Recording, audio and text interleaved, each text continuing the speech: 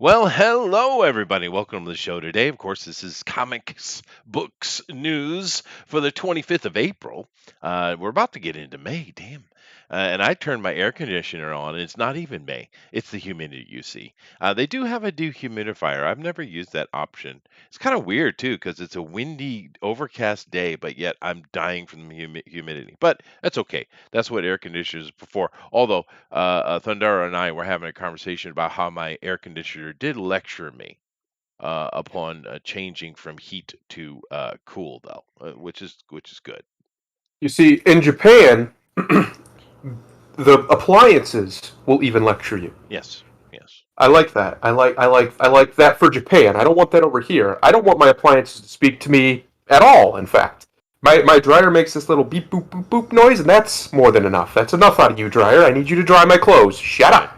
Well, and this is up your alley. I mean, you're involved in appliances, Yeah. but Oh yeah. but yeah, the thing is here that this air conditioner is probably the most advanced appliance I have because I can ask it questions. I mean, conditioning of the air concerned questions, of course, directed. But it will respond to you. It is weird talking to an air conditioner, just so you But know. but But why? I don't know. It's But just why though? I don't know because you can get it to do stuff without having to touch a button. I guess I remember the days when I was the button. Hmm. I'm just gonna say. I'm gonna say it right now. I'm saying it for the whole world to see. I don't trust these appliances that can hear you. Because how do we know there ain't some way for that to be recorded? That's true. That is true.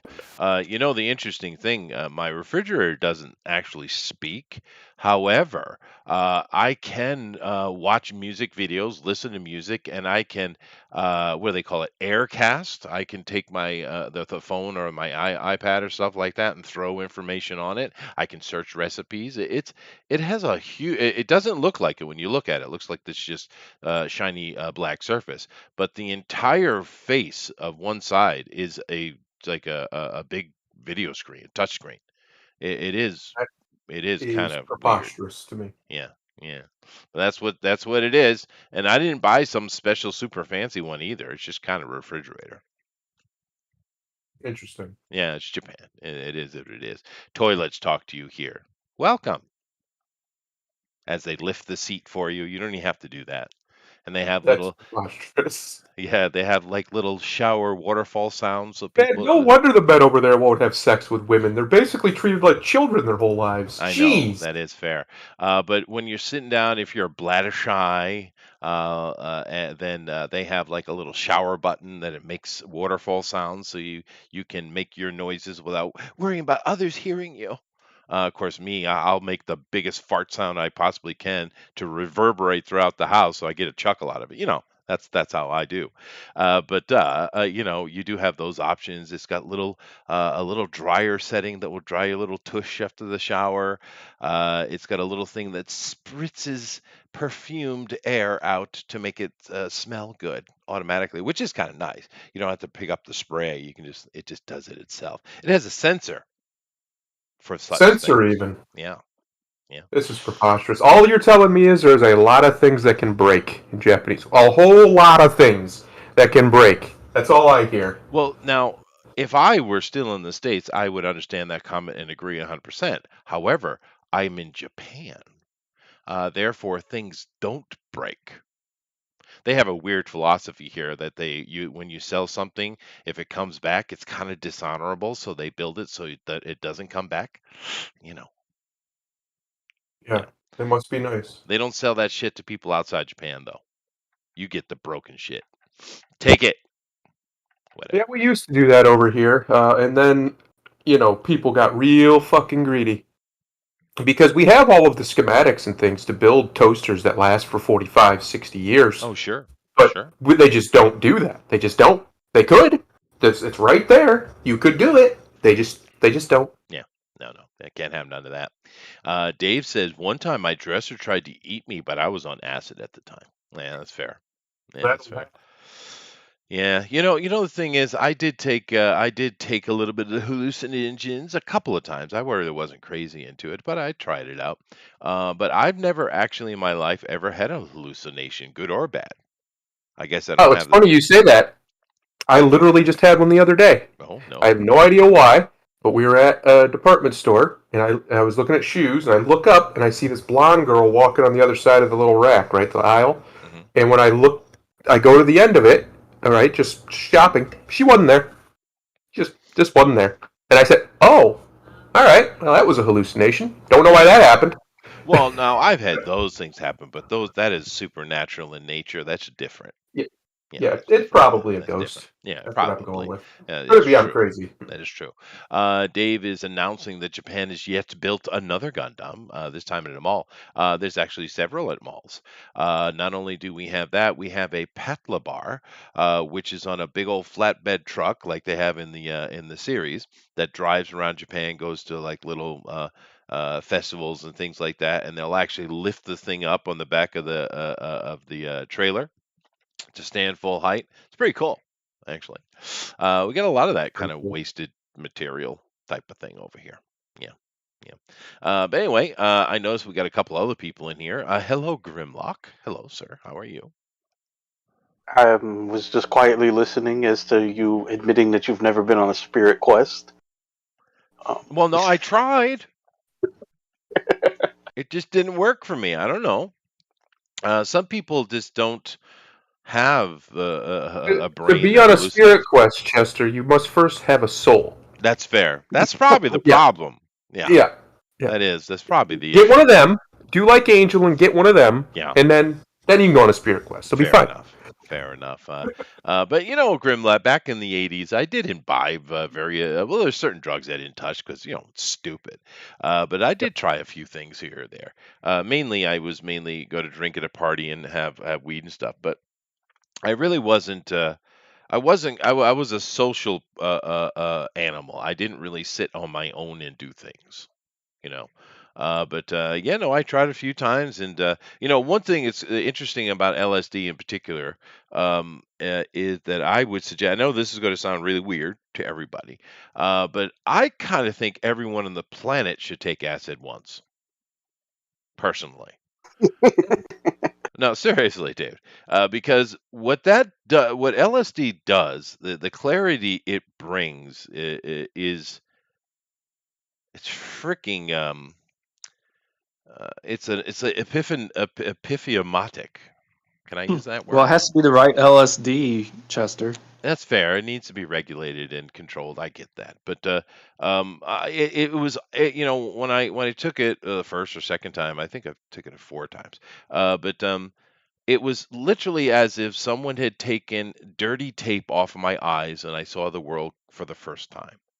I Everybody really I know that took LSD says the same thing. Dude, and that's probably why I never have hallucinations because I'm way too logical about those kind of things. I can't shut my brain up. I'm more analyzing than I am enjoying. But my God, dude, and I'm not kidding. I think everyone in their life should take LSD once. I really do. I think it would make the world a better place. Chester just admitted he is the kind of person who takes notes chronicling his high as he gets high. Hey, now, someone has to do it, sir. Well, I think Graham Norton agrees with you on that, if I remember correctly. It, I yeah, think he's talked about that before. yeah. 9:30 p.m. The walls have turned lavender. I do not understand this phenomenon, but it is. The funny thing is, one time, because we had this place, it was like this party house, and it was right on a little cliff, right next to a beach, and there was like an old ruined mission there on the side, in between. And we were at a party, and everybody was tripping. I mean, my God, I don't know, 80 people, something like that. It was ridiculous. But back in those days, I was really into fencing, and I was really good at it. It's like the only sport I was actually good at. Everything else I was kind of, meh. But I was good at that for some reason. But nevertheless, of course, therefore, everyone wants to challenge me when they're high. And I remember running around with a saber and everyone trying to attack me and fighting and laughing my ass off, and everyone was having a great old time. Then, of course, when we came down, a day and a half later, realized that two people had broken bones in their hands and arms. There were many bruises and lacerations, and my knuckle on my left hand was cut to the bone. Yeah. Wow. Here, I thought you were going to admit to stabbing someone. I did several times, but it was a slashing weapon, not a stabbing weapon. That's true. Yeah, but of course it wasn't like a real saber, so it didn't do Uh, catastrophic Right, damage. right. Yeah, of course. I just think I think we just have a new Olympic sport, stone fencing. There you I go. Yeah, absolutely, dude. But So yeah. let me ask you this, Hmm. because there's a great debate about this with musicians. Do you think a musician on drugs creates better music than a musician who's sober Yes, more often than not? yes. Without Really? question. Yeah. And the drugs have different effects. I don't suggest alcohol at all. I mean, it depends. Right. If I've never had stage fright, but I've been kind of thrown on the stage since I was a little kid. So I don't have that issue. If you're a person that's afraid to get up in front of others, a shot or two or a couple of beers, it's not a bad idea for you. It loosens you up and it gets your inhibitions out, right? So but that's as far as alcohol goes, in my opinion. Hmm. Now, acid, I mean, I don't think I've ever been able to play as cleanly and as quickly as I could on acid. But it's just it's not viable. You can't do that consistently. Acid is one of No. those things that you don't want to put too much of it in your body, because a little bit of that acid kind of goes down and hides in your spinal column. And if you build Right, up too right. much of it, you never know when you're going to Well, be tripping, right? yeah, we can, I'm sure we've all seen those people that are in a perpetual state of tripping Mm. So at you some have, point in their life. yeah, so you got to be careful, right? However, Right. marijuana, on the other hand, does has very little negative effect on your body or mind beyond any other basic drug, like a beer or cigarettes or stuff like that. It's actually less harmful than a cigarette, but of course it has some effect, but it's a minimal. It's the acceptable lifelong effect that you can deal with. Sure. But marijuana is interesting because one of the hardest things about any kind of activity, I would say, is being able to slow your mind down and almost control time in the moment, right? And you all know what I mean. You've Right. all had those experiences. Time is relative. That is an actual truthful statement. Everyone here knows it. But when you're Right. when you're smoking weed and you're up on stage and playing, you're just so much more in tune with the music as far as the rhythm and timing, and you just find yourself doing these like curly licks and these super lightning fast rolls that you normally wouldn't think to do, maybe is a better way to put it. So I would say yes, absolutely yes. I don't know anything about heroin, which seemed to be a jazz thing. Even though I'm a jazz musician, I'd never touch that shit, because why? Well, yeah. Yeah, I never got that. But I hear things similar about that, even though I would never touch it. So yeah, yeah, absolutely. Interesting. I was curious because, like, my experience with those things was I was probably better at playing at the time because you're more in tune, like you said. Yeah, that's true. But I think it's all in moderation too, because you can get real sloppy with it too, Oh yeah, yeah, no, depending on how much. yeah, it's very true. Uh, Yeah. but I know, like, musicians that have sobered up and stuff have said there's been both ways. They've said that they were better with it, and then others say they're way better without it. So Hmm. I was just curious what your opinion on it was. Well, if you're trying to be creative and create a new song or create, compose something, I would say don't be on any drug whatsoever. Don't do that. You want to Oh, be lucid. But on stage, there is a certain application. I'll give you an example. Here in Japan, there are of course you can find them, but in general, Japanese are terrified of any drug, even marijuana. It's as equal to heroin to them, right? They don't know Asians. It's a long right, history right. with I won't get into it, So but anyway, yeah, uh, but they do drink, of course, heavily. And my guitar player, I have two, but my guitar player has been with me forever. The guy's freaking outstanding. He could play in any band in the world at any second. I mean, he's an amazing professional guitar player. Very impressive. Nice fella, too. But here's the thing. He Right. always likes to drink before he plays, but I always have to keep an eye on him because if he has like two, maybe three beers, he's in that golden zone. All his inhibitions Right, gone, and he's just fucking eating it, dude. Right? right, But if right, he has five, yeah, it's sloppy done, dude. So I keep an eye yeah, on him, and I'll yell at him and say, "Put that down after." Right? Because there is Right. moderation involved. Because if he drinks too much, it's ridiculously stupid on stage. right, right. So yes, yeah, absolutely. I'm not a drinker. I mean, I'll have a drink at a party or something like that, but I'm not really a drinker. Of course, I haven't done drugs since I was a kid. But Right. yeah, but yeah, moderation is a thing, even with tacos. Especially with tacos because they're disgusting. How dare you, sir? Tacos are one of the best food groups in the world. You will not slander a taco, my That's friend. Oh, right. I will. Get When him. I it hits can and I home, you will. like Tacos are awesome. You just stop going to Taco Bell. What's wrong with you? I don't. No, I will say there is one type of taco that I really like. That's steak tacos. That I'll eat. But Oh, regular tacos, nah. Yeah, it's gruel. It's gruel in a wrap. nah, It's nah. wrapped up gruel. You just don't have the No. proper etiquette or culture for tacos. You know those If I want to eat ground beef, why wouldn't I just eat a burger?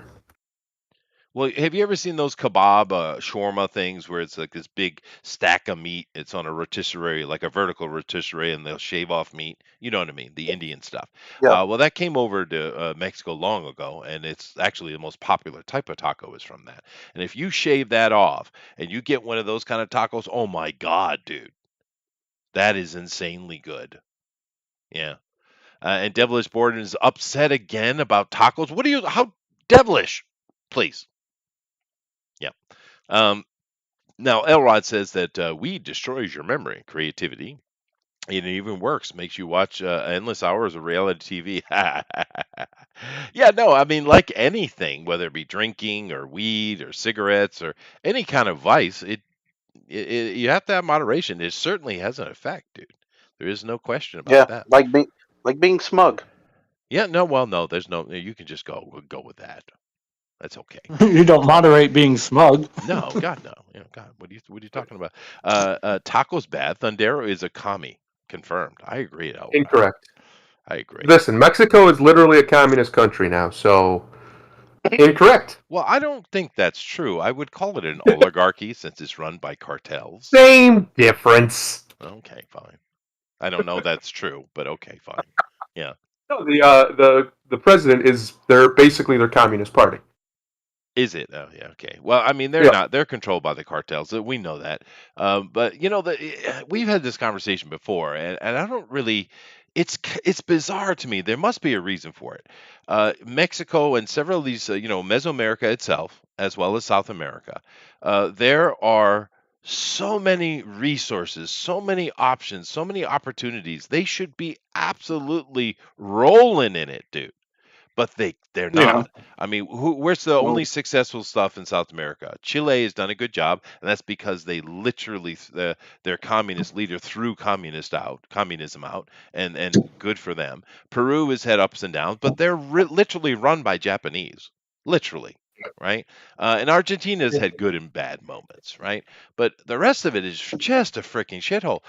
Why can't they get that together, dude? They should be absolutely filthy rich countries, dude.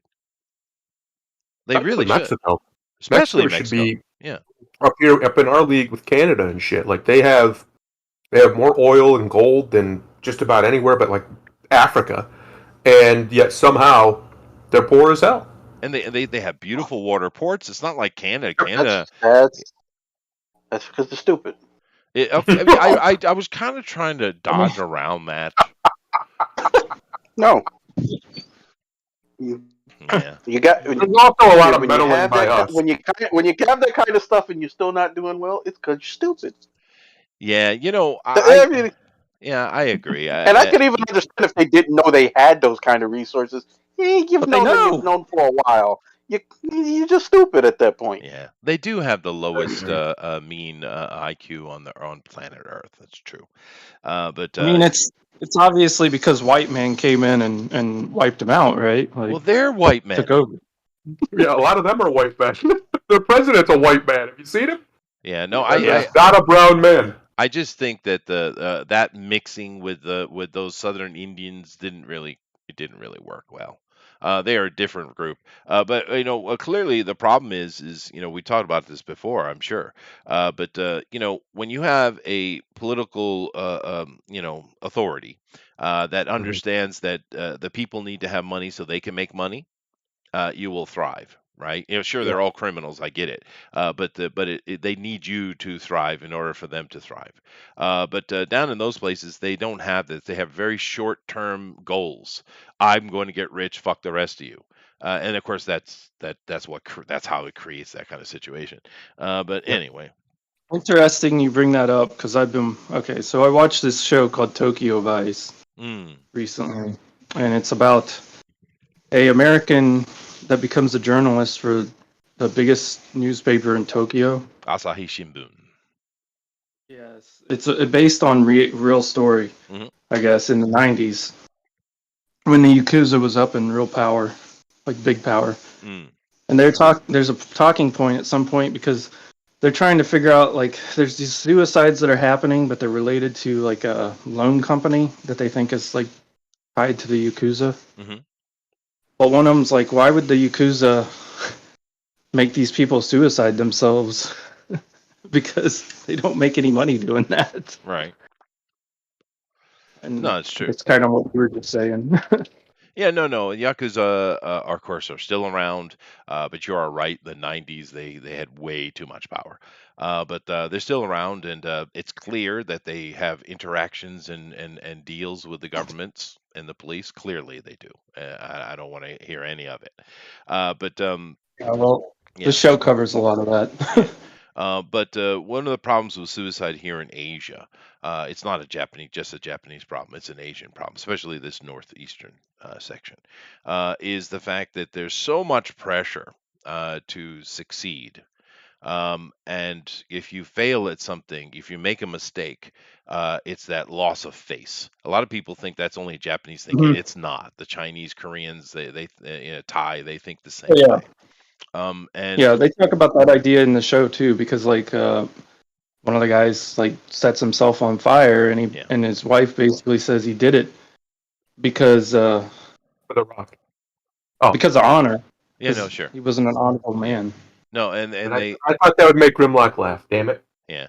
Well, but But no, it's a real thing. It's a real thing. And the problem with it, the biggest problem with it is, young people are stupid, right? No. And yeah, they are. And here in Japan, particularly, well, China is actually worse. But I should just say Asia. It's not. I'll just say Asia. But the problem they have is, in order to go to high school, you have to take a test, right? Right. And that will put you in what high school you want to be in. Because keep in mind, over here in Asia, high school is optional. You're not Right. required to. You have to earn it, right? So you get a little bit of stress with that. But the big stress comes when you finish high school. You have to take well, we call it the SAT or the AP test. I don't know what they call it now, but it's just your college entrance test to show if you've learned what you should have learned. And they call it the center test here in Japan. And if you fail that, you only get one shot at it, right? And if you fail that, you have to go to a special school for like a year before you're allowed to take it again. And if you score lowly on it, you won't be able to get into a prestigious school. And what happens all across Asia every year around March, at the end of the fiscal year, these scores and stuff come back for these kids, and they realize they failed. So what do? Throw themselves off buildings. Wow. As you do. As you do, yeah. Yeah, they do. Seems reasonable to me. I don't know why you're being difficult, Jester. Yeah, and you would think they would start locking roof doors. You would think, Well, but they apparently endorse the practice, I'm I, gu- guessing. I guess, I guess. But that is a problem here in Asia. That is a Well, big then you problem. can't have really cool supernatural battles on the rooftops. That's Fair true. enough. You can't have those. Yeah. Yeah, But in fairness, if you have supernatural powers, you can probably just kick open a locked door. So yeah. Well, Well, let me give you an example of a true. story that happened here a couple of years ago, right in this little town. This isn't even a big city; it's a little teeny town. It's got what 60,000 people and it's a big, huge area. And had this kid, elementary school kid, I think he was a sixth grader. And a bunch of the kids in my school go to the same school, and they knew him. So this was impactful. What happened? But this kid was on the baseball team, and his father was one of those crazy sports dads that's just Oh, yeah. pushes the hell out of the kid. And oh he yeah. was a pitcher, and he lost the game. And his dad was yelling at him. And then what kind of put him over is one of the teachers also made some kind of comment to him. I think he was like an assistant on the baseball team. He's like, without maximum effort, there is no life, or some stupid fucking thing like that.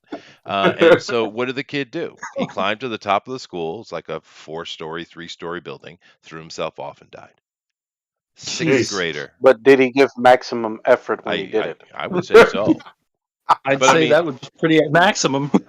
well, I mean that's an 11-year-old kid, right? That's crazy. Jesus. Yeah, Jesus. it's ridiculous. Yeah, Suicide's a very weird thing in the Japanese culture. I've noticed. They yeah, Asia in general. it's very deeply ingrained. Mm, Sounds like they need a "Don't Say Suicide" bill over there in Japan. that would be good. Yeah, but because it's not illegal, right? Right. And I get why it's not. It really shouldn't be illegal, I guess. But then again, I don't understand why euthanasia is illegal. I mean, why can't you have a choice to choose to live or die? I mean, I understand it's sad and all that kind of stuff, but why shouldn't you have a choice to do what you want? Same thing with drugs. If you want to do drugs, do drugs. If you go out in the public and hurt others because you're on drugs, well, fuck you, right? Arrest them, fine them, whatever, sure. But why shouldn't you have the option to do what you want with your body? I mean, they keep talking about women have right for of abortion, their right to choose, and no one gives a shit about the right of the child. Okay, fine.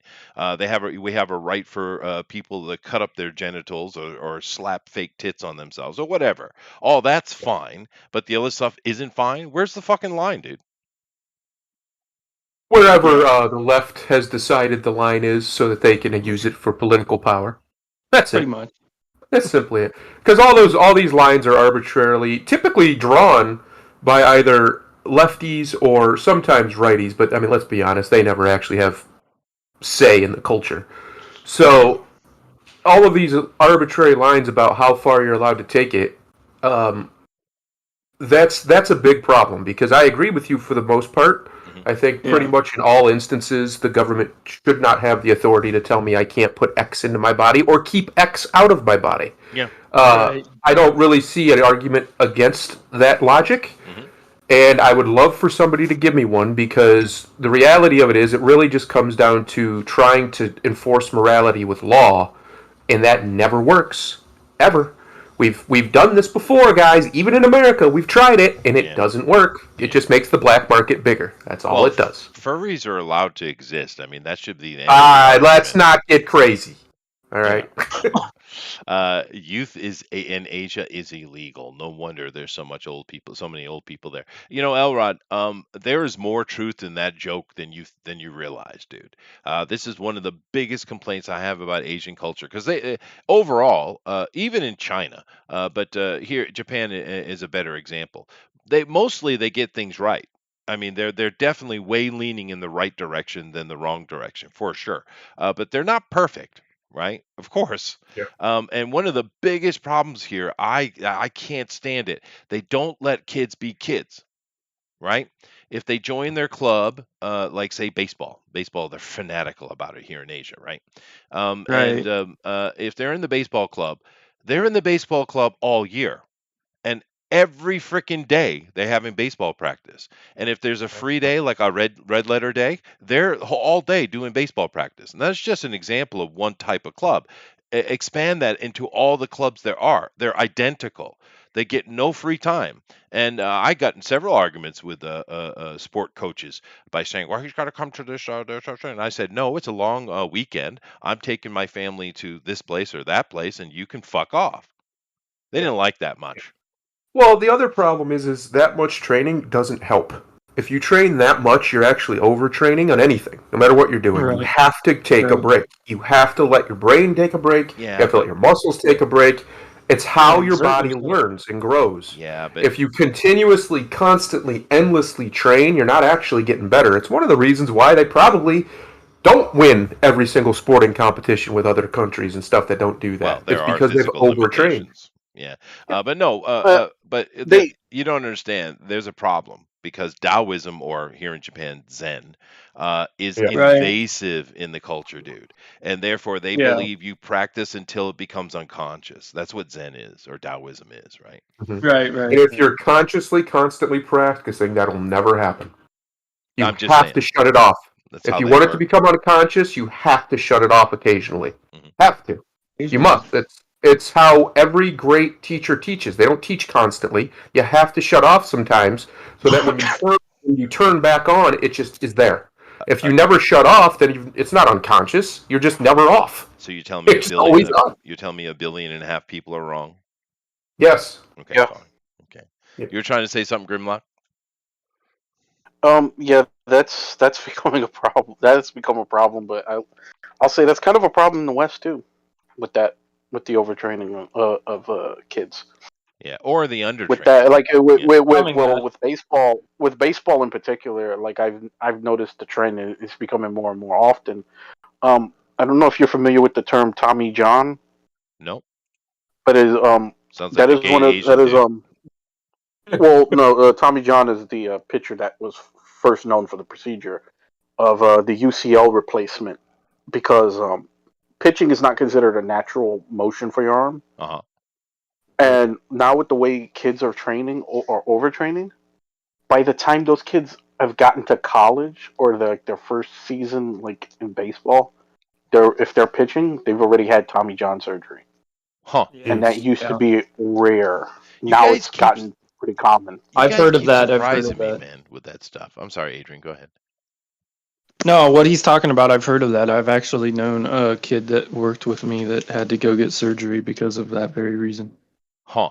Yeah, Yeah. you guys surprised me with these young people having various surgeries. I didn't know that was going on. That's a bit Oh, dude, weird. it has become incredible. It's become incredibly common like the last decade or so. Like Wow.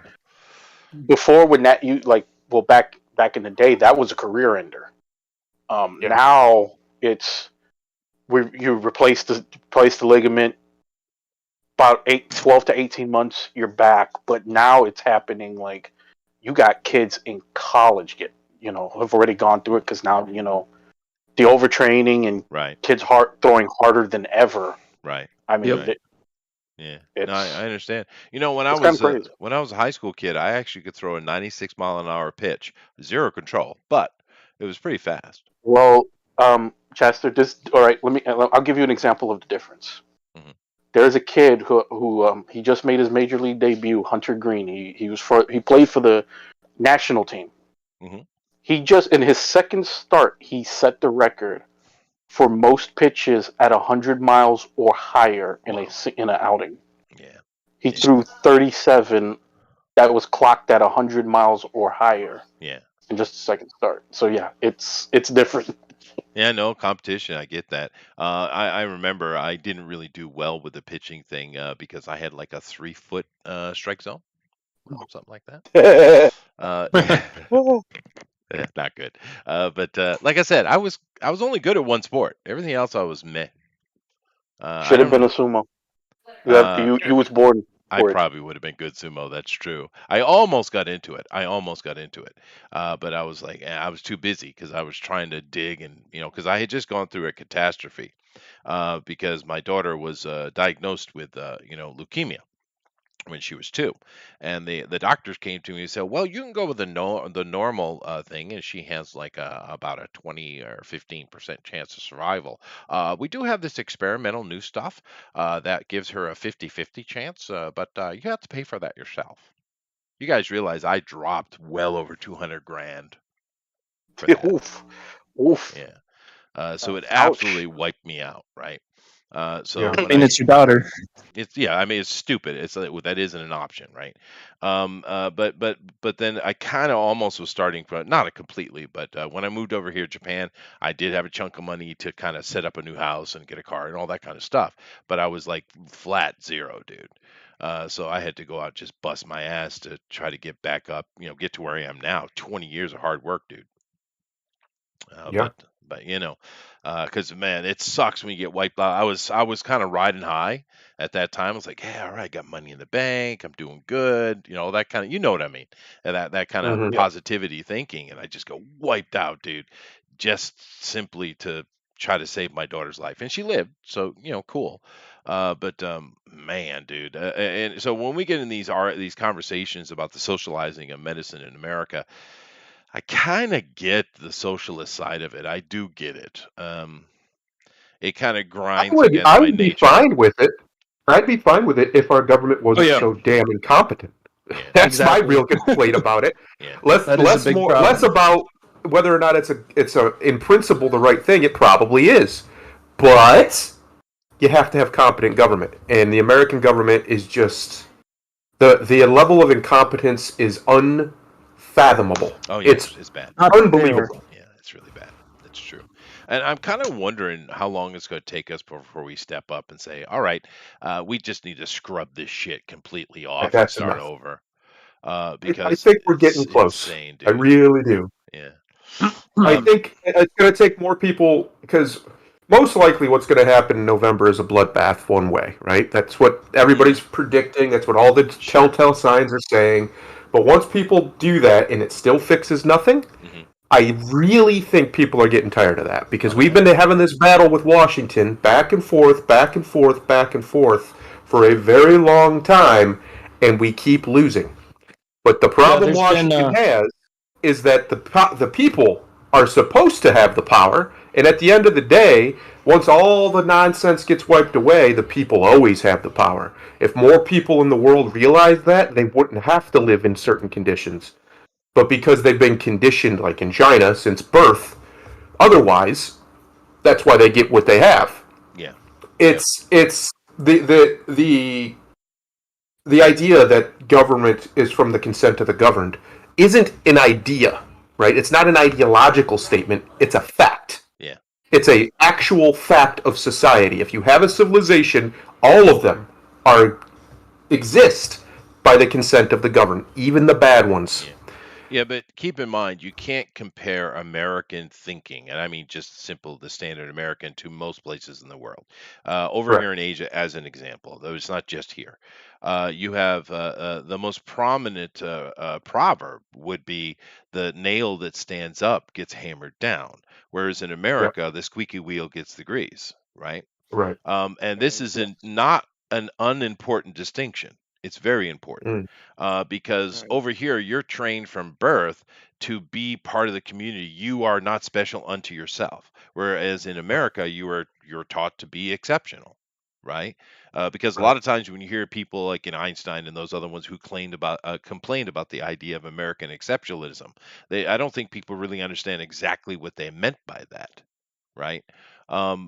Because Americans are taught to be exceptional, Yeah. and there's pros and cons both ways, but it is an important distinction to understand that, though.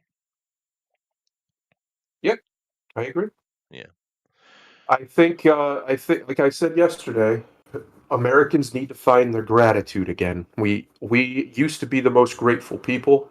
I think a lot of us still are, uh, but we need to be grateful. We need to stop shitting on our heritage and our legacy, and even the good and the bad. We need to take it all. Don't have to worry about cleaning it up, and just show gratitude because yeah, it's this what we've been given is special in the history of the world. Period. And it's not ours to give away because it was given to us by people who quite literally died for it. We don't have the right to just give it away because we're lazy. yeah. Simple But as that. but America was never great, Thundero. Yeah.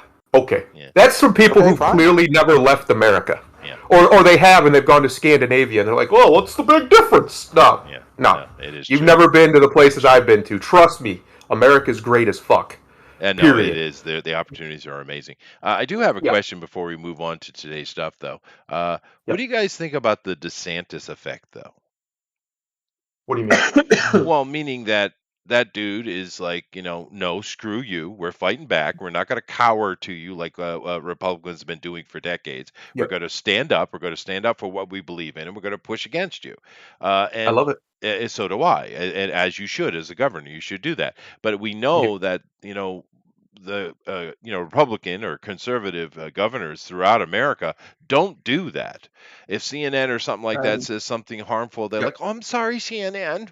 They kowtow. They Yeah, they kowtow. genuflect. And therefore, do you think this DeSantis standing up and being a strong conservative leader, do you think it's going to have a cascading effect? I hope so. I think it's starting to, and I would really like for the 1800s Republicans to return. The anti-corporate, anti-institutional, not afraid to use government power if they need to. real The Republican. people who founded the party and literally fought a war to end slavery. Those Yeah, kind of Republicans that's who true. actually have conviction and will fight to the death for it. Now, I'm not saying I want another. Well, I kind of do, but I'm not saying I want a civil war. But I want people with that level of conviction that they will not only will they live for it, not only will they die for it, but if necessary, they'll kill for it. And if you don't have that, then get out of the field, get out, because we need people who do.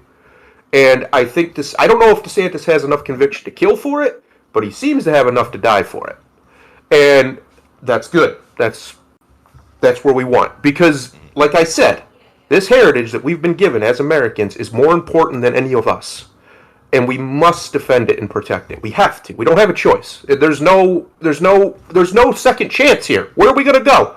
Where do freedom-loving people go if America falls to total tyranny? Where do we go? Australia. Yeah. Yeah. What do you guys think? You have an opinion on it? Well, my sister lives in Florida, and she says the media, is out there painting him like he's hated in Florida and all this. This is a complete fabrication from what course. she's told me. They love him down there. Yeah, they do. They do. Yeah. Yeah. So, I think other governors have seen that. I think other people are stepping up to the plate that are going to try to emulate that. I hope so. However, I don't know if it's enough still, but there seems to be some blood in the water, so to speak, as far as people starting to show up and Yeah.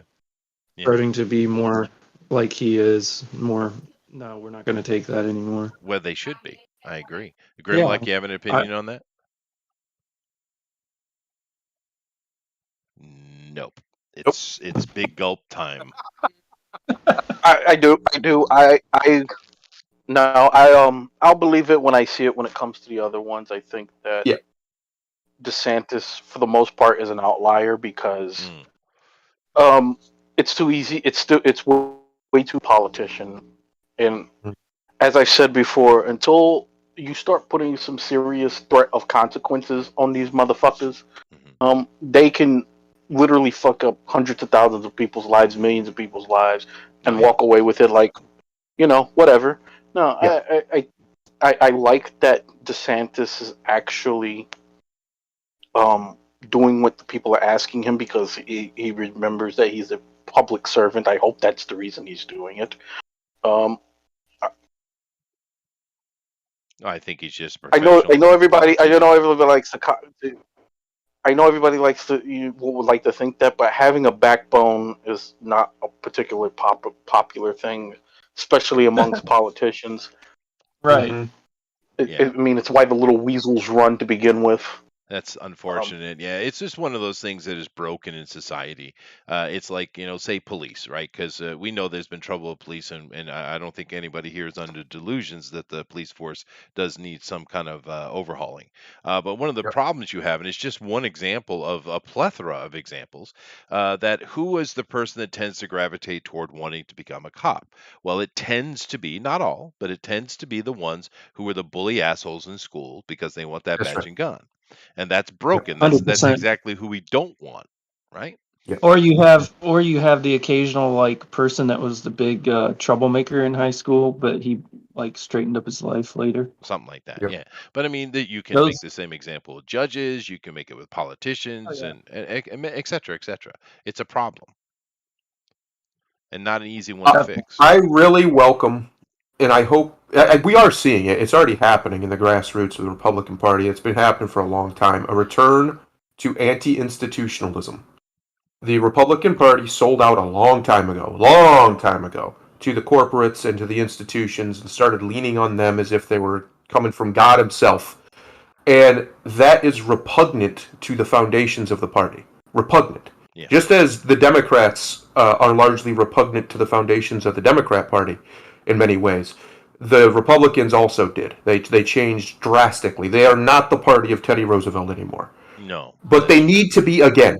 Yeah, And the only way that's going to happen is if the people back moves like DeSantis is doing. Even if you don't fundamentally agree with it on a fundamental level, if you want a Republican Party that will stand up against corporations and against other people who are trying to, do whatever. Just do whatever you don't like. Doesn't matter. Doing things that you find objectionable, you have to stand with the people who are doing those things, who are right. making those moves. Even if the move might end up being wrong, it's okay to be wrong. It's not okay to be a coward.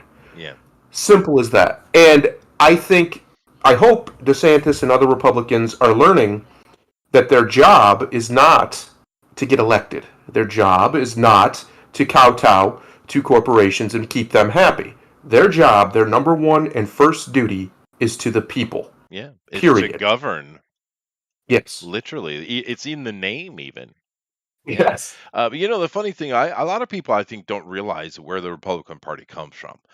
It was created before this, during the Civil War era, and it was Yep. created in response to fight against the Democrats and to destroy slavery. That's what it was That's right. created yeah, for. People don't think that the Republicans are one of the old parties from the beginning. No, it wasn't. Democrats are.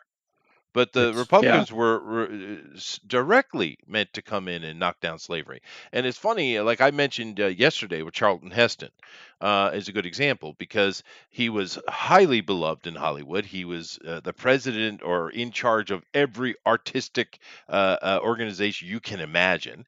But he was yeah, also a Republican and an NRA supporter. And it kind of conflicted with these liberals in Hollywood. They didn't know how to work that in their head, right? But what they're yeah. misunderstanding, and I mentioned this, is an important thing.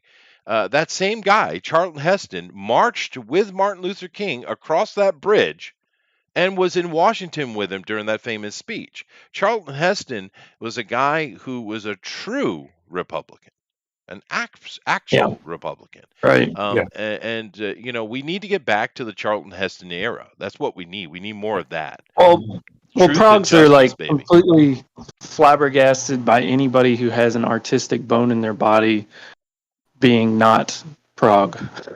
Yeah, no, yeah. But that's what we need more of that. But anyway, obviously we're supposed to be Speaking talking of about comic which, books, but let's get into today's stuff. but And speaking of yeah, which, yeah. of men who, and I don't even think Elon is a conservative or a Republican or any of that, No, he's a but liberal. in that similar vein, men who are men of action, men who, when they say they're going to do something right, wrong, or indifferent, they at least make a good faith attempt to do it. We have Elon Musk buying Twitter. Now, this article says Elon Musk's Twitter buyout may end the culture wars. I think you're being a little optimistic, but it is a very good shot across the bow. It is. It is a devastating blow to the narrative control Yeah. that the system has. At least it seems to be. We will see what actually happens. If Musk is the man who he claims to be, it will be. Yeah. If he's not, it won't be. And he's not We even will see. American. Not really. No. No, he's South I mean, African. I think he's a citizen now, but he wasn't born Maybe, here or anything. yeah. Well, that's a good thing about America, though. You How can about- hold multiple citizenships, and they're fine. Yeah. Yeah. Anyway, I'm sorry, Adrian. Go ahead. Oh, I was just saying he's South African. Yeah, Yeah, yes, yeah, yeah. But no, now this is really, really interesting because one of the problems with Elon, I don't know if it's a problem. He is a bit of a meme lord. He does love being a troll, and fair yes. enough. I get the joy of it. But a lot of people saying, "Hey, he's just doing this to be a meme lord." I don't think you spend 40+ billion No, to just meme. I just a don't hell of think a that. meme. Yeah, Ah, it's possible, but I don't think so. You Uh, spend $40 billion just to put a Pepe meme up on your page. That's a bra moment for the It is a That's kids. bra moment, yeah, dude. I mean, in a way, It's I like want it to what be the? true. Yeah, I want it to be true. But here's the thing: we know exactly what Elon wants to do, right? He's been very clear. He wants Twitter to be an actual free speech place. So he doesn't want to cut anybody out. He doesn't want to tell you can't have your opinion. He's not what he's doing. He wants to literally have a free speech platform, and he wants to enforce the fact that you're allowed to do that. I'm 100% behind that because my politic. So yep. I am 100% happy with Elon doing that, and I think he will do it. I don't think there's anything. I know I've seen some people. Well, we'll see what he does. I think he's going to do exactly what he says he's going to do because why not? It's no I skin do too. off his nose, right? Yeah. Uh, I He's suspect correct. if I was going to put money down on it, yes, he's going to neutralize the algorithms and the rules, and probably unban a bunch of people, or have them unbanned. And he will do exactly as he said. He'll be a free speech absolutist as long as it's within the confines of the law. He will follow it.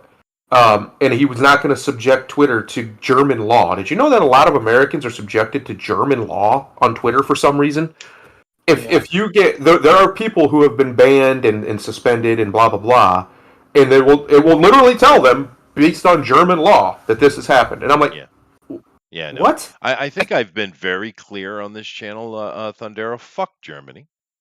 Yeah, just all the Yeah, way around. yeah. Fuck, Listen, fuck listen. Germany, I'm man. Austrian, so I get to say this. Fuck Germany. Yeah, Just you're done. You're yeah, done. We've had enough of you. yeah. We've had enough. I Two mean, they world haven't had a wars great is enough. history. They haven't had a great history, so No, no, they haven't. Well, they have actually. They've done consistently, some amazing things. consistently. Well, in recent years, let's say consistently, they haven't had a great history. Oh, they do They've had a murderate a lot. That's fair. they've had a rough 100 years or so. Yeah, it's Hmm. been rough. But anyway, to continue with Elon here. Now I'm surprised it happened so quickly. To be honest with you, I really am. Yeah. But here it is. But what we're seeing happen, of course, just because he bought it, it doesn't mean he's instantly doing stuff. It takes a little bit of time. But Yeah. what we're seeing happening is purges.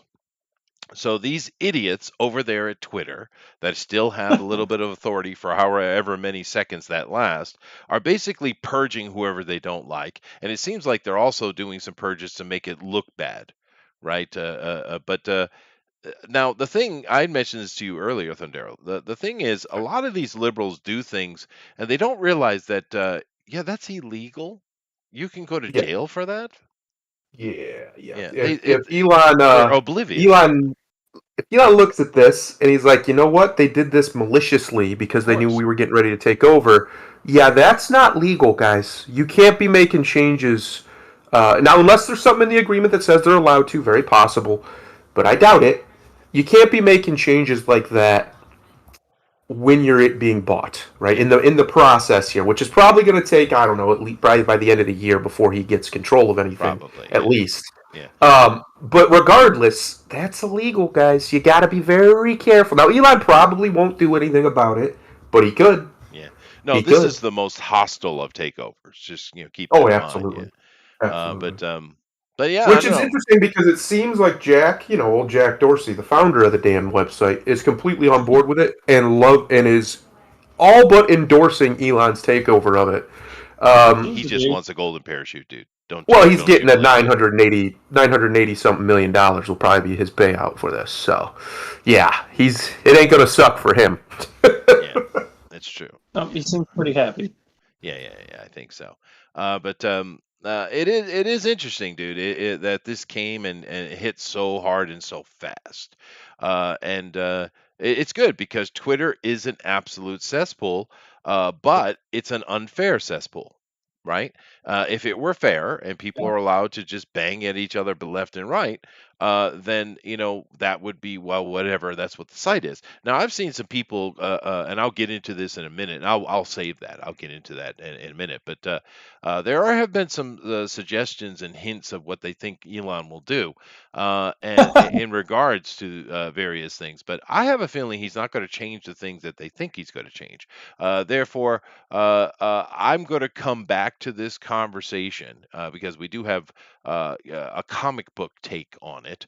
And But I'll get back to that because I want to do my superhero thing first, if you don't mind. So if you guys would give me a second. So today, every week I do try to talk about some kind of comic book hero or comic book company or something like that. And today I like to talk about the obscure stuff because I think it's fun. But today I want to talk about something pretty obscure. I think a lot of people don't even know this dude exists. But it's my boy, Doc Samson. Now, Doc Sam. now, I've been a fan of Doc Samson for a very long time, since the 80s, really. Now, to be fair, Doc Samson, his name is actually Dr. Leonard Skivarsky Jr. is his actual name. Now, he came out in 1971. This is one of Thompson's, sorry, creations, which there are many of those. But when he first came out, he kind of sucked balls, and I didn't really know that version of it until I was older and started, researching and studying the history of comic books, right? Because I'm introduced to him in the '80s, and of course he's continued on. And I much prefer the later incarnations of Doc Samson to the original, but I'll give you his origin because it is kind of important to the character. Basically, what happened was Betty Ross. She was being crystallized from something or another. I forget exactly why. But you got to keep in mind, Betty Ross back in those days was very fickle, kind of like she is in the movies. And she'd always kind of, she was, one of the problems with comic books is a lot of the kind of background ladies who aren't like upfront heroes or villains. The background ladies tended to be, I don't know, slutty. They just kind of Mm. throw them around a lot, different dudes. And Betty was very much like this, Betty Ross. And she's like, Bruce, I love you, but you're gone for months, and I don't know. Did you say it's because you're the Hulk? I mean, come on, Bruce, where's my love? She'd do like that, and she'd always kind of flitter between this dude and that dude. But anyway, she was being crystallized, and a doctor showed up talking to Thunderbolt Ross, of course, back in the Broom Lake, Nevada area where they kind of kept all that Hulk research, amongst other things. And he is a psychiatrist, technically. Doc Samson here, but he's kind of in the vein of the '70s scientists that you saw in movies and comic books. They did everything. They were uber scientists, the ultra scientists that could do everything. And he said he had an idea how to deal with the Hulk, and then explained to him the situation with Betty. He said we can use that. So he created this technology he called the catharsis ray or the catharsis ray or something like that.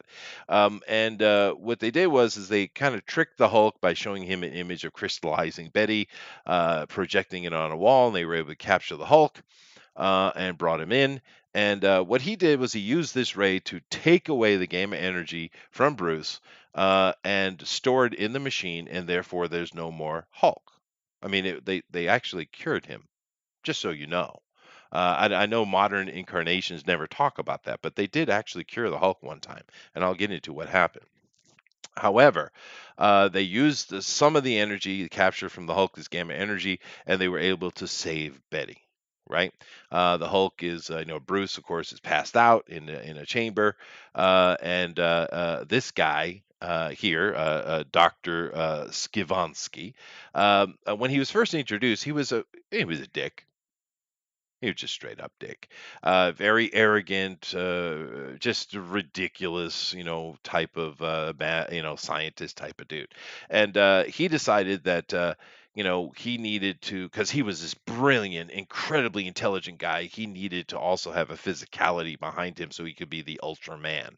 And he used some of the gamma energy to make himself this. Now he has about approximately 75% of the strength of Hulk. He's not equal to the Hulk. I'd say probably toe to toe with She-Hulk, maybe even a little stronger than her, case by case, I'd imagine. However, Then he immediately went out and asked Betty out on a date. Yeah. And they went out and she was like, "Oh, I love Bruce, but Len, he's so cool." Right. And of course Bruce found out about this and he's like, "Yeah, you need to get my woman back, therefore I have to be Hulk again," which I don't get that logic whatsoever. But he went broke in for some reason, no guards on this machine at all, and made himself the Hulk again. So once again, let me reiterate, they cured the Hulk in 1971. Anyway, he made himself Hulk again. They got in a fight, and of course Hulk beat him down because he's stronger. But what does Betty Ross do? She's like, "Hulk, you're bad," and she walked away with Len, and is like, "It's okay, Len, I gotcha." Right?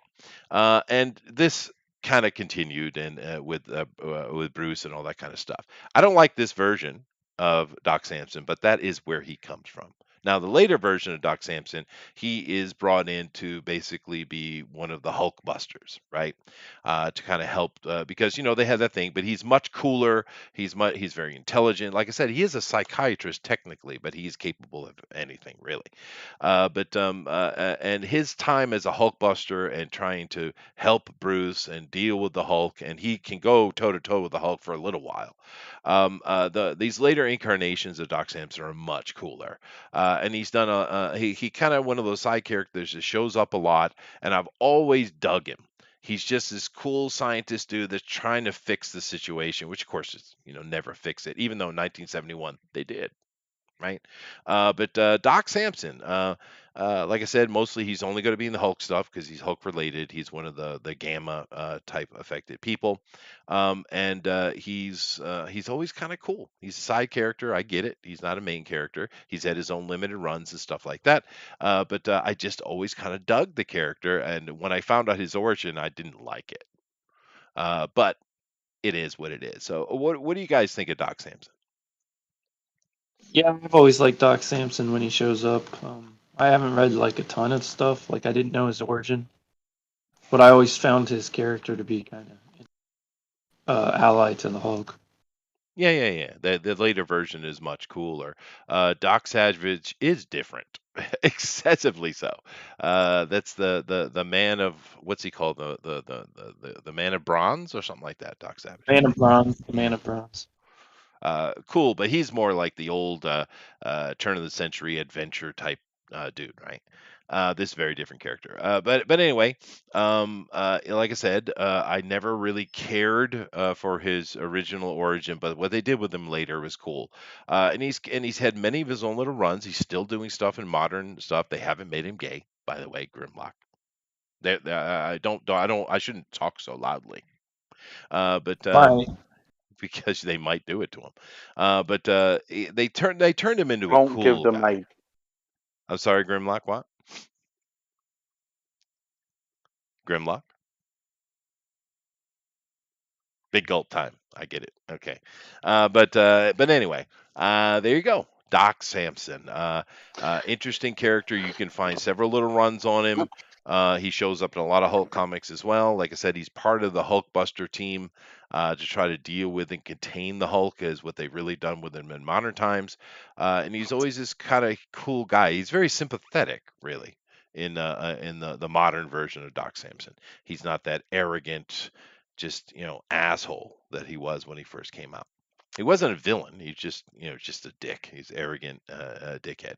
But other than that, Just a bit of a penis. a little bit. You have any comments on Doc Samson there, Thunder? No, not really. I've always kind of liked his character design, but I didn't know that was his origin story. That's Yeah, interesting. yeah. I mean, because he is technically a psychiatrist. It is what he Yeah, is. well, I think they took that like ego that he had before, and they kind of turned it more around to like confidence, because he always came off as more of a confident character to me Oh yeah, when I was reading.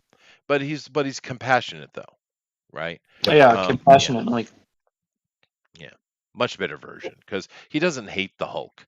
He wants to help right. him.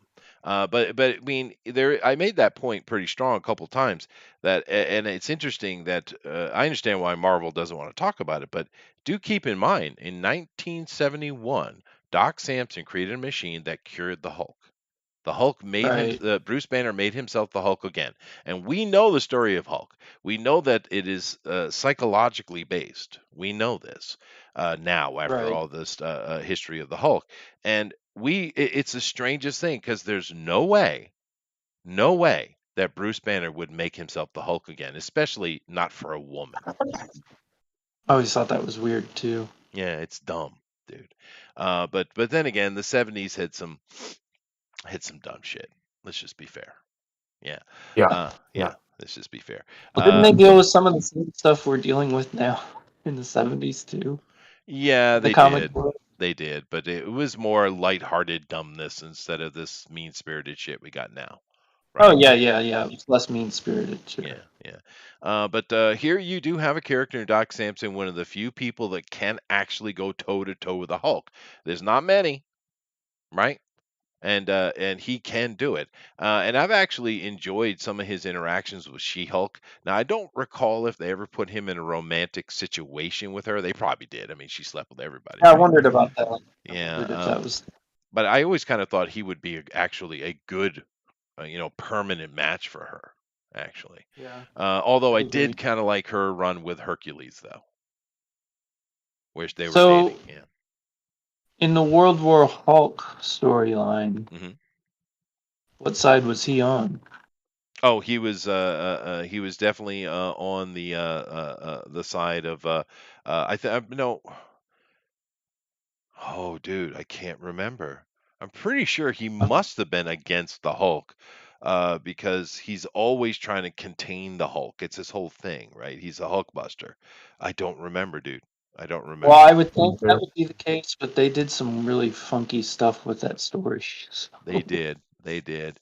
Because when I was thinking about who I was going to do, I was thinking of either doing Doc Samson or Paladin. But Paladin is in my head as well, and Paladin kind of took some weird sides in those various Civil War type comic books. I can't remember the Right. World War Hulk's standing of Doc Samson offhand, but I would assume he would have been with the Hulkbuster side, right? Although I know he's kind of butted heads with Thunderbolt Ross on several occasions, because Ross is bloodthirsty, you know. Right. But anyway, Doc Samson. There you go. Old Doc Samson, the man, the myth, and the legend That's right. Go himself. check it out. It's fun. You can, like I said, there's many limited series and runs and stuff. There's plenty to read. This is not such an obscure character that you have to go looking in other people's comics for it. No, he has his own stuff. Go check it out. All righty, let's get into this now. Now we talked about Elon here and his purchase and the fact that it's reverberating across the liberal hive minds world. They're all not happy about it. Now I thought this was kind of interesting connecting to it. Go ahead. Comic book professionals react to Elon Musk's reported takeover of Twitter. Okay. Of Twitter. Of Twitter. Here's the thing. I want to take a look at this, and I don't care about the article's body and the opinion of Trent here, but I just want to kind of look at these comments coming out of these comic book professionals, and read their quotes and see what we think to their concerns, if you don't mind. I actually think this will be interesting. We can go through doing some reading. Adrian, why don't you read the first one here from Pete Woods? Is not a space monster. I won't delete Twitter if that guy buys it, but I'll spend a lot less time here, just like FB, Facebook, and Instagram. Yeah. It's a useful tool, but I'm not really into participating in billionaires' ego trips. It's certainly making me rethink my relationship with social media as a whole. What an idiot. Relationship with social media. I didn't know social media was a person. No. Let's just he does not want to participate in billionaires' ego trips. Yep. Twitter's been tied to billionaires from the start. Yeah, I know. They're morons. It's true. Since day one. But let's be fair. This is a fairly moderate response. Sure. Yeah. It's stupid, but yeah. Yeah. Stupid. It's moderately stupid. And I won't get into the grammar. I Just don't do it. I'm controlling myself. Don't do it. That way But lies madness. yeah, That it way does. lies madness. But okay, this is very moderate, and I think Trent put this in here first because it is fairly moderate. This person is not going to quit Twitter, but he's virtue signaling, of course. Yeah. Of course, Adrian makes a perfectly good point. These are all controlled by billionaires anyway. What are you talking about, right? Yeah. And it's just like Bezos and his what does he own? New York Times, Washington Post, one of those. And he's Right. his it's always talking about not letting billionaires control our thoughts, and it's like you do realize that a billionaire owns it, right? Yeah. Yeah, Yeah. literal billionaire. Yeah, literally. Like the second richest man in the world. Oh, Oh, okay. Well, that's planet different. Earth. Yeah. Yeah. Yeah. But anyway, okay. All right. But at least it is somewhat moderate. Let's move down here. Grimlock, would you like to read the comment from our most beloved Scott Schneider? Oh, God. It's Grimlock here. Oh God. Come on. Scott, Great. fuck off. Just read it, dude. I can't believe we soon might be nostalgic about current Twitter. Hmm. Fuck off. Can't believe anybody would be In fact, nostalgic about any Twitter. And please do it in traffic. Go fuck right off into crowded traffic. Now Scott Schneider is going to say stupid shit because that's all he does. All right. Stupid bitch is what. He is. He I is. think of MySpace. Right. Right. But the thing is, if Elon does what he says he's going to do, and we don't see any reason for him not to, Twitter is actually going to be a better place for you, Mr. Schneider. Yeah. Yeah. But No. anyway, No, it ain't. patch the free birder, Thundero. Go ahead. What do we got? Let's see him. Too soon to know. He's responding to somebody saying, "So are we all sticking around?" Quote or hashtag Elon Musk. Right, And this guy right. says, "Too soon to know. Letting banned people back on or doing away with mutes and blocks would be a big tell." Now, why would he do away with mutes or blocks? Right. And I've seen this. Go ahead, Adrian. No, he's never mentioned doing that at all. No, but we've seen a lot of people make this mutes and blocks comment here. Not just Yeah, when the news came out. We've seen a lot of it. Because these little faggots are worried about losing their blockchains. That's what they're fucking worried about. Right. Yeah. That's what they're worried about. Yeah. It's true. But then Oh, again, I can't block somebody because you follow somebody I don't like. Cry more, Pat. Cry more, you bitch. Thank you, Grimlock. I do love your urbane colloquialisms. But here's the thing. Elon's actually said quite the opposite, right? Yes. If you want to mute someone, you should have the right to do that. If you want to have blocks, you can block. And I don't see any reason why Elon would mess with that because it's literally what he's been, parading. Right. Their reaction to this is proven every person who said there is a bias on Twitter and all of these libtards, and I normally don't like using that word, but they're just being retarded. All of these libtards who said, "Oh no, that's not what it is. It's consequences." Yeah, you know what? I've seen how that pendulum has swung on Twitter. We all have seen it. Yeah. And now the idea that it might swing backward for the first time. Now all of a sudden you're worried about your speech. Man, fuck off, Pat. He's one of the ones who's gotten away with talking to people however they want because he's on social media where nobody can punch him in the face for his stupidity. Right. I believe in free speech as long as you don't disagree with me kind of attitude. Right. Now, yeah, they're letting it be known. Yeah, no, I know. Well, of course, that's clear what they're doing. Me Chester, personally, to answer your question about Doc Sampson, I found it. Apparently, he plays a role in the events of World War Hulk crossover of 2007. Sampson was instrumental in the Illuminati plan of exiling Hulk, as well as depowering She-Hulk for Iron Man. yeah, no, that makes sense, right? Because that's the side he always fights on. He's a Hulk buster. Yeah. Although that was a good read, I should go back and read it again because World War Hulk was fun. Yeah, it was fun. It is good. Yeah. But of course, Doc Sampson's going to play a role in that because he's directly connected. However, the whole thing with being able to block someone or just mute them, of course you should be able to do that. I mean, Yeah, why not? obviously, yeah. It's the same as walking away from somebody on the street who's saying nonsense. Just Right. That's right. That's the Yeah. same thing. He does continue here, and he says, "Can't imagine this place working without mutes and blocks. Neither can I. I think that would tank it. I agree. I doubt he'd get rid of those. Yeah, I'm glad you agree, Patrick. Letting banned people back on would not surprise me. No, it wouldn't. And why shouldn't they? That's kind of the point. No one should be banned. You can ban them individually. Therefore, your concern of mutes and blocks. The company should not be banning anyone. You choose." Right? Yeah, I agree. Yeah. I don't see any reason why we should be banning people unless they're breaking the law. I don't see the reasoning. So we have to. Here's what we have to assume. We have to because they'll say, well, hate speech though. So the person that's being supposedly offended by this is so fragile that they can't see a word. A word. They don't hear the word. They can't see the word, or else they're triggered beyond all reason. That is not only is that ridiculous and untrue. If it is true, that's pathetic, and you shouldn't be on any form of social media until you get help mentally. Like there's something a lot of mentally people wrong feel with like you. words are actions. Yeah. But Twitter lets you allows you to block and mute individual words. Yep. At any time, So, you And can that's shut off fine. any word in That's the English fine. language. That's a good thing. So basically, you've had that ability all along. Look. This is what it comes down to.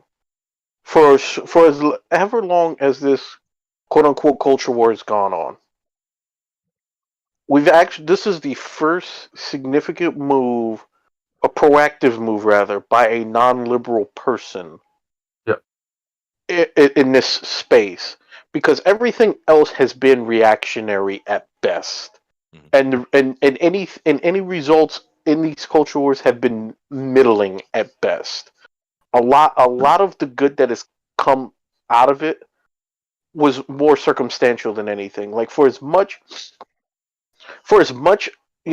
hubbub was made about Trump during his time as president, Trump used the same apparatuses as everybody else did. It wasn't until he was banned where he even thought about being proactive in an alternative. Right. Whereas Elon, because he has fuck you money, said, okay, if we're not going to be able to participate on equal footing here, I'll buy it and change the foundation altogether. Right. But just keep in mind, just because you have fuck you money doesn't mean you're wise. He did fuck Amber Heard. Let's be fair. Well, he did. Well, he did get away from her after. Wait. When you have fuck you money, you can stick your dick in crazy and survive. That's fair. The average Joe is not getting away with that. That's true, boys. Yeah. Don't put your get dick in crazy. That's a general rule. The average Joe sticks his dick in crazy. That's 18 years to life. Dude, that is. Well, even Johnny Depp wasn't rich enough to dabble in it and get out. No. Even he didn't have the money. So you got to be like Elon rich before you can mess around with crazy. Well, Johnny's too soft. Yeah, he's soft. You know what that reminds me of? That's like when there was that big scandal with Trump fucking a porn star, and everyone's like, "Oh, that's terrible." I'm sitting here like, "That's fucking awesome." Yeah, thank you, Trump.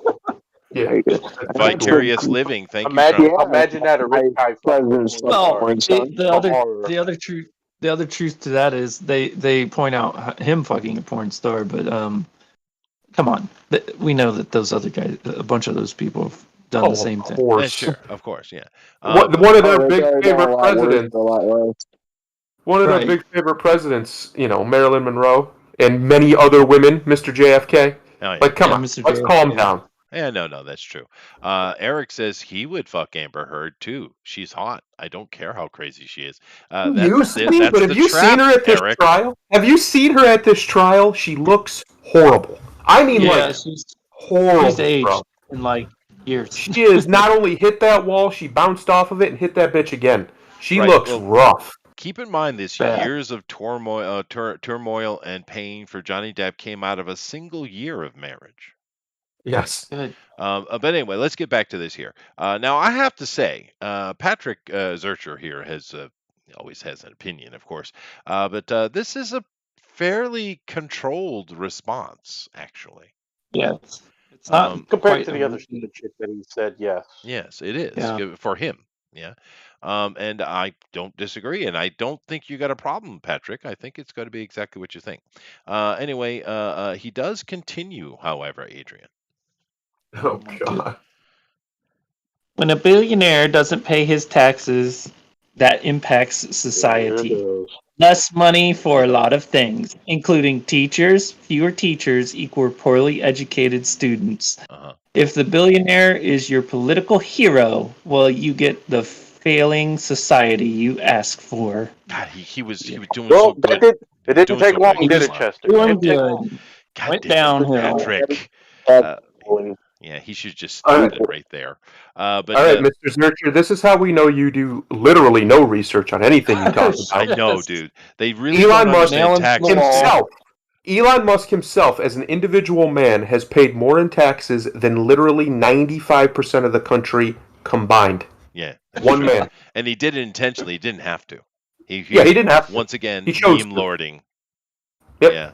But it's deeper than that, though. It's deeper than that because these people don't Every understand taxation. They don't understand that taxing, even at a high amount, it's not actually a lot of money compared to the trillions they're dumping and printing on a daily basis. They don't Exactly. understand that even if you took all the money of all the billionaires in the world, all their money, not taxation, just 100%, stealing their shit, you're not paying that debt down. You're not even denting the frickin' interest. These people do Nothing. not understand economics. Yeah, clearly. See, I've No, I've not with. always hated Of that course you argument won't. of Of let's course. tax the rich more. Just because if you want true equality, which to me is the right thing, like I'd be for just a 10% tax for like just say sales tax. Do a 10% tax on that for across the board income tax same way. I feel like the tax brackets are stupid as shit because the higher up you get, the more you pay. But for me, if I work say I work 5 days of overtime, I'm losing more money in taxes than if I work 3 days of overtime Yeah. because Yeah. of Yeah, the yeah, tax yeah. bracket. No, hello, Tara, Yeah. by the way. Thundera, have you not had the Howdy. speech with him not to trigger me into an economics rant? Please Yeah. do. Don't do it, Late. because Chester will Don't. turn into Murray Rothbard in an instant. I Don't do will. it. I will. Educate me, sir. You're very wise in the subject. After the Educate stream, me. he can Actually, educate. I am very well educated in economics. I don't know how that I happened, listen but to it, him. it somehow it Listen to happened. this guy. Oh, yeah. Actually, I am great. Yeah. Yeah, Thank you. I it is. agree. Yeah. Well, no, it is one of my Actually. specialty fields. It is. It is. Yeah. I'm just fucking. But here's the thing.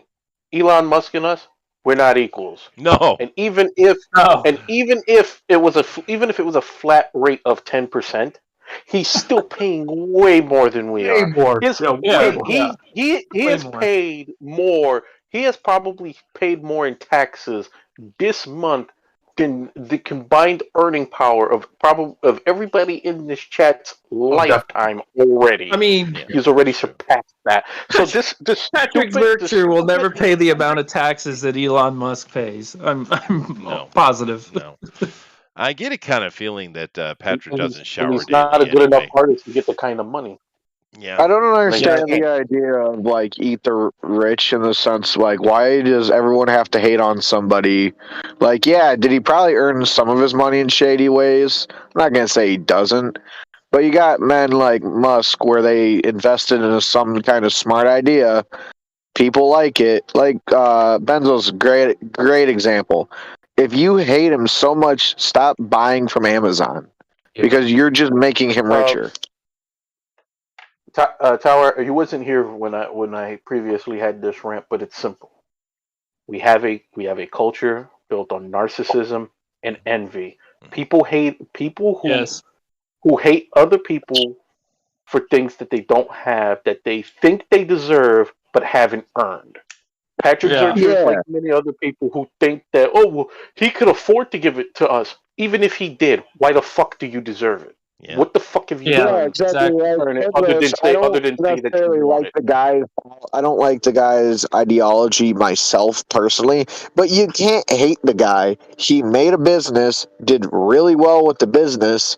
So why are you hating on him that he's like uber rich? You buy shit from him. I mean, everyone in this chat, except for maybe I don't know how Japan works with it, but everyone in America could say that they probably buy stuff on a regular basis from Amazon. So you can't be hating on the guy You because do you're realize Elon using his Musk is services. not Jeff Bezos, right? Right. Yeah. Elon Yeah, Musk is No, I PayPal, know. It's just, Tesla, SpaceX. Yeah. but yes, I know. They're two different people. but he's another one. They pick and choose when they want to hate him too. It's Yeah, it's you're more right. that You're right. it's more that bullshit. It's fine when the guy I like does it.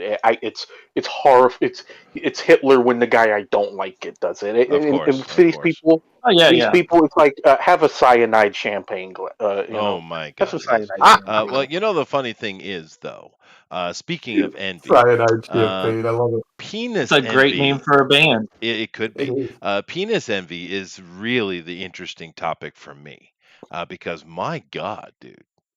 These feminists, these fourth wave feminists. But anyway, Grimlock, could you please give us your best Heather Anthos, please? Oh God. Oh, great!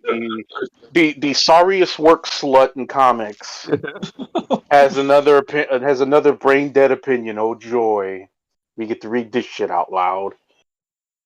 How about MySpace, y'all? How about you just do the one thing you're hired to do? Suck your editor's dick and be quiet, honey. Nobody How cares about what you you think. leave the internet? How about that? Yeah. Just No, go no, Uh, back to the the, kitchen, Heather. Wait, she no, is no, you the probably can't cook. no, Stay out of the the only kitchen. people pay attention to her is her simps. So well, you she you can is the Kamala keep your Harris of simps. comics. Let's be fair. Yeah. Yeah, just do your job. Be like Kamala. Be shameless. Suck your dick to the top and just shut the fuck up. Nobody cares what you think. Yes. Nobody. Just keep in mind You're, the opinions of Grimlock are not necessarily those of the management. But anyway, moving along. I own them. Send all your hate mail to Grimlock. Gives no shits at Fair, fair, gofuckyourself.com. fair. I like that. I like that Tower, place. could you please read Lila Sturgis' comment here? Oh, Lila. Is Tower here? Tower's silent. He's a quiet boy. I'll read it. We Okay. all leave Twitter. I say we go back to what started it all in the late 90s. Online journals. Those things ruled. I'm sorry. My God. She I just proved the started reading levels. it and realized I was muted. Oh Online God, she journals. just. Can we please give this bitch the fucking? Can we give her an award? Because man, it's hard to I agree. top Heather Anto's stupid, but holy shit, this chick. I mean, Working on it. I kind of like the idea. They should go back to that because then I don't have to read their crap for the rest of my Yes. life. Yeah, please. Yeah, that'd be good. Just kind of bury her there.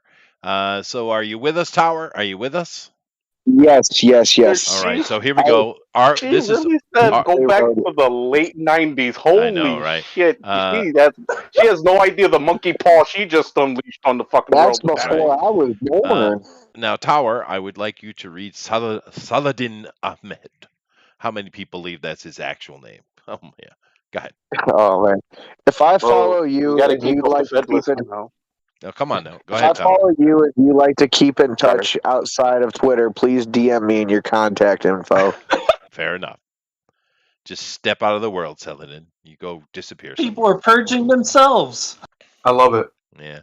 I love it. That's the Yeah. best kind of purge when you can Yeah. get them to do it Yes. themselves. Does Ahmed here? Does he not understand that Saladin was one of the most level-headed and diplomatically minded generals in history? Probably not. Yeah. Hmm.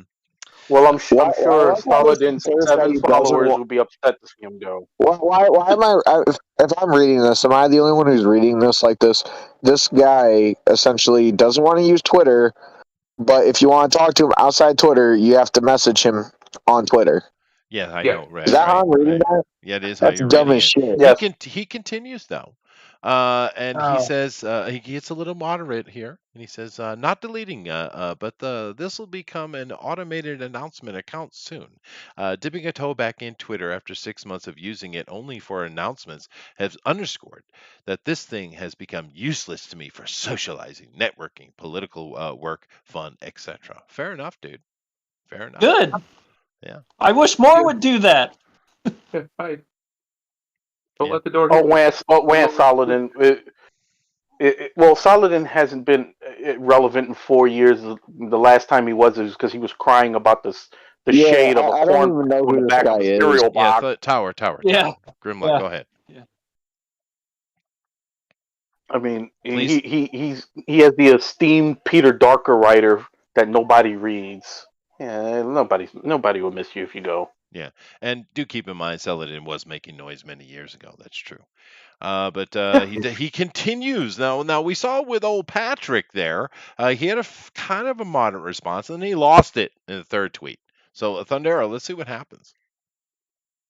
Being useful for me a while ago, but it kind of felt silly to think of it as a serious loss. If I'm honest, though, it's been a big one. Folks on this site kept me afloat when I was broke, got me into therapy, helped me build a career, made Oh me my smile God. and laugh daily. Daily. Daily. Emphasis. Daily. Emphasis. Daily. Yeah. Without the exclamation mark, but the intonation is felt. Yeah. Now this is kind of interesting response here because once again, we see this common thread with these comic book people. They always seem to be broke. Yeah. They have no money. So it's like, why are you doing comic books then? Because Because their they don't want to talent get a real job. that too. But they're Okay. also They think talentless if they hackers. kiss, because they think being with Marvel and DC being adjacent to these bigger media companies, that if they stay in there and kiss enough ass, that somebody will finally pick up one of their shitty movie proposals. That's why That they're too. still That there. too. That too. When you have a No. college degree that certifies you to do nothing. I mean, I'm not trying to dog on comic book people as not having jobs I will. because They deserve it. but hold on. Let me finish here. Some of them are hard workers in their field, right? Most of them from the past. I don't see this hard work from a lot No. of the new camp. No. But I mean, like, people like Jack Kirby and those guys, they worked hard, dude. Okay. They did. But they also worked hard to put food on the table for their family most of the time. These people aren't family people. Most of them don't have families. So they don't have to provide that much money in the first place. Yeah. And they're always broke because they're not willing to do more than one thing. Like, because I've seen it with some of these people. They've literally like complained about how they might have to go get a 9 to 5 job along with their comics job. Yeah, Well, no, what the that fuck? and that's the point I'm making, Adrian. I've had many times in my life that I just had to cut bait, right? And Exactly. exactly. Now I've got myself into a fairly comfortable middle class living here, but I've spent plenty of my life with not lots of money and busted my ass to try to keep myself afloat and take care of the shit I Yeah, need to you take earned it. care of. You earn it, right? And if it isn't working, you move on, right? You find some other way to do better. You excel, and by moving up, right?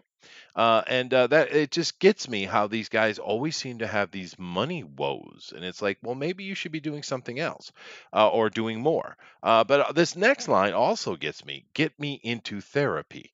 Now, Right? I'm going to go on a little bit of a rant, if you don't mind, about the psychiatric, Have at it. fields. It's pseudoscience at best. Yep. They have no understanding of the brain, and if you push them, they will admit that. They have hardly any successes with anything, including the drug therapies they do. They don't have success with it. It's an absolute sham of a field. And I don't understand why we don't put more of emphasis into how fake it is. And one of the things that insults me the most is the fact that they're all actually allowed into courtrooms when Yeah. they have no actual science behind them whatsoever. But this also You look brings at me. Well, let me finish. This also brings okay. me into a new, the new man thing that's been going on for decades, by the way, where people always want to put themselves into therapy. Dude, suck it up, Buttercup, and move the fuck along. Yeah. Right. Yeah. Well, the reality is a lot of these people go into therapy because they don't have any real friends. Yeah, That's it. yeah. They I was literally gonna say pay that. somebody to talk to them. That's it. That's Yeah, why. Because no one wants to talk to them. They can't. They don't have anybody in their life who they can have an honest conversation with. So they go to therapists to basically create that relationship. Yeah, But the problem with a therapist is you're paying them to talk to you. it is. So And they're kind of an enraptured audience, and they're oftentimes I know this for a fact. Therapists will tell you not what you need to hear, but what they need you to hear, so you'll come back. right. of course, Yeah. it is a There's scam. also the factor of many of these people that are therapists, and I say that in quotations. If you pay attention to them and things they say themselves, most of them get into therapy and psychiatric fields because they need help themselves. Yes, no, Yeah. psychiatrists are the most broken humans you'll ever meet. That is fair. Now, understanding human tendencies can be very useful, particularly with anthropology. But that's not psychiatry. That's just understanding No, human impulses and right. DNA, natural responses. However, I do understand what Thunder was talking about from the other side of the coin, because you guys know I have my own English school here in Japan. I also teach at the university, but that's not English related. However, with my school, mainly I teach kids because that's the business, right? But I do offer classes to adults and even individual classes for adults to come in, and most of the time I do it on Mondays, and which was yesterday, and I mainly it's doctors because doctors in Japan are required to be able to speak English, and a lot of them go overseas and do lectures and do various things. So they need to be able to speak English. They need help with reports or presentations, and I offer that service. But I also have people, adults, who come in and they're in the class simply to have somebody to talk to. They literally, it's that sad, and they pay me $150 an hour for the privilege. Yeah, it's crazy. Loneliness will make you do insane things. Yeah. Um, I've always been an advocate of just talk to yourself. In all honesty, I know that sounds crazy, but if you are just that miserable of a person that no one will talk to you, at least try and suss out your problems with yourself, right? Try and get it. Like it's kind of like playing chess by yourself. I used to do that all the time when I play chess regularly. You Yeah, can solve a lot of your own problems just by literally talking yourself through them. Mhm.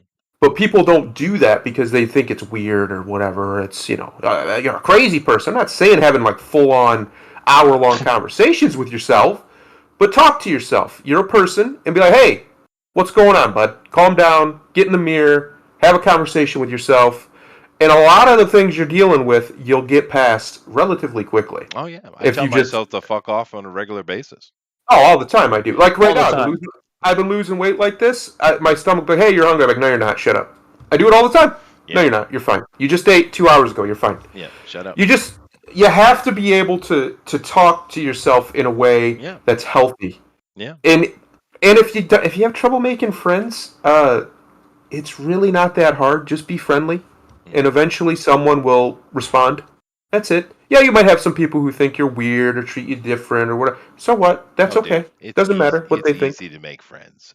Yeah, But just that's be friendly. the conversation's Usually going to go starts in. with a hello. It does, yeah. The conversation's going in a weird direction in that regard. But Well, yeah, it's because a lot of people have in their mind these fears, and they don't realize that all the people around you think exactly the same as you. Yeah. Yeah, people are Right. not different. And a well, lot of times, the biggest assholes you run into are the ones who are the most fearful. But Saladin, I hope I hope that no money that you have because you're broke was spent well in your frickin' therapy, which I know is expensive, and I don't know where he is in the world. But I just kind of threw out an hourly rate there for you from me. Understand that some of these Uh, psychologists charge a I lot like more than that. I do. yeah, yeah, a I lot like more. that. I like that I capitalism. uh, I actually had an epiphany about the whole broke thing too. Maybe they're broke because their content sucks and nobody's buying it. Yeah. Also, Mm, maybe. yeah, Yeah. Yeah, maybe. Yeah. that's Stan part of wasn't it. broke. Stan wasn't broke. I will say. Well, the thing is, these are the people. A lot of these people in the comic industry come from this retarded school of thought where You could work 4 days a week, 30 hours a week, and somehow at the end of the year make over 100K a year. And I'm like, show me where that works. Show me where that math adds up, because everybody would love to be on that plan. Yeah. No, Give me that these job. Holy people shit. have been taught to they want to demonize work, but they want to be as successful as that top 10 to 1% with putting in the bare minimum, which is why I laughed when Patrick Zurcher was talking about Elon giving it to teachers, and like, if you want to talk about the definition of putting in the fucking bare minimum, it's your average public school teacher. Yeah. Oh Yeah. yeah, no, that's And yeah, disgusting. I know there'll be a bunch of people be like, I know this teacher that does this and does that. Yeah, that's nice. I'm not saying they don't exist, but the average ones put in the bare minimum. They're reading off an answer key. They're not trying Yeah, that yeah, fucking hard. Yeah. yeah, yeah. But it's again wanting. Wait, it's wanting things that they don't earn. Because the more successful you are, the more you have to work to keep it. Yeah. It's that simple. It's like I tell people, especially when I hear people talk about, man, if I don't want to work a 9 to 5, I'm gonna start me my own business. And I'm like, you think you're only gonna work 40 hours a week with your own business? Yeah, I know Add that's about 30 hours for ridiculous. that, Yeah. homie. I can attest to that. You work a lot more than far. That's the trade-off, right? If you work for someone else, you have Yes. minimal hours, you get paid vacation, you get all these kind of things, and you earn less money. If you're your own boss, you certainly will make more money, but you're putting double the time in Yeah. without question. Yeah, yeah. It's just It, it's the trade-off, right? Yeah. But anyway, Jesus, they. Tower, go ahead. But keep in mind, Tower, you'll be all right, dude. You just got to learn your timing. Go ahead, dude. Yeah, I'm trying to work that out better. Hey, With you'll figure it out. Don't it's worry not about as it. bad with D&D, but it's worse with this. Um, with what you were saying with like teachers, the worst experience I had in a classroom with a teacher not caring. I had a math teacher substitute for like 3 weeks. Our teacher was out. This guy on the first day introduced himself as, "I am only a teacher to prove my parents wrong because they told me that I would never be able to do it." Oh, And wonderful. everyone was like, "Well, that is the worst fucking reason you could ever have for Sure, being a teacher sure. is to spite your parents." Yeah, and there's a lot of idiots in the world, to be fair. But Adrian made a very good point. I think it was Adrian. That and I know this from point of fact from interacting with it. A lot of teachers are not. There's a difference between a teacher or an educator and a teacher. Right, I'm Yeah. just kind of picking random words here. An educator is a person who is well trained, well experienced, and and understands the full body education of the child. Right, or the person, Right. right? A teacher in this example is a person who just reads ahead a chapter in the book. Yeah. Yeah. Then unfortunately, there's a lot of teachers and not as many educators as we need. Yeah. But anyway, interesting. Once again, tied into Elon Musk, but coming from comic book people.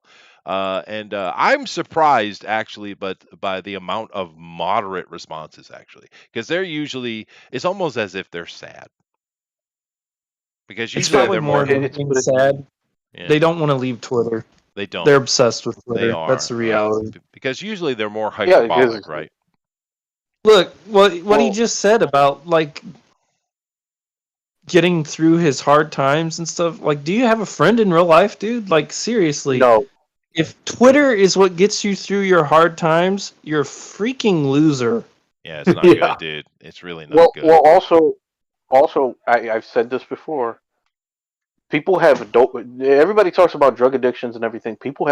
We have a real serious dopamine addiction problem Yeah, with people, yeah, and Twitter is one of the worst places of it, because that is where people Yeah. go for their daily validation. That is why these people are so shit bricked worried about losing the little echo chamber they was able to build. That's right. It where it's kind of like that episode of South Park when they was talking about safe spaces on the internet, where they had Butter edit out all the negative comments and just gave people the positive ones.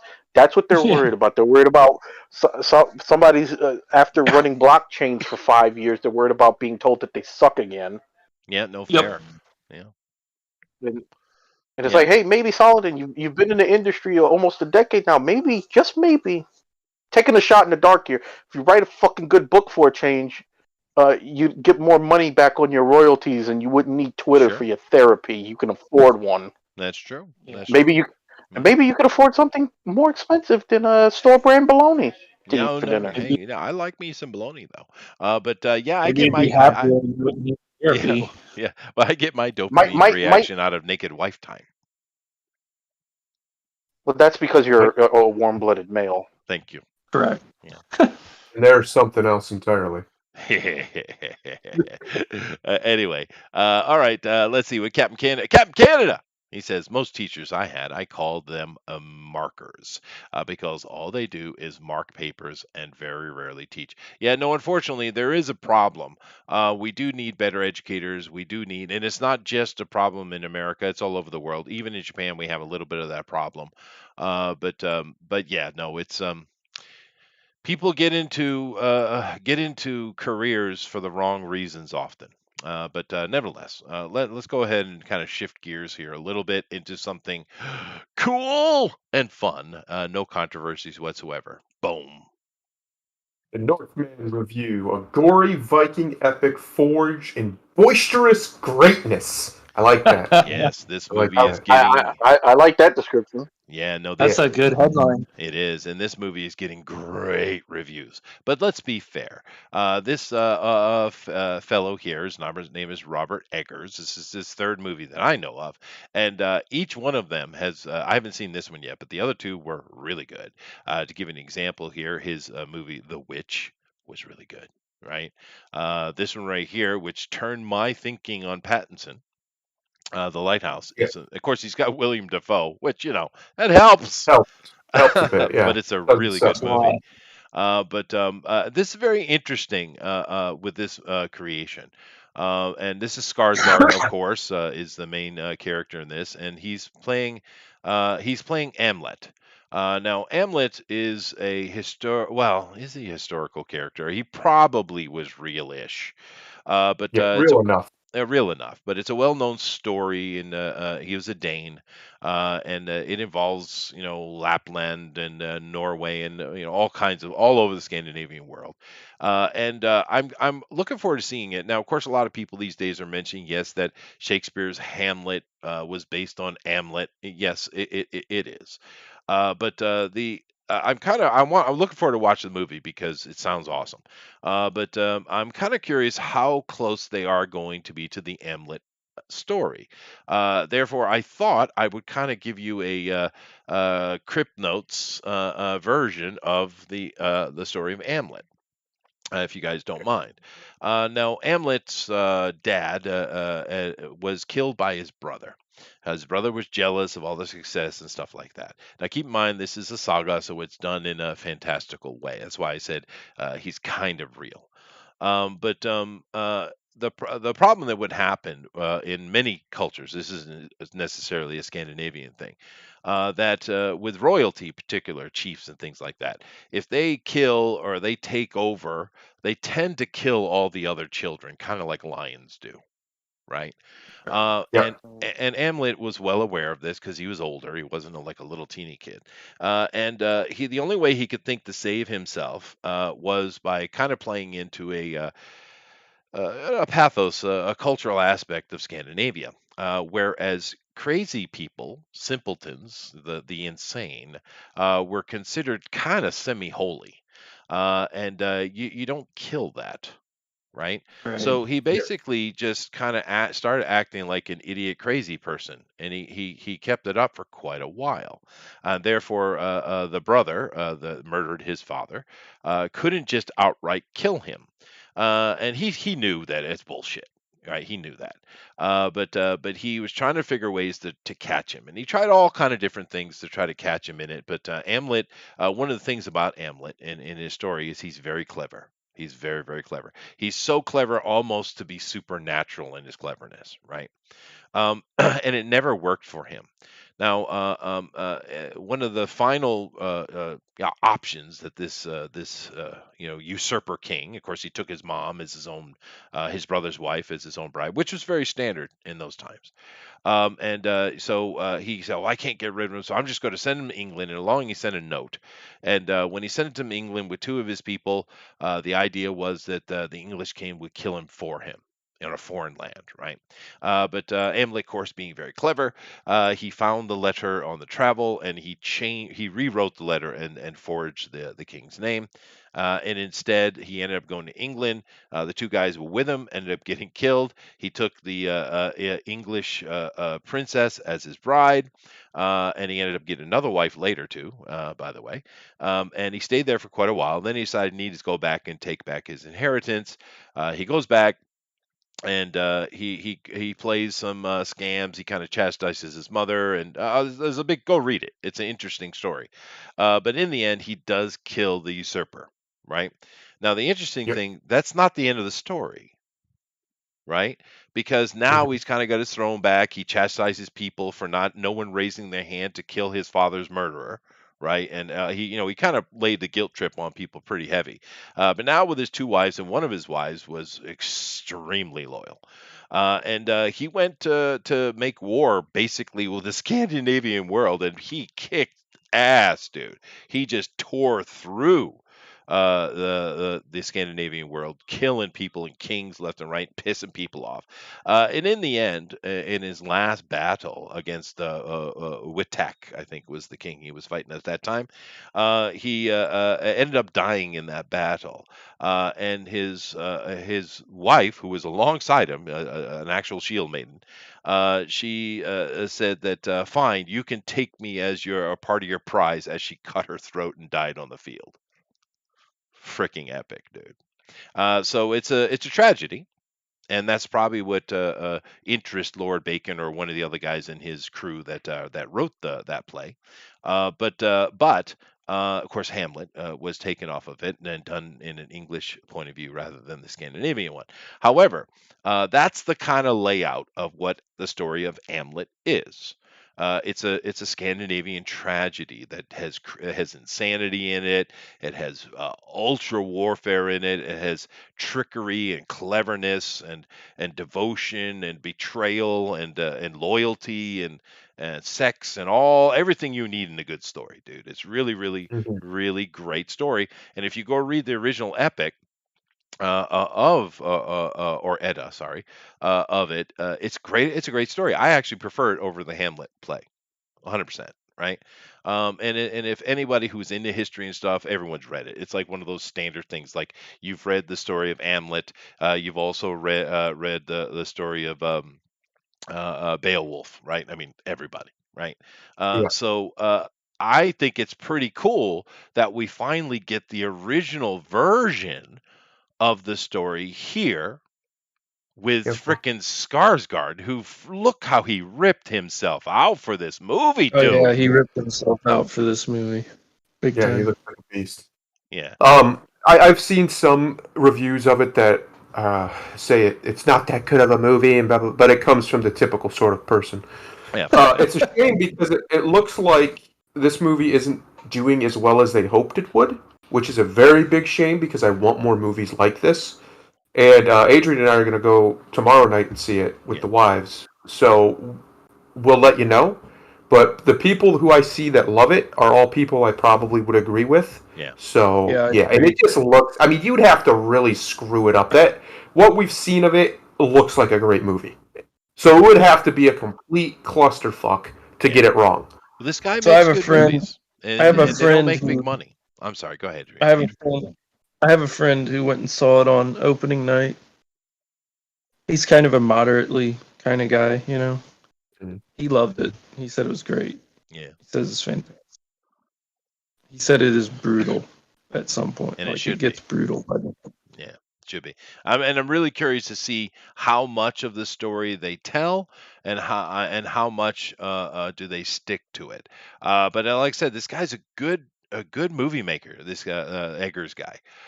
So I'm really interested to see his take on it. And like I said, I can't recall ever, and I'm sure there exists somewhere in Europe has made a version of it. I can't recall ever seeing a version of Hamlet. It's always Hamlet, right?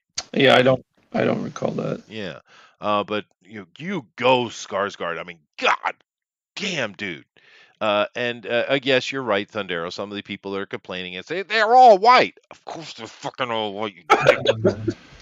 Fucking movie about Vikings. What do you expect? You expected a brown person every other face? It's ridiculous. This is why Yes. that kind of stuff is just it's well, it should be insulting to white people. It's insulting to me. It's racist. That yeah, this is literally white people's culture. Literally. Literally. Yeah. There's no way you can wiggle around it and say, "Oh, this and that, white people don't have culture," whatever the fuck that means. This is literally from where the whitest people in the world are from. This is one of their mythological, legendary figures.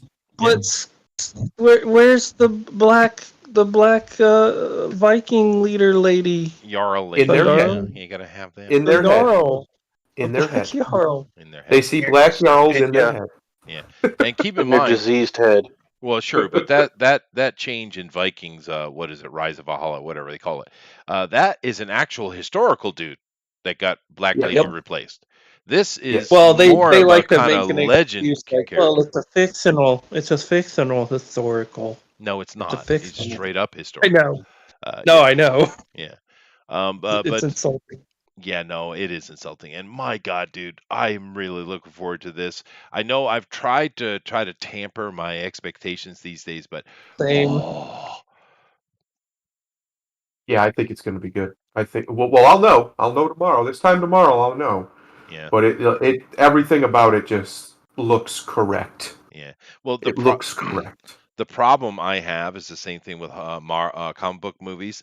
I know the story so well. I mean, shit, I've read it in the original alphabet, right? Yeah. So I kind of worry about those things because I can't imagine he can't do the whole story in one movie. It's no way, dude. It's no way. It's way too epic. Maybe You he's say planning he on splitting can't. it up. You say he can't. I've seen some people say that this movie feels like his audition to film blockbusters because obviously that's what most directors want to do because that's where the money's at. And I'm okay with that. Listen, I don't really care as long as he makes good movies. There's nothing stopping blockbuster films from being good.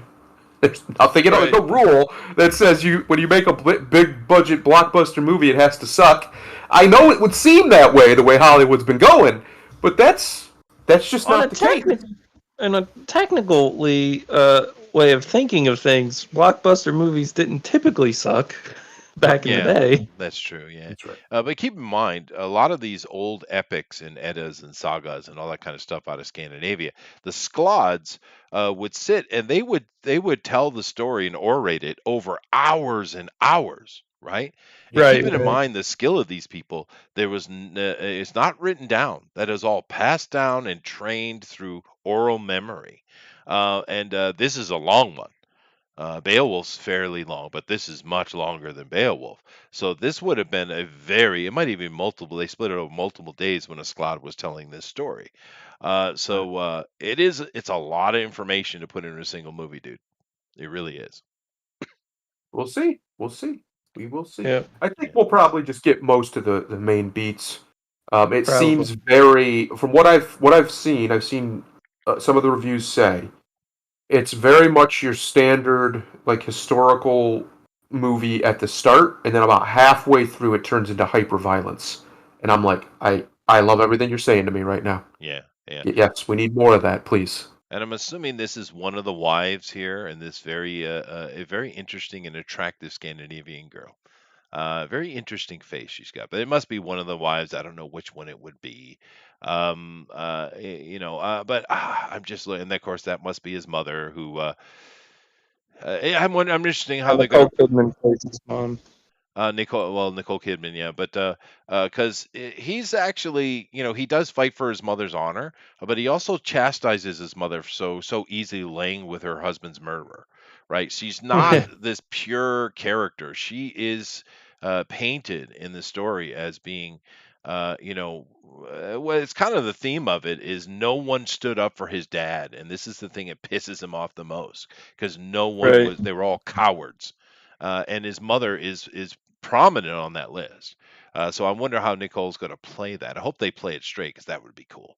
But yeah, no, dude. I mean, oh my God, look at him. And the interesting thing is Look at too. him. Yeah, I heard a lot of reviews, people saying he's a berserker, but no, he's not. He's an ulfsterker, Oh, a That's wolf right. skin wearer. That's And right. oh fucking a, go watch the trailers. Dude. I got to see this movie, dude. I got to see it. Yeah. I'm very very excited. Anyway, I'll move on. I am more excited for a historical, well, mostly historical, because we don't really know if he's real or not. Drama than I have been in 20 years at least. Probably not since like Gladiator came out. Have I been more ready for something set like a period piece that just gets the feel right? Like I know Gladiator obviously has a lot of histrionics and things that are just untrue in it, but it still is one of the best felt feeling true Roman though. movies. Yeah, You're right. Exactly what I'm saying. It feel yeah, if you yeah. could believe that it was true, Right. and Right. this movie is kind of the same way, even though it's an ancient story and stuff. At least I'm hoping that when I walk in there and I walk out of there, that's the same feeling I get. And I like, we need more hyper violence in film. I'm sick of this non-violent, this petty violence that we get in most films now.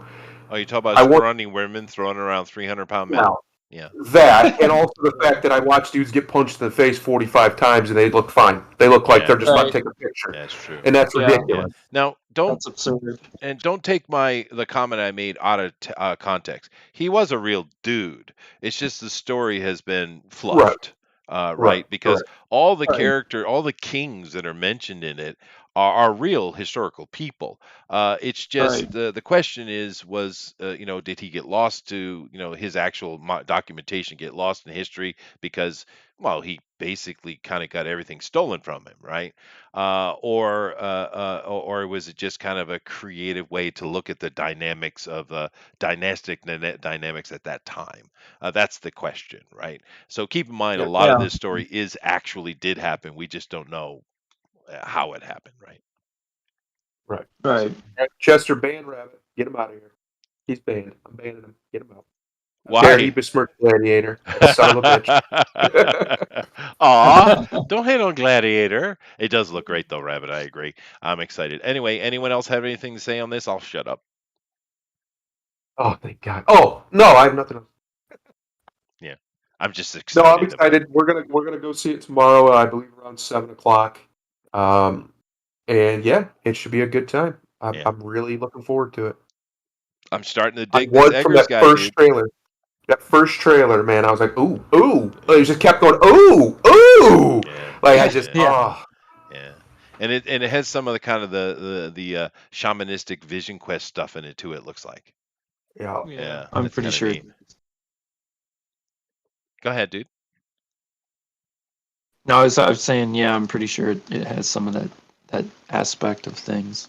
Yeah, I yeah. know I follow a couple guys that are descendants of Vikings or whatever, Danes, on YouTube, and they were talking about the historical accuracy of the trailer from what they could tell from the trailer, and they said pretty much hands down, most of them said it looked pretty accurate. Yeah, no, it does look good. And do you notice again, Grimlock, how they throw me under the bus? You notice? No, nothing. Back to the big gulp. Anyway, let's move on here. But that is pretty cool, dude. Anyway, So, I thought this was kind of interesting. If you guys don't mind me getting nerdy for a second.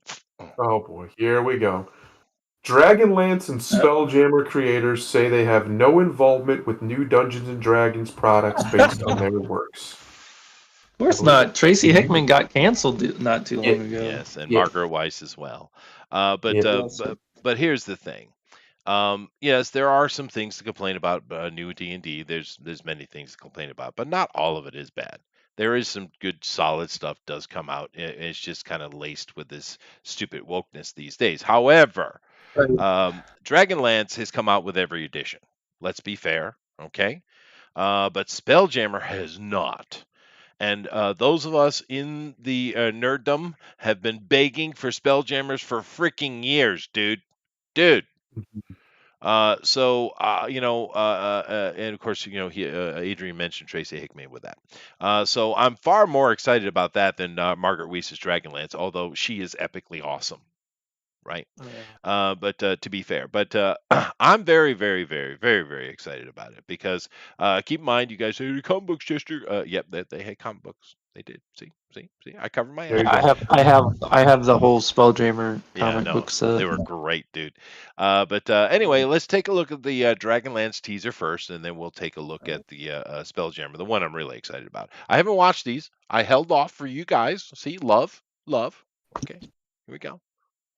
And fuck it. I don't care. I'm gonna play. I'm gonna play volume. Wonder Do it. why we fight with all the evil forces. It's that not really plague balanced this audio. land. The odds feel insurmountable. Yeah, vocal Our is very low. enemies are savage, cruel, and relentless. Got it pretty. Ooh, Godzilla. But even in knowing all this, we must Got like that Godzilla. Indian lady doing the over narration. No, Godzilla was in D&D. Interesting. I know the dragon sounded just like Godzilla, but whoever did this audio screwed it up. They didn't sync it. All right, well, okay, fine. Wizards of the Coast screwing up. Could imagine. All the ladies. It's all ladies. All the ladies. It's all ladies all the Joy. time. Yeah, That's my, what we my needed God, more of. dude. Now, keep in mind, Dragonlance has an actual series of books. It started as a series of books.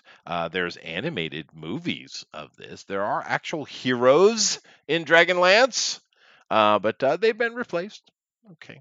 Listen, heroes are some form of bigotry we won't Hey. be having anymore. That's It's a new age, Chester, Fair of Dragonlance. Fair enough, I guess. All right. Well, that's not encouraging. That's not encouraging. Like I said, I got many versions of Dragonlance. I'm okay not buying this one. This right here will break my heart, Adrian. It will break my heart. Just, you should abandon having a heart. That's all I'm going to say. Prepare for the trans. Just abandon it. Okay.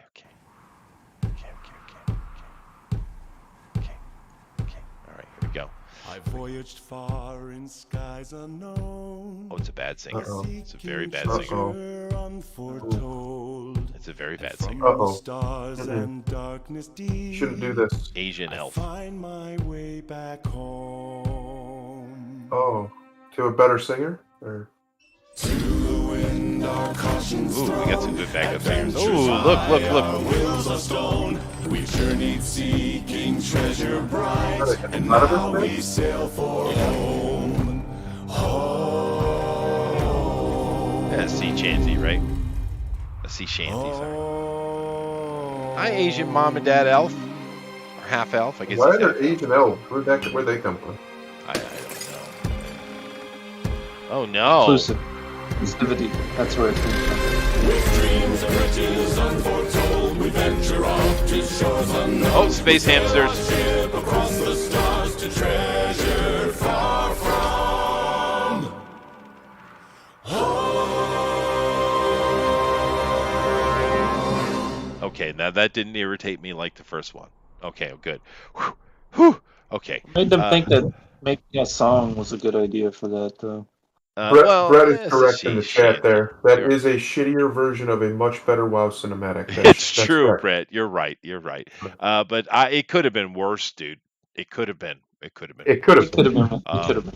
But oh my God, Spelljammer's coming back after all these decades, dude. Now I own everything Spelljammers, and there's a lot of books. So I don't really need anything new. I can run it on any second. I can drop a Spelljammer campaign. However, I'm going to be. I got fingers crossed, Adrian.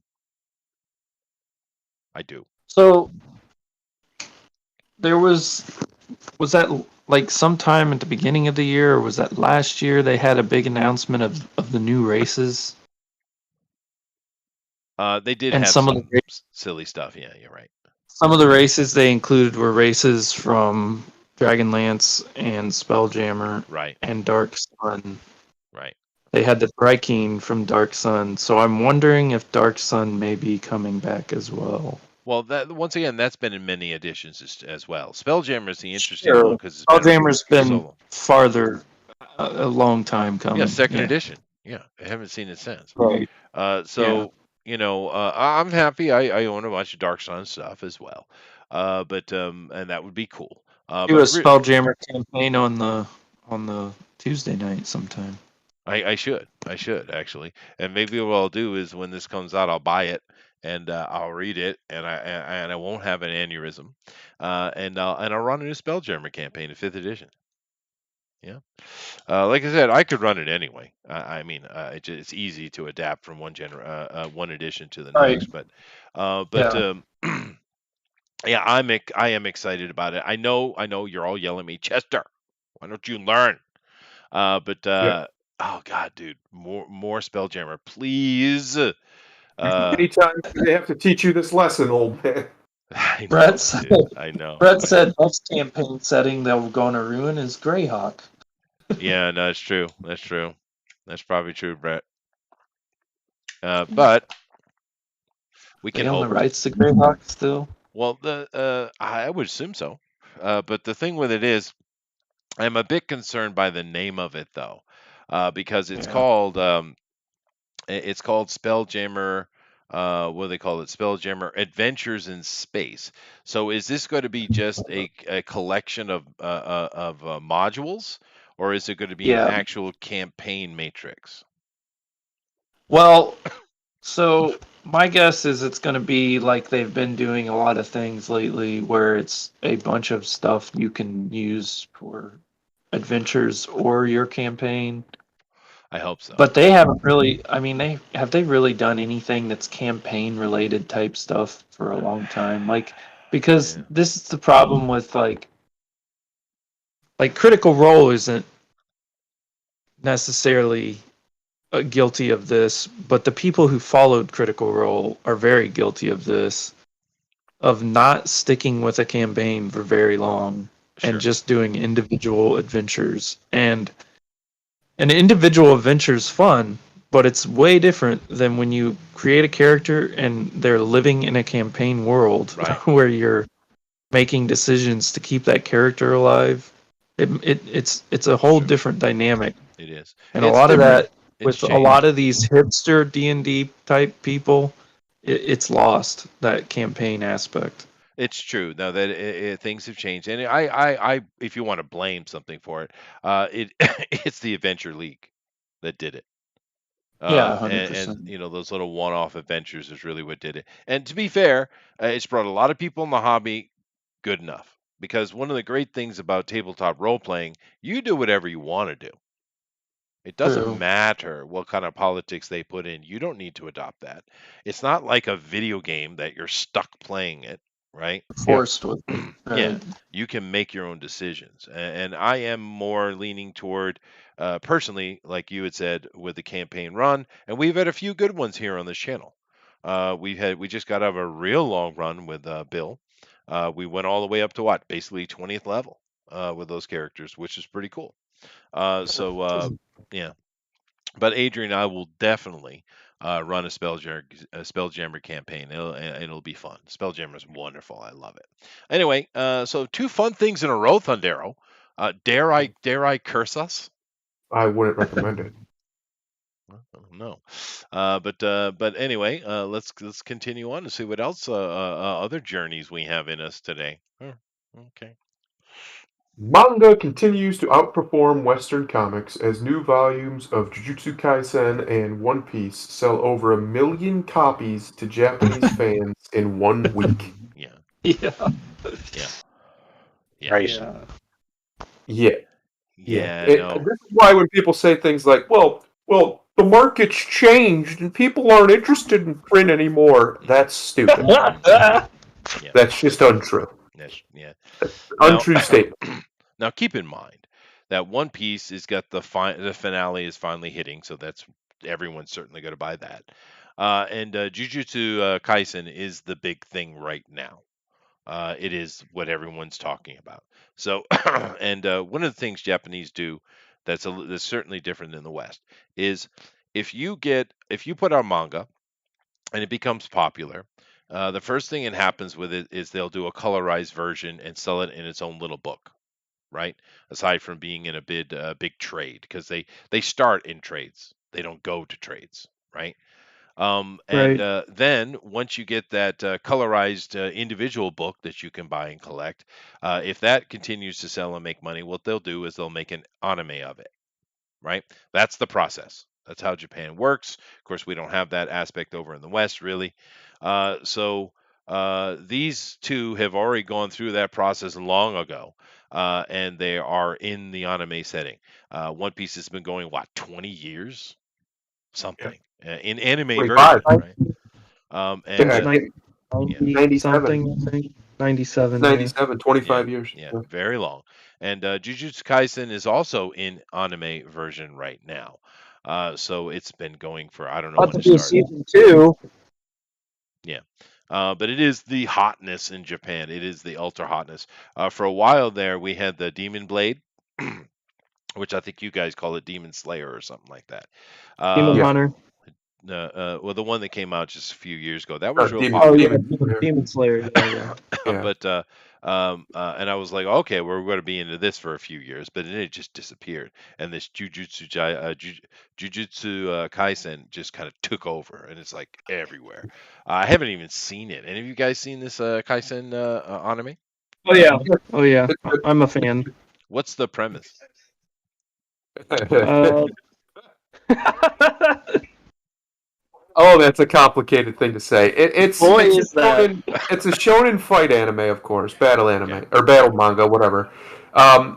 Basically, a young man. This is a world where magic exists, wizards and things like this. Uh-huh. And a young man, I don't remember how he does it, but he eats part of a hand or a finger that belongs to a very ancient, powerful, evil sorcerer, As you do. Sorcerer. and that, of course, as you would, and that changes him, and he starts having all sorts of powers and things, and then basically he goes on this quest to eat all of the fingers of this man. That is his goal, at least at the beginning, and then it goes from there. Okay. It's a very manga storyline. Let's just put it that way. So Oh, Japanese. So he's recruited by other sorcerers.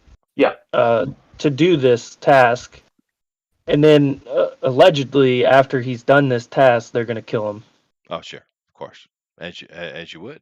But And he's the yeah, type of shonen protagonist that would do this task to save the world. Basically, essentially, is what the plan is.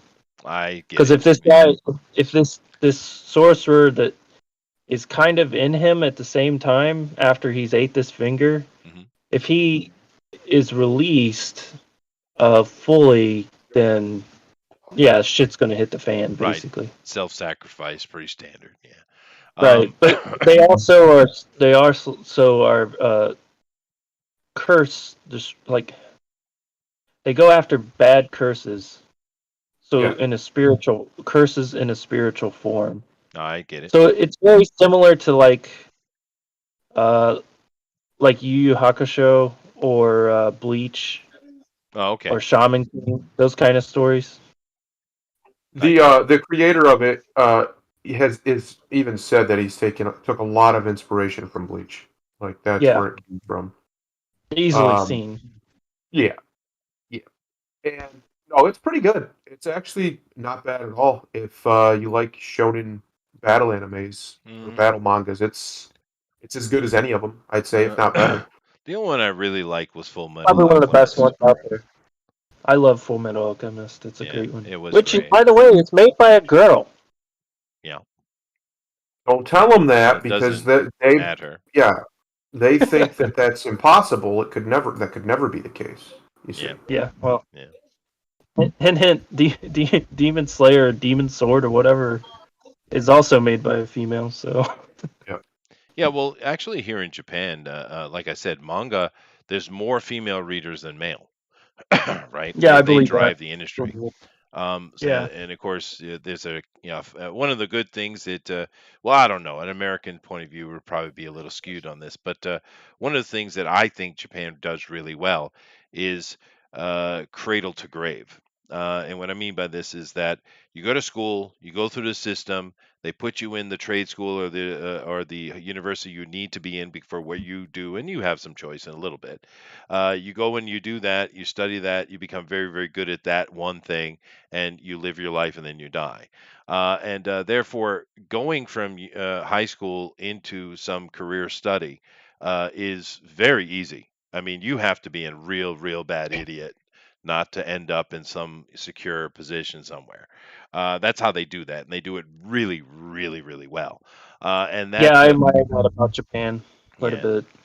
and of course, this works inside the arts as well.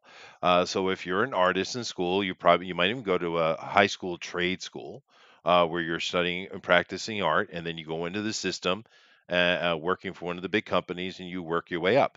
It's very fluid. It's very efficient, right?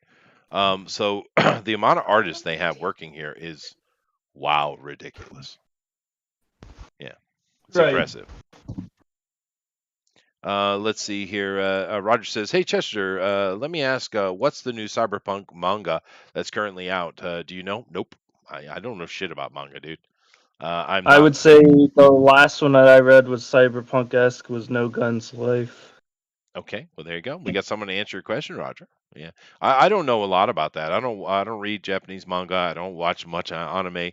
I when I do, it's because my kids are visiting and they love it and they want to watch it with dad.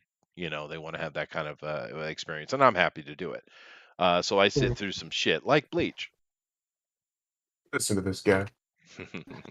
Listen to this He's guy. He kind of knows what he's doing. He knows what he's doing. Oh. Yeah. But actually, I didn't mind Bleach. Bleach was okay. The one I really don't like is One Piece, though. I don't like One Piece. Oh yeah. See, here's the crazy thing. So I watch a YouTuber. His name's King of Lightning, and he reviews like anime and manga and stuff. Big black guy. Mhm. Oh And yeah, one of his main ones is One Piece. I like watching him review it, Mhm. but that's about it. I wouldn't actually individually read it myself. It's just so goofy. It's Yeah. such a, and in fairness to Oda, that's exactly what he wanted it to be. He literally created it because all other ones were so serious, so he created it to be goofy. Yeah. That's No. it. Fair So yeah. it's enough. goofy. Fair enough. Remember, it got pretty serious, but now like people are up in arms because it went back to its Yeah, roots.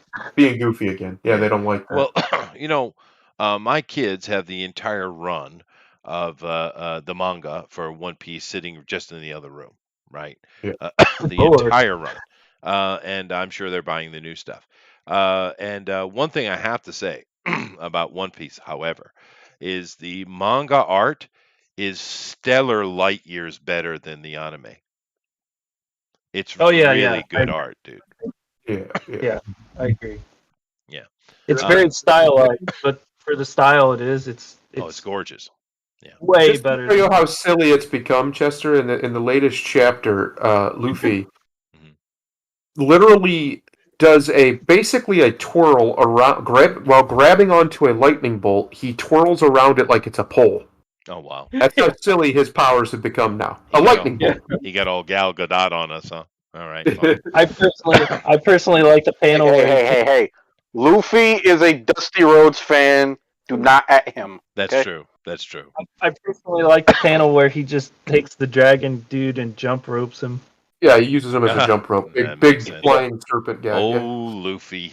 Although I have to say the characters in that, because I've seen a lot of it because my kids watch it, and I love it. But I have to say their take on superpowers, because One Piece, they're superpowers, right? But Right. Yeah, yeah. their take on superpowers are unique and clever. That is true. Oh yeah, Yeah, I like yeah. that aspect. Another manga you guys might have never heard of that has just stunning art is Zebra Men. I've heard of it and I've read Yeah. some of it and it is good. Yeah, the art is really, really good. This right here is Yeah. Detective Conan, by the way. This, of course, there's a manga, but I think in Japanese culture, this is that kind of movie that comes out every year or two, and the whole family watches it. This is very much a family thing, and it's basically based upon the idea of Sherlock Holmes, and where he's a fan of that. Of course, I'm not going to get into the whole thing, but Detective Conan is a cultural icon here in Japan. But anyway, Right. the point being is manga's healthy, healthy, healthy, and comic books in America not so much. Not so much, and that's a shame Yeah, because it doesn't need to be this way. no, no, it does not.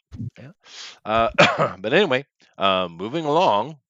Well, maybe now that so many comics pros are swearing off Twitter, maybe they can actually write something worth the fuck, and you could sell some Maybe. books. Maybe, yeah. Because like I You know, said, the If- stories are unique, the powers are unique. It's very interesting. It's unique. Yes. The minute I heard you start to say something, I knew that's exactly where you were going to go with that remark. Yeah. But anyway, go ahead, Thunder. Paul Dano writing a comic book. I don't hate that. He No. understands that his version of the character he did very well.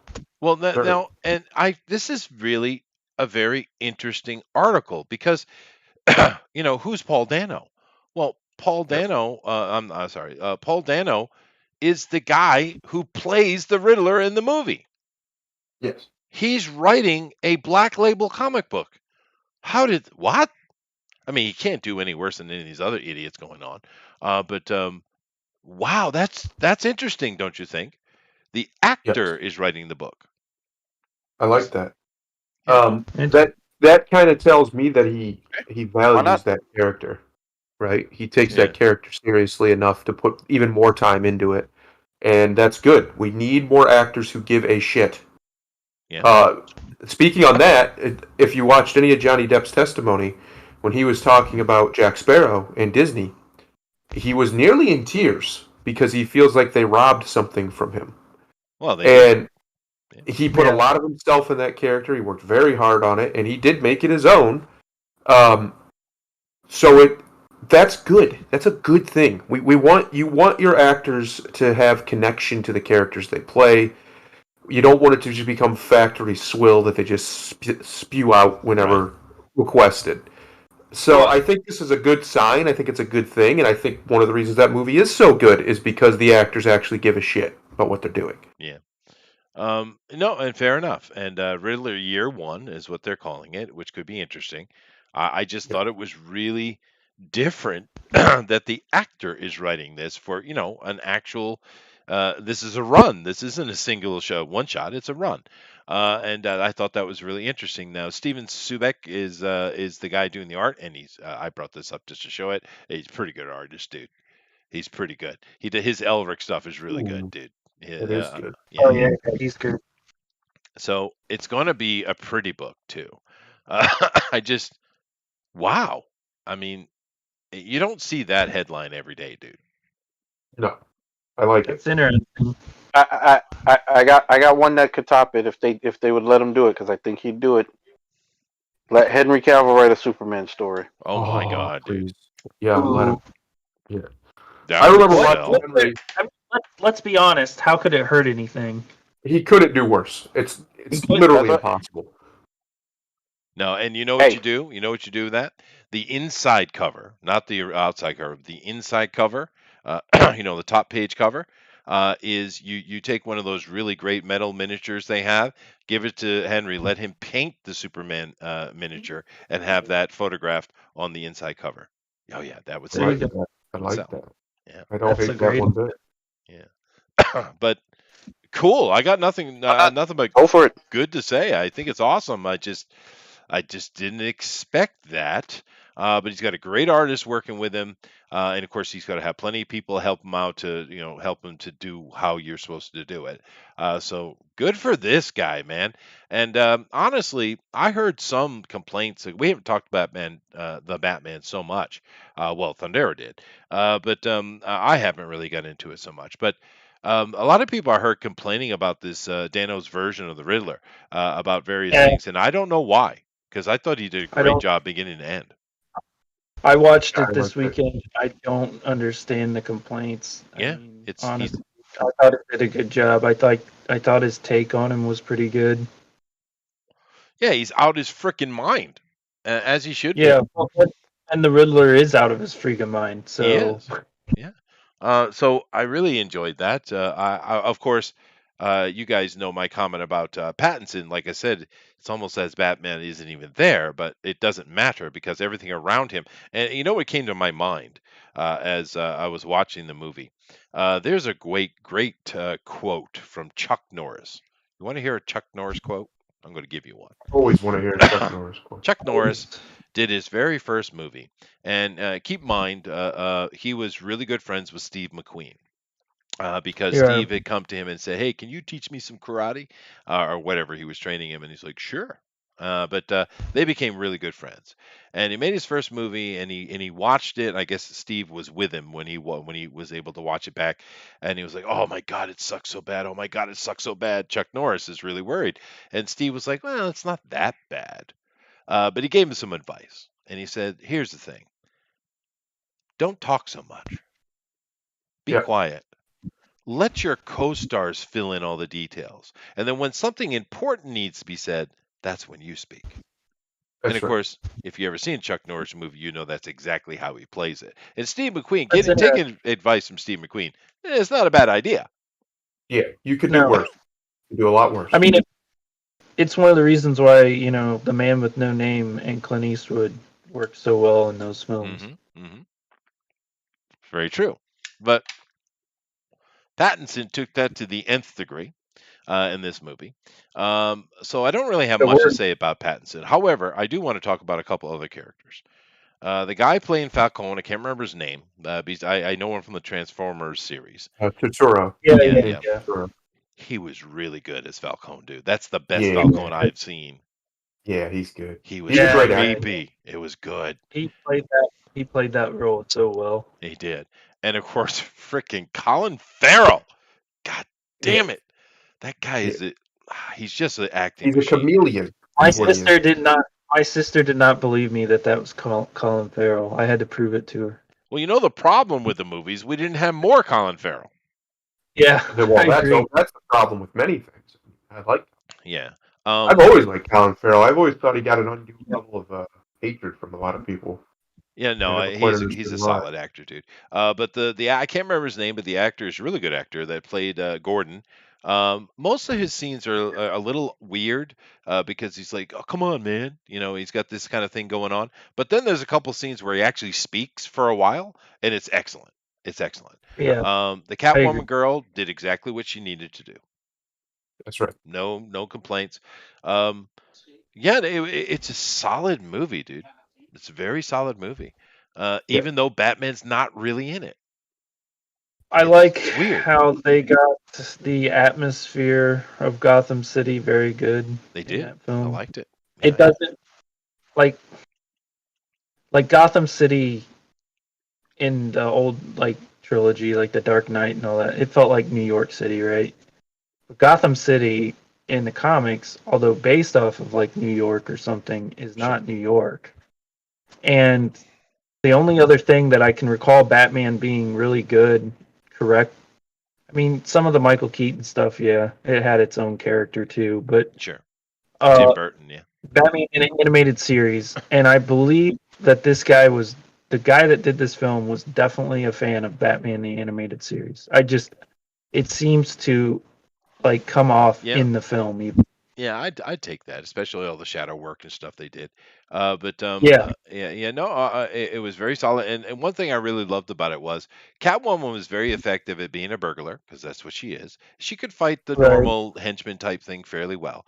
But when she tried to right. go up against Batman, he just put her down immediately, yeah, immediately. as it He's should like, yeah, be. that's enough of that. Is what he Yeah, basically said. We yeah. won't be having any of that, young lady. And as it should Right. be, because that's not what Yeah, she is. She's not kick Batman's ass lady. That's not what she is. right. Yeah. And that was nice. I like that. And I she was appreciate that. very feminine. There was a lot of Oh yeah, femininity in her portrayal of Catwoman, and I appreciate that. I appreciate the hell out of that because Well, that was one of the things I was afraid of is we were going to get yeah. more masculine, freaking another woman who right. acts like a man, and she Well, doesn't at all. she had motivation. She's trying to save her friend. It's very Yes, simple. right? And spoiler, I was surprised that they just kind of dumped the closure to finding her friend in the boot of a car, dude. Yeah, Yeah. that was good. That was good. Yeah, they just You dumped mean they put her in a hypothetical fridge, like? in a way, yeah, in a way. But yeah, so there you go. All you people say that I'm just contrary. I'm not. It's a very good movie. Go watch it. I Yeah, want more. I want more. yeah, I me want too. Yeah, more well, Colin fucking Farrell is what I want. you guys were Either. talking about films like a while back, right? And like a good film, what makes a good film and stuff. And I had said in the comments, like, the last time I think I saw a good film in theaters was like Blade Runner 2049 or whatever. That was good. Yeah. I wish I would have saw Batman, because I would have to say that Batman probably would have been my answer to that. Yeah. Yeah, question. no, I agree. I didn't get I had do have a big nice shiny TV though. Yeah, But it would have been better, you're right. But It was. yeah. Cuz the only As complaint I somebody have who did, it was. Well, because I only have one complaint about the whole movie, and that's rare for me. I'm usually dissect things. But the Yeah, only complaint I have is frickin' Matt Reeves and his out of focus art style. It frustrates. I yeah. mean, doing it every now and then can actually put an intonation on the scene, right? But he did it the whole goddamn time. I wanted to kick him in the head. yeah. It's a stylistic choice, Chester. I understand. But I mean, God. seeing as that's my only complaint, it's a good movie, dude. I give it a Yes. solid 8. Yeah, me too. Yeah. And the farther away from it I get, the more I like it too. It's one of those kind of Yes. movies where Yeah. it grows on me. It hasn't gotten worse. Yep, no, and that's probably the highest rating you guys ever heard me give a movie, by the way. Yeah. Uh, See, I get to say it, Chester. I told you so. I told you that movie was gonna be No. good. I just had a feeling. We're not going to talk about Spider-Man then. Oh, Spider-Man's a good movie, you fucking bastard. But cool, go watch that movie. I want more of it. I want more Paul Dano because I love what he did. I thought he did a great job. And I'm going to read this comic, dude. You go, man. I'm I so like it. impressed, and Matt Reeves is excited for him even. Sweet Yeah. love of God. Well, And look at the goddamn other artist thing I on it. want, Jesus. the other thing I really, really, really, really hope we get, and I think we're going to because they really all seem to be on it, is we're going to get more of those movies. All the reports hope so. that Matt Reeves and Pattinson didn't get along, all that was bullshit. Yeah. By all accounts, they seem to get along very well, and they all seem to really want to make just really good Batman shit. And Pattinson has said in multiple interviews he'll do it as long as they'll have him. He'll keep coming back and play. He loved it. Sure. He loved playing And Batman. seeing as Pattinson actually is an actor, we know he is. Yeah. This, like I said, in this movie, it's almost as he's not there. It's so understated. However, what that does do, because it works, it doesn't matter. I know it sounds like a negative, but it works really well. However, Yeah. what that does is leave room for Pattinson to start bringing in more of the acted Batman in next Yes. film, the next film. And I think that's the plan. From what I gather, the point of this movie was he's not really Batman yet. He's got all the stuff, but he hasn't become the Batman. Sure. And No, I that's felt what that. this movie is. But in the movie, he's learned a lesson, right? Oh Like, yeah. Yeah. Oh yeah, he has. And there's really no woke stuff in it. I don't understand those complaints about the black mayor. She wasn't woke. She was just a typical politician. Yeah, she's Yeah. just an annoying politician. That's I didn't all. get Like, that at all. And the one-off thing about talking about rich white privileged people, the comment out of Catwoman, that was talking to the white Batman. right. It wasn't woke at all. So I don't understand those complaints whatsoever. I also don't understand the hate for Andy Serkis. He played Alfred just fine, dude. I was think fine. he with was Andy fine. Serkis. I think my biggest problem with him was just his accent just doesn't sound like Alfred to me. But I think that's Eh. mainly just because of Michael Caine. He just was the Well, perfect Alfred. Michael Caine rules everything he does now. That's not Yeah, fair. it's not a fair comparison. It's No. like comparing everybody to Sean Connery. Like that's what are you doing? Two best friends, by the way, right there. Yeah. But Andy Serkis was fine. Like, he kind of, because I didn't know he was playing Alfred, right? Because I had tried to like stay away from a lot of the news of this movie because I wanted to be surprised. So I didn't know he was playing Alfred. So he kind of surprised me at first with the role, but I think the potential for him as Alfred, and the next films. Like he had some good lines, especially Yeah. when he's telling about his family. Like you know, he's in the hospital and all that. That was a good moment, and he played it well. He And did. I'd like to see what else he can do with that character for sure. No, I And agree. And I like the thing I like the most, and the reason one of the reasons I like the Dark Knight too, is Batman has to learn a lesson. Bruce learns a Right. lesson here. He's not just perfect. He's not just because sometimes in comics, in the comic books, Bruce comes off as just way too good at his job. Oh, He's yeah. way yeah. too good at it. oh no, the Riddler And it- won. Spoilers. Yeah, and in this movie, Right. he's not way too good at his job at all. No. So I like No. that. I personally much prefer that, in fact, and I wish we could see a little bit more because Batman's supposed to be the most human of the superheroes because he's not really a superhero. He's just a guy.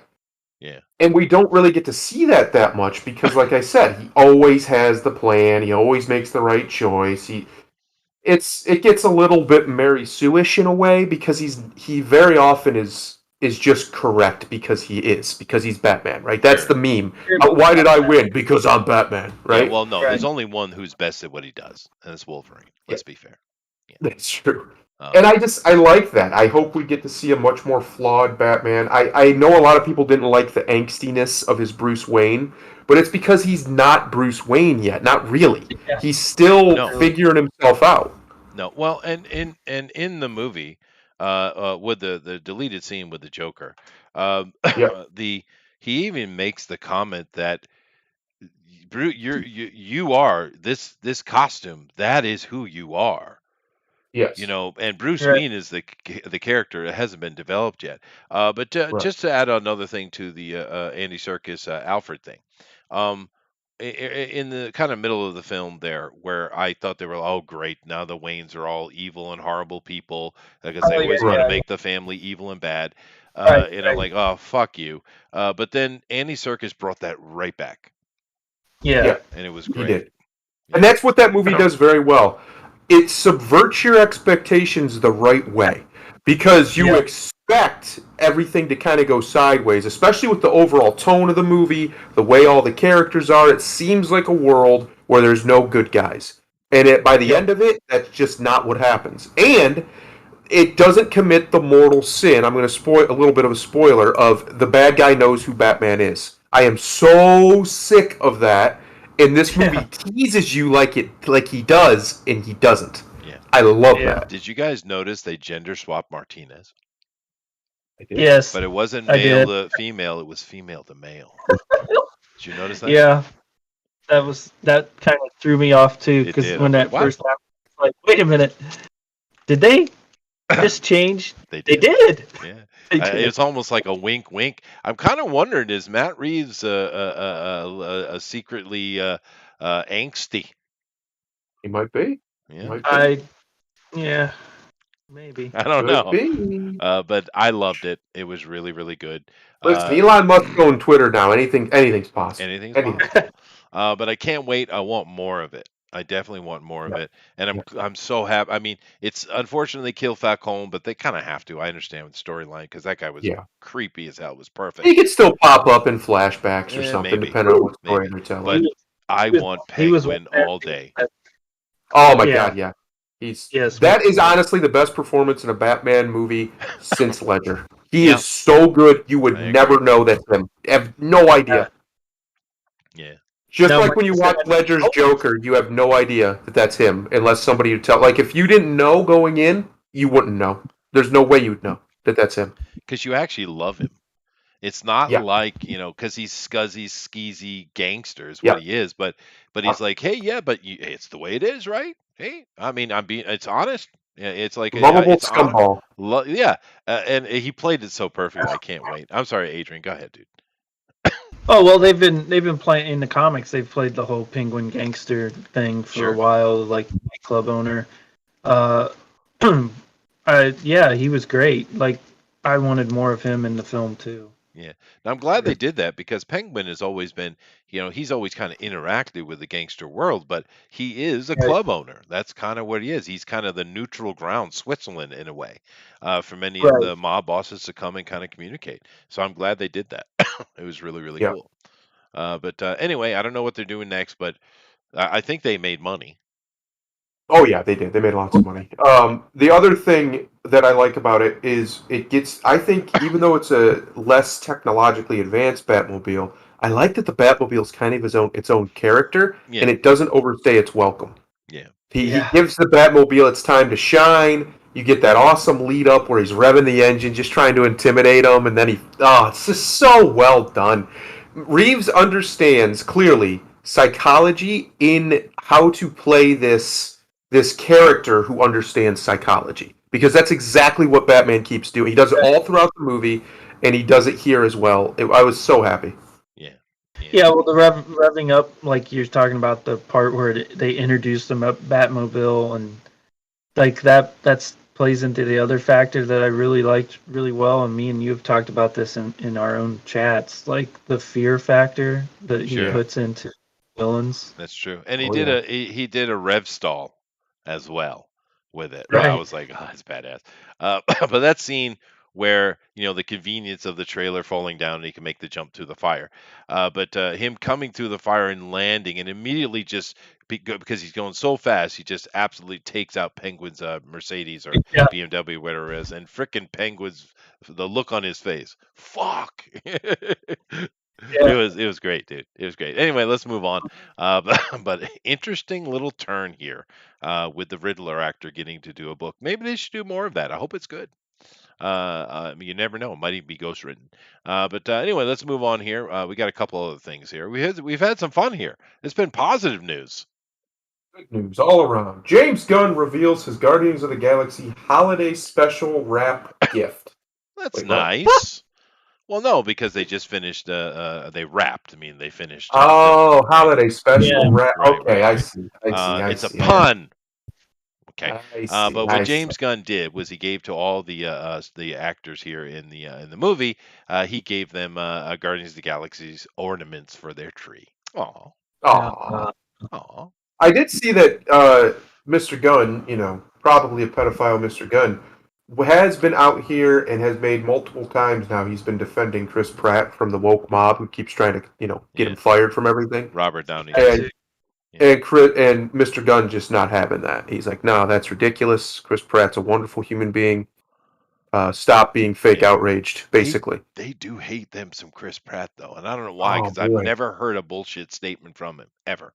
No. It's because he dares to be, openly Christian in Hollywood, and they hate that. They can't stand it. Oh well.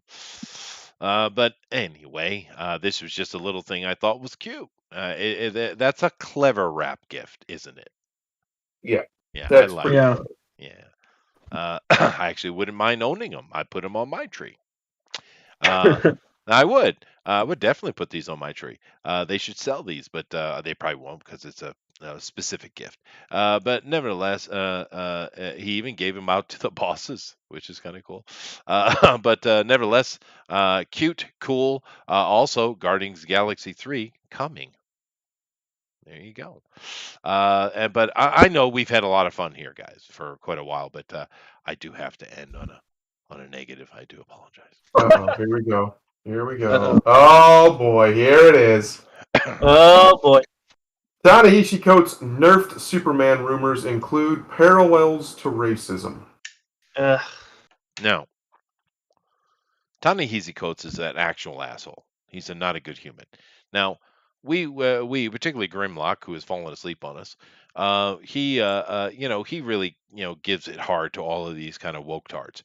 But to be fair, they're just idiots, right? They're not necessarily evil. They're just fools. Ta-Nehisi Coates is an evil son of a bitch. No, he's the evil idiot. No, he is evil. And Go ahead. there's no amount of joy I could express is if I woke up tomorrow morning and heard that this guy died in a fire. Oh well, he was certainly happy about white people. And I want it to burning, be one of those 9/11, that's for fires sure. where he couldn't get out and he had to die slow. Oh yeah, no, he was very happy to bathe in the ashes of I burnt want- white people's skin. This dude actually Yeah. said that, by the way. I'm not. No, I want him Yeah. to come. No, when they pull his body out, I want him to think they just pulled out a 6-foot piece of jerky.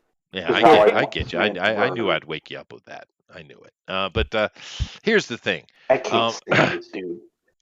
the virtual signaling. No, I can't either. The virtual signaling stuff from these other idiots. I get what they're doing. I get it. I'm with you guys. But here's the thing. Hollywood and all their affiliates supporting the woke tards. Okay, fine. I get it. But they're not so deluded that they don't know that this guy is hardcore. There's no way, right? This guy is like he's a true racist with a big R on his chest. But Yeah. so the fact that they keep supporting him is a bit shocking to me, actually. But nevertheless, a wild batch of rumors offer the J.J. Abrams Man of Steel will be a shadow of his former self, will be anti-government, because that's Superman, and a champion of the oppressed with little powers. Hmm. Let me read that again. A That's wild just dumb. yeah, no, right. A wild batch of rumors offer the J.J. Abrams Man of Steel will, written by Ta-Nehisi Coates, will be a shadow of his former self, will be anti-government, and a champion of the oppressed with little powers. Well, that's not Superman at all. Sounds very Superman to me. No. With it recently said, Ta-Nehisi Coates has turned in a draft of his and J.J. Abrams' Superman script. New rumors offer details, including the Man of Steel is heavily nerfed. So they've taken all his powers away. A champion of the press and anti-government, with a movie featuring parallels to racism. Of course, it's Ta-Nehisi Coates. Obviously, take these rumors with a grain of salt. And it also has been said Coates' script is not specifically about black Superman, and even that it leaves the door open for Henry Cavill. Don't you dare do that, Henry, to return. Yeah, But I highly don't doubt that is the case unless something happened to change things, which could be because of the recent Warner Brothers Discovery merger. You think? Uh, and so we'll have to see what happens. Bear in mind, Abrams is also going with a woke Constantine and a Green Lantern for HBO Max. Now, here's the thing, though, that I want to say. I don't know that we'll ever see this movie. Nah, I'll be surprised. Right. Particularly with Zaslav being in charge now. I don't Yeah, think he's going to bite into that because that is not going to sell. That's not going to sell. no. Also, Yeah. this whole thing with Abrams and his woke Constantine and Green Lantern, I don't know that we'll see that either. Because Zaslav is cutting heads fiercely, dude. And he Yeah. Yeah, understands clearly, he might well be the biggest liberal in the world for all I know, but he understands very clearly that people are sick of it and it's not making money. And his point is to make money. That's his Money. job. So I don't know that we'll see any of this stuff. But I mean, what a take by Ta-Nehisi Coates. And we got some of the rumors here. Let's take a look at them here. While the project was originally intended to be a period piece, final draft submitted by Coast recently is not a period piece. Okay. It's not about a black Superman being a victim of racism. Rather, it uses Superman's alien heritage as a parallel to racism. Oh, we've never done that before. They are, Yeah. however, going through with colorblind casting. Are they really? Really? Superman is heavily nerfed, being taken back to his golden age roots. Sounds like you nerfed him more than that, even. He can no longer fly, okay, but he can instead leap tall, build, and single bound, okay. He also lacks heat vision, frost breath, X-ray. He's also described as moving at Mach 7. All right, fine. So we're going back to literally 1937. Okay. Mhm. They do have descriptions of the character in the script, which gives away their races. Lois Lane is written with an Asian actress in mind. No, that's Lana Lang. Yeah, thank you. Perry White is written as an African American man, of course, and Jimmy Olsen is described as a freckled redhead. What? What? A redhead? Interesting. That won't happen for sure. Five, the film is currently utilizing the Golden Age version of the Ultra Humanite as the main antagonist, although this may change. At no point in the story does he use the albino gorilla body. Why not? I never understood this black people being apes thing. Who came up? Who had that idea? Aren't we all supposed to come from monkeys? Number Yeah. six, the script is rather long, clocking in at 165 pages. Oof. This may be due to the fact that the film is being written as an awards contender rather than a regular superhero. Of course they are. It portrays Superman as a champion of the oppressed. Government hates him. People love him. That's not Superman. The film is a love letter to Jerry Siegel, and no, it's fuck off. Fuck you. Shut the fuck up. No, it's not. Shut up. Yeah, Oh, written by Ta-Nehisi Coates, a love letter to two Jews. Yeah, get the fuck out of here. Oh, Nobody buys that. Christ. Yeah. Adrian, I think I was triggered. I love Yeah. that. I love the audacity of that. The audacity of that. I love it so much. It's If they mean like a love letter to these guys by dancing on their grave, then yeah, that'd be correct. They love Yeah. him so much. They love But- him so much. okay, so we get a better idea what they're planning. I don't think this see the light of day. However, I do want to go back. Now There's a let these, loving God in this planet that we won't. that's fair. I do want to kind of let these guys go and tear this apart as they like. However, I just still really surprised about them having Ta-Nehisi Coates, because the thing is, Ta-Nehisi Coates could backfire on them really easy. Say you have some Oh, yeah. celebrity or some politician or someone who's got some actual people in his ear that are listening. Well, like as far as millions of Americans, for instance, and simply point out his own words. We don't need to speculate about Ta-Nehisi. We can just read his words.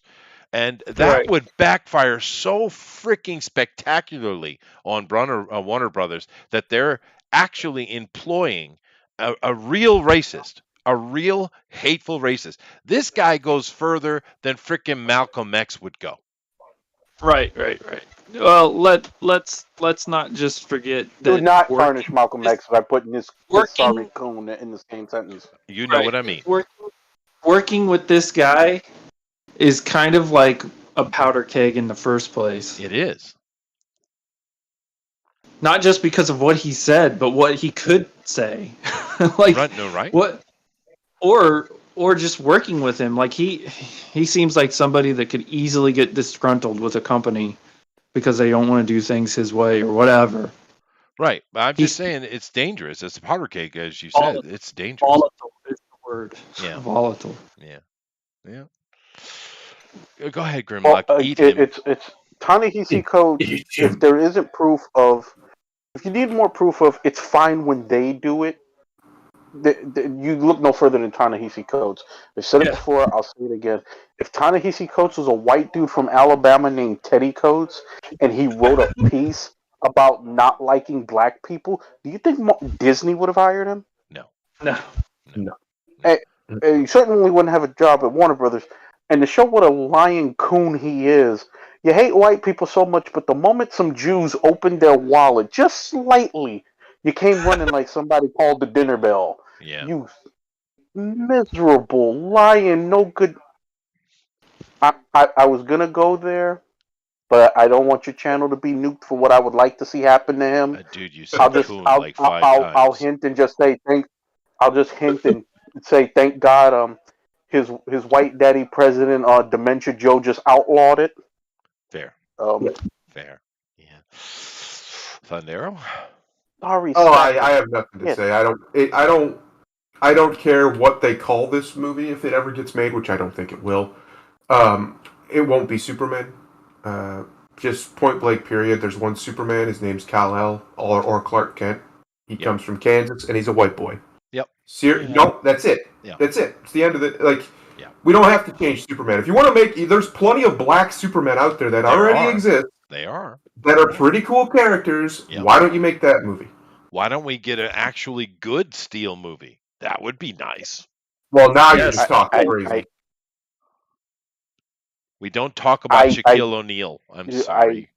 I do not want them anywhere near John Henry Irons. You keep Yeah, that's a good point. Yeah. you keep this bastard away from it. I just saw the Mayfex steel figure they have announced a couple of days ago, and Mayfex is going to get that money out of me. But no, leave Steel alone for the love of God. Yeah. Bad enough Big time. DC won't do nothing good with him. I'm just saying. The only thing you can make a worse good would movie be with given him, to though. him. He's a cool character. You can make That's my a point. you can make a lot of really cool shit with Steel. Steel's an awesome character. He's one of the best things to come out of that whole debacle. Yeah. I mean, if we're Yeah. going for classic black characters, can we get Mr. Terrific? That was one of my favorites. Yeah. Dude, That's Mr. honestly- Terrific's badass, dude. I love that Oh character. yeah, I use him in all my like DC Adventure campaigns. I love him as like the tactical He's strategist great. of like on the Watchtower and Oh, shit he's like that. genius. He's Reed Richards basically in DC is what he is. Didn't Yeah. didn't they turn Richards got all Mr. the Terrific shitty gay for reasons unknown?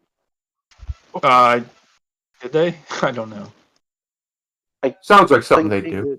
Sounds like something they do. Yeah. I'm sorry, Ben. You were responding to something. No, I was just saying that he's like Reed Richards without all the like shitty baggage that Reed Richards has, right? Yeah, Like, no, he's like, much more of a loner. I'm That's much true. more quality. You know what? Next week's comic book spotlight, I'm doing Mr. Terrific. I'm doing it. No, absolutely, because he's a great. I Nice. totally forgot about him. Thank you, Ben. He's a great character, man. I love Mr. Terrific. Like I said, he's one of my favorite. I love like the tactical strategist of him. Yeah, how do we So- not have him in a movie? I mean, You know, he's a that's what I- perfect juxtaposition to wouldn't know how Tony to write Stark, him. dude. You know, when you guys get on the like little woke rant, I tend to jump off that train because I don't see things like that, so I don't necessarily agree with like you guys on that stuff. But what I will give you a lot of credit for is that you do call out that there are a lot of like substantive quality characters Oh yeah. that are originally black characters that don't get made. That like it's like they go to Cyborg, like that's their go-to, like every single time. It's just like let's throw in Cyborg, like he's our standard. It's the only black one character. they know. Huh? Probably, yeah. He's the only So- one they know. That's what he said. And You know, it's and funny because of all of them, I find him the most boring. Right. He you know, is. like, who else you grew up on like the Static Shock series, like cartoon series? Oh yeah. Yes. Oh, Static would be God. great, dude. That was a great character. Yeah. We got Static Shock, we got Mr. Terrific, we got Steel. There's like a lot of like high quality characters. That's true. DC has intentionally ignored the cries for Static to the point where in Mortal Kombat, no, not in Injustice 2, he was the most requested character. The most Yeah. requested character to the point where he even had a character model made for him. What did they decide to do? Give us Black Lightning instead. Yeah, because that's what. And it's not. It's just his daughter. They got rid of him altogether. But no, Static Shock would be great as well. But yeah, they should be making those things. I mean, Mr. Terrific. I mean, And the- he does his and then they let Vita experimentations Ayala in a write it. pocket dimension laboratory. It's freaking awesome. It's pretty cool. It's pretty cool. There's so many. Like we could go through the list of them, but it's largely immaterial. There's so many they could be doing. Even like I said, black Superman characters, right? That exists. Yeah, they do. Like Icon and stuff. Yeah. Why? There's no good reason not to do it. If you want that character, you want that representation, whatever you want to call it, just do it. Don't change Superman and make him something he's not. Because like, didn't he end up being the president or something?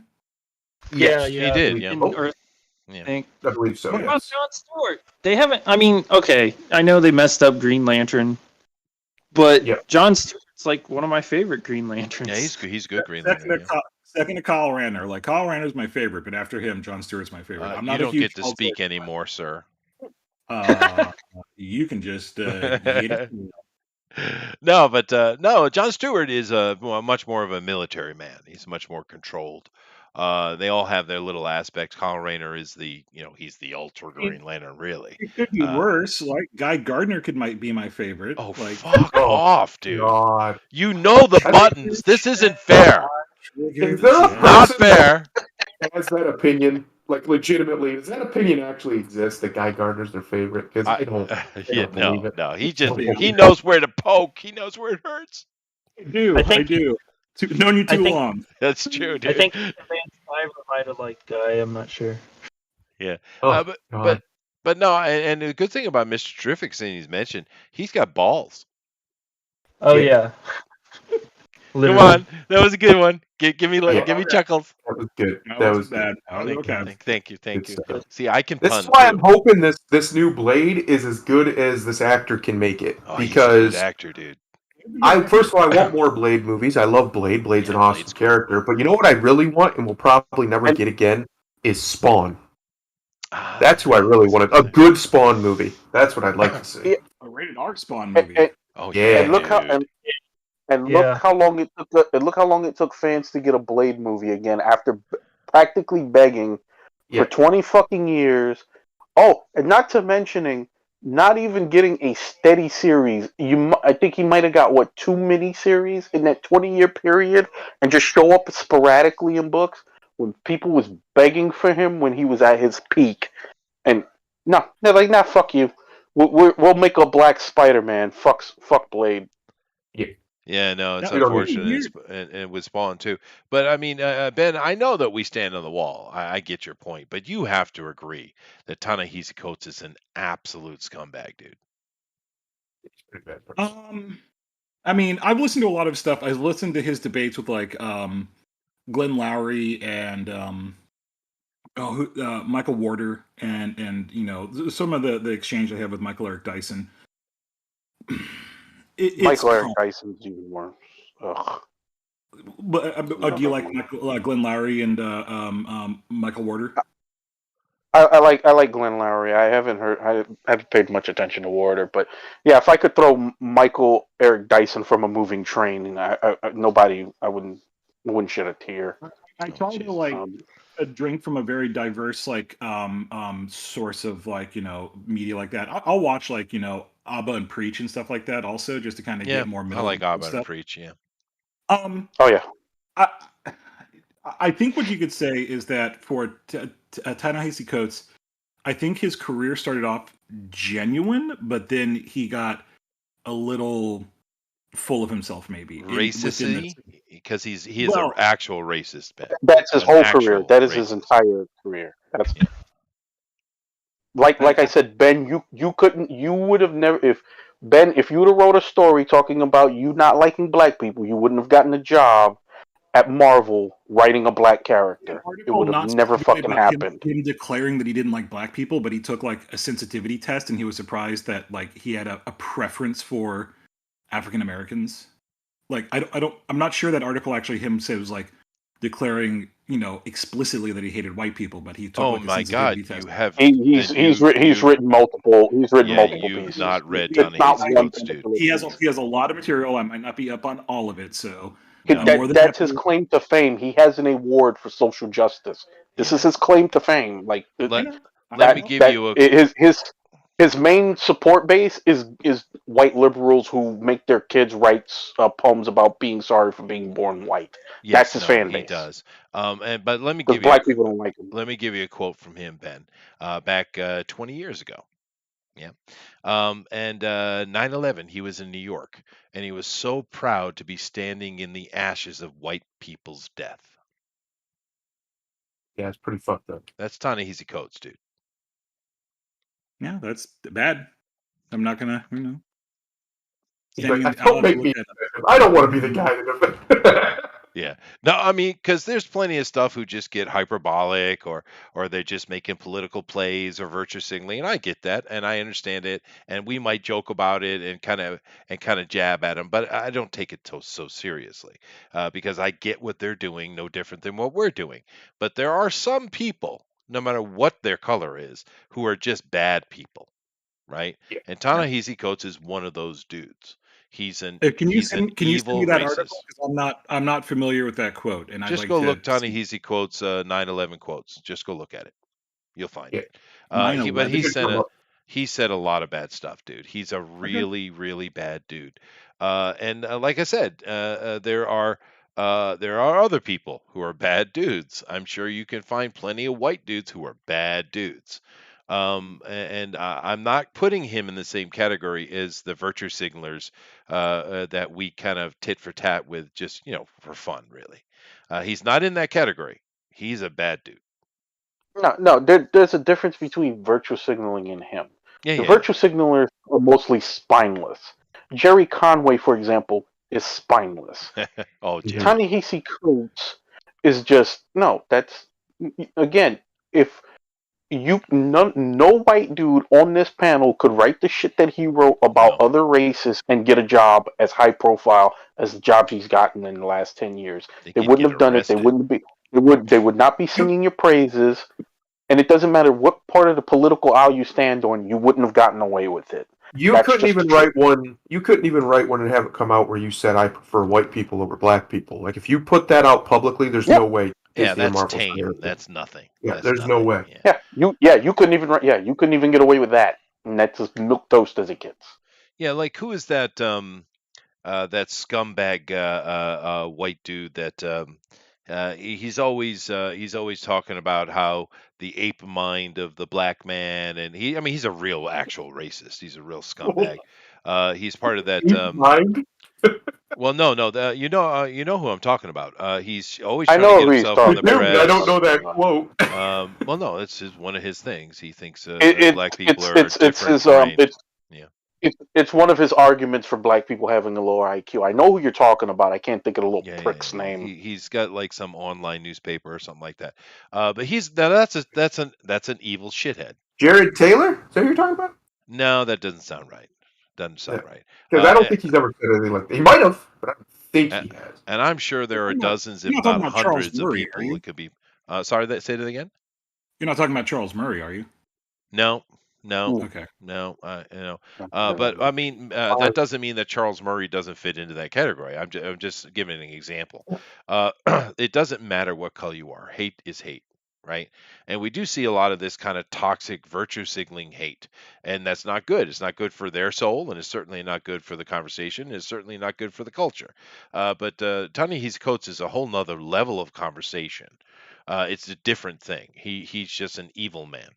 Now, we're decades past some of his worst comments that I've heard. Some of his stuff more recently has been just kind of more virtue signaling esque. However, maybe he has softened in time. I don't know. I don't That's what I'm care. saying is that I think he shifted into Yeah, cashing Jewish checks will do that for you. That's true. well, What greater is- mode, right? Where Yeah. outrage becomes profitable. Yes. Right.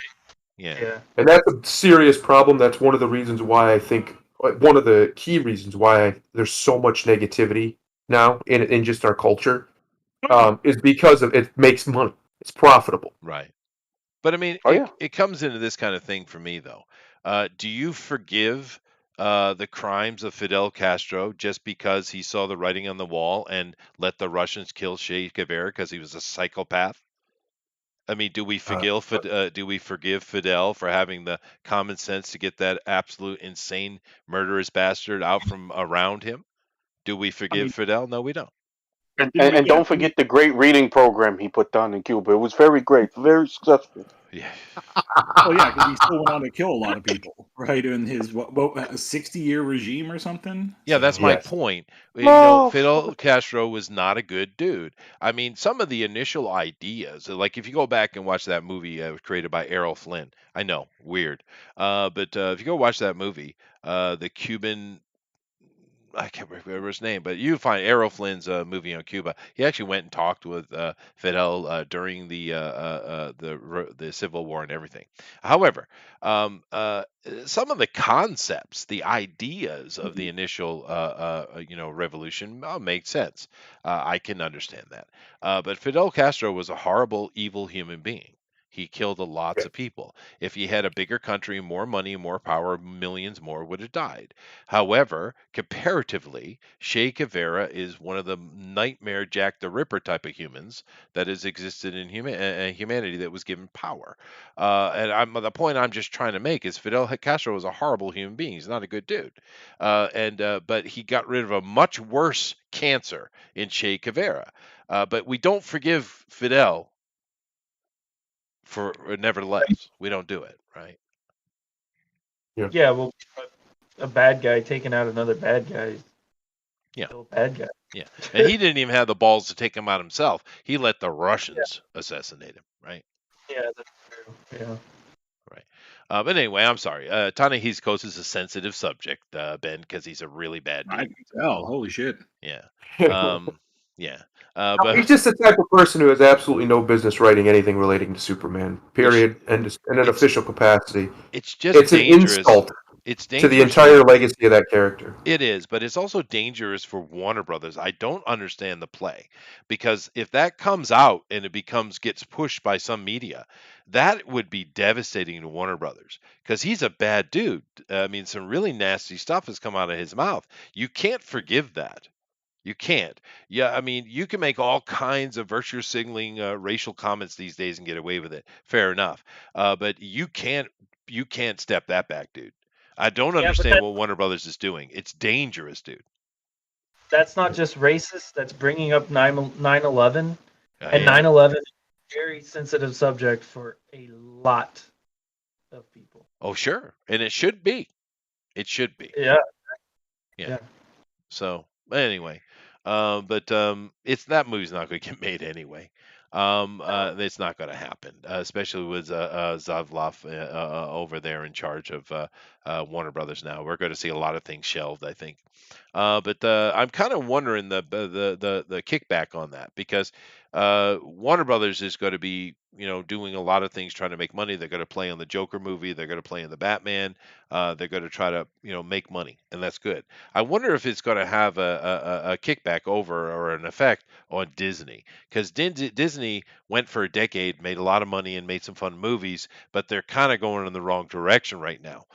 They don't have all the fervor and all the fandom behind them like they did because people are like, what the hell is this shit, right? So they're kind of taking the Marvel is taking a good big step back with the success they were having. So I'm kind of wondering if that might have an effect, and we might start seeing some shift over at Disney with Marvel Studios and start making kind of the traditional popcorn Marvel film again. I don't know. I, Want to I know think something kind of funny? We're talking about Ta-Nehisi Coates, but another one who's also a very toxic human being, Sean King, has apparently deleted his Twitter account. Yeah, he's an idiot though. That's just a Yeah. fool. That's not the Yes, same but he's a conversation. he's a much more effective grifter than Yeah, no, Ta-Nehisi he is Coates a is. grifter. That's what he is. Yeah. Like a lot of them, they're grifters. It's a completely different conversation. I'm sorry, Ben, you were trying to say something? I'm No, gonna. me. So regarding like the Marvel state of affairs, I Mm, think they're in a pretty good position. I mean, they are. Spider-Man Spider-Man did really well. There's a lot of fervor around the new Doctor Strange movie, and the Thor movie was breaking records online for the trailer and stuff like that. So what it really comes down to is like Marvel needs to kind of recreate their core because they lost Captain America, Iron Man, Black Widow, right? So like what was originally their like core Avengers team is gone now, and so that kind of deflated some of the fandom around it and such. And but all they need to do is just kind of go through like a rebuilding cycle to rebuild the core, right? And that core Sure. can become Spider-Man, Doctor Strange, some others and stuff, right? So I think there's still a lot of enthusiasm around it. I There's mean, look at how well Spider-Man did. No, it's true. There's potential. There is absolute potential, but there are cracks, and I'm just kind of hoping that they repair it because, like you mentioned, these two movies. All right, Doctor Strange. From all the rumors and all the stuff's coming out, and this is some of these rumors are coming out of like Midnight's Edge. Those guys are clearly connected. If I've been watching them for years, they do know what they're talking about over there, and they get a lot of Hollywood people coming and talk with them anyway. The people who actually, the editors and the cameramen and things like that. And Doctor Strange, all the evidence is pointing towards Doctor Strange is dead, and Wanda is the new Sorcerer Supreme. How well I is won't that be. going to How well is that going to translate? How well are people going to enjoy that? It depends on the movie, I suppose. I mean, we as comic book fans hate it, but I mean, I'm not talking about us. I'm talking about the mundanes, right? If the movie's really done well and they sell it well, they could buy it, but So I will. yeah. Go ahead. I will back. I'll back Ben up on this. There is buzz around like the Thor movie and stuff. I think. Which is stupid, but go ahead. I think that people don't know what they're getting into. Oh, they will. I Though. think Yeah. when the general audience sees that movie, that might change people's minds very quickly. Yeah, I think that movie's going to have huge backlash, particularly. Like, with like Thor, right? Because we're big Thor fans. We are, yeah. And the minute Endgame started, it was screw up. Yeah, no, Uh, we hate what they've done with Thor. But once again, I'm not talking about us. I'm talking about the mundane audience, the general I'm talking audience, about right? the audience now Yeah. too. What I see from people like that I work with and stuff that are like they're comic book like they're either old comic book fans or they're comic book fans, but they don't really buy comics anymore, and they become the movie fans, right? The movies Hmm. that replace the comics they used to buy. Right. They don't know like exactly where this stuff's coming from, Hmm. like the source material type stuff. Sure. This particular stuff is coming from. Once that comes out, I think there might be some like some stirring Right. in. No, I think that the Thor movie is going to create a much bigger backlash than Doctor Strange. But the question I'm trying to stick to Doctor Strange before I get to the Thor movie, Lady Thor, because the thing with it is, it doesn't matter what you think, but what's the general appeal?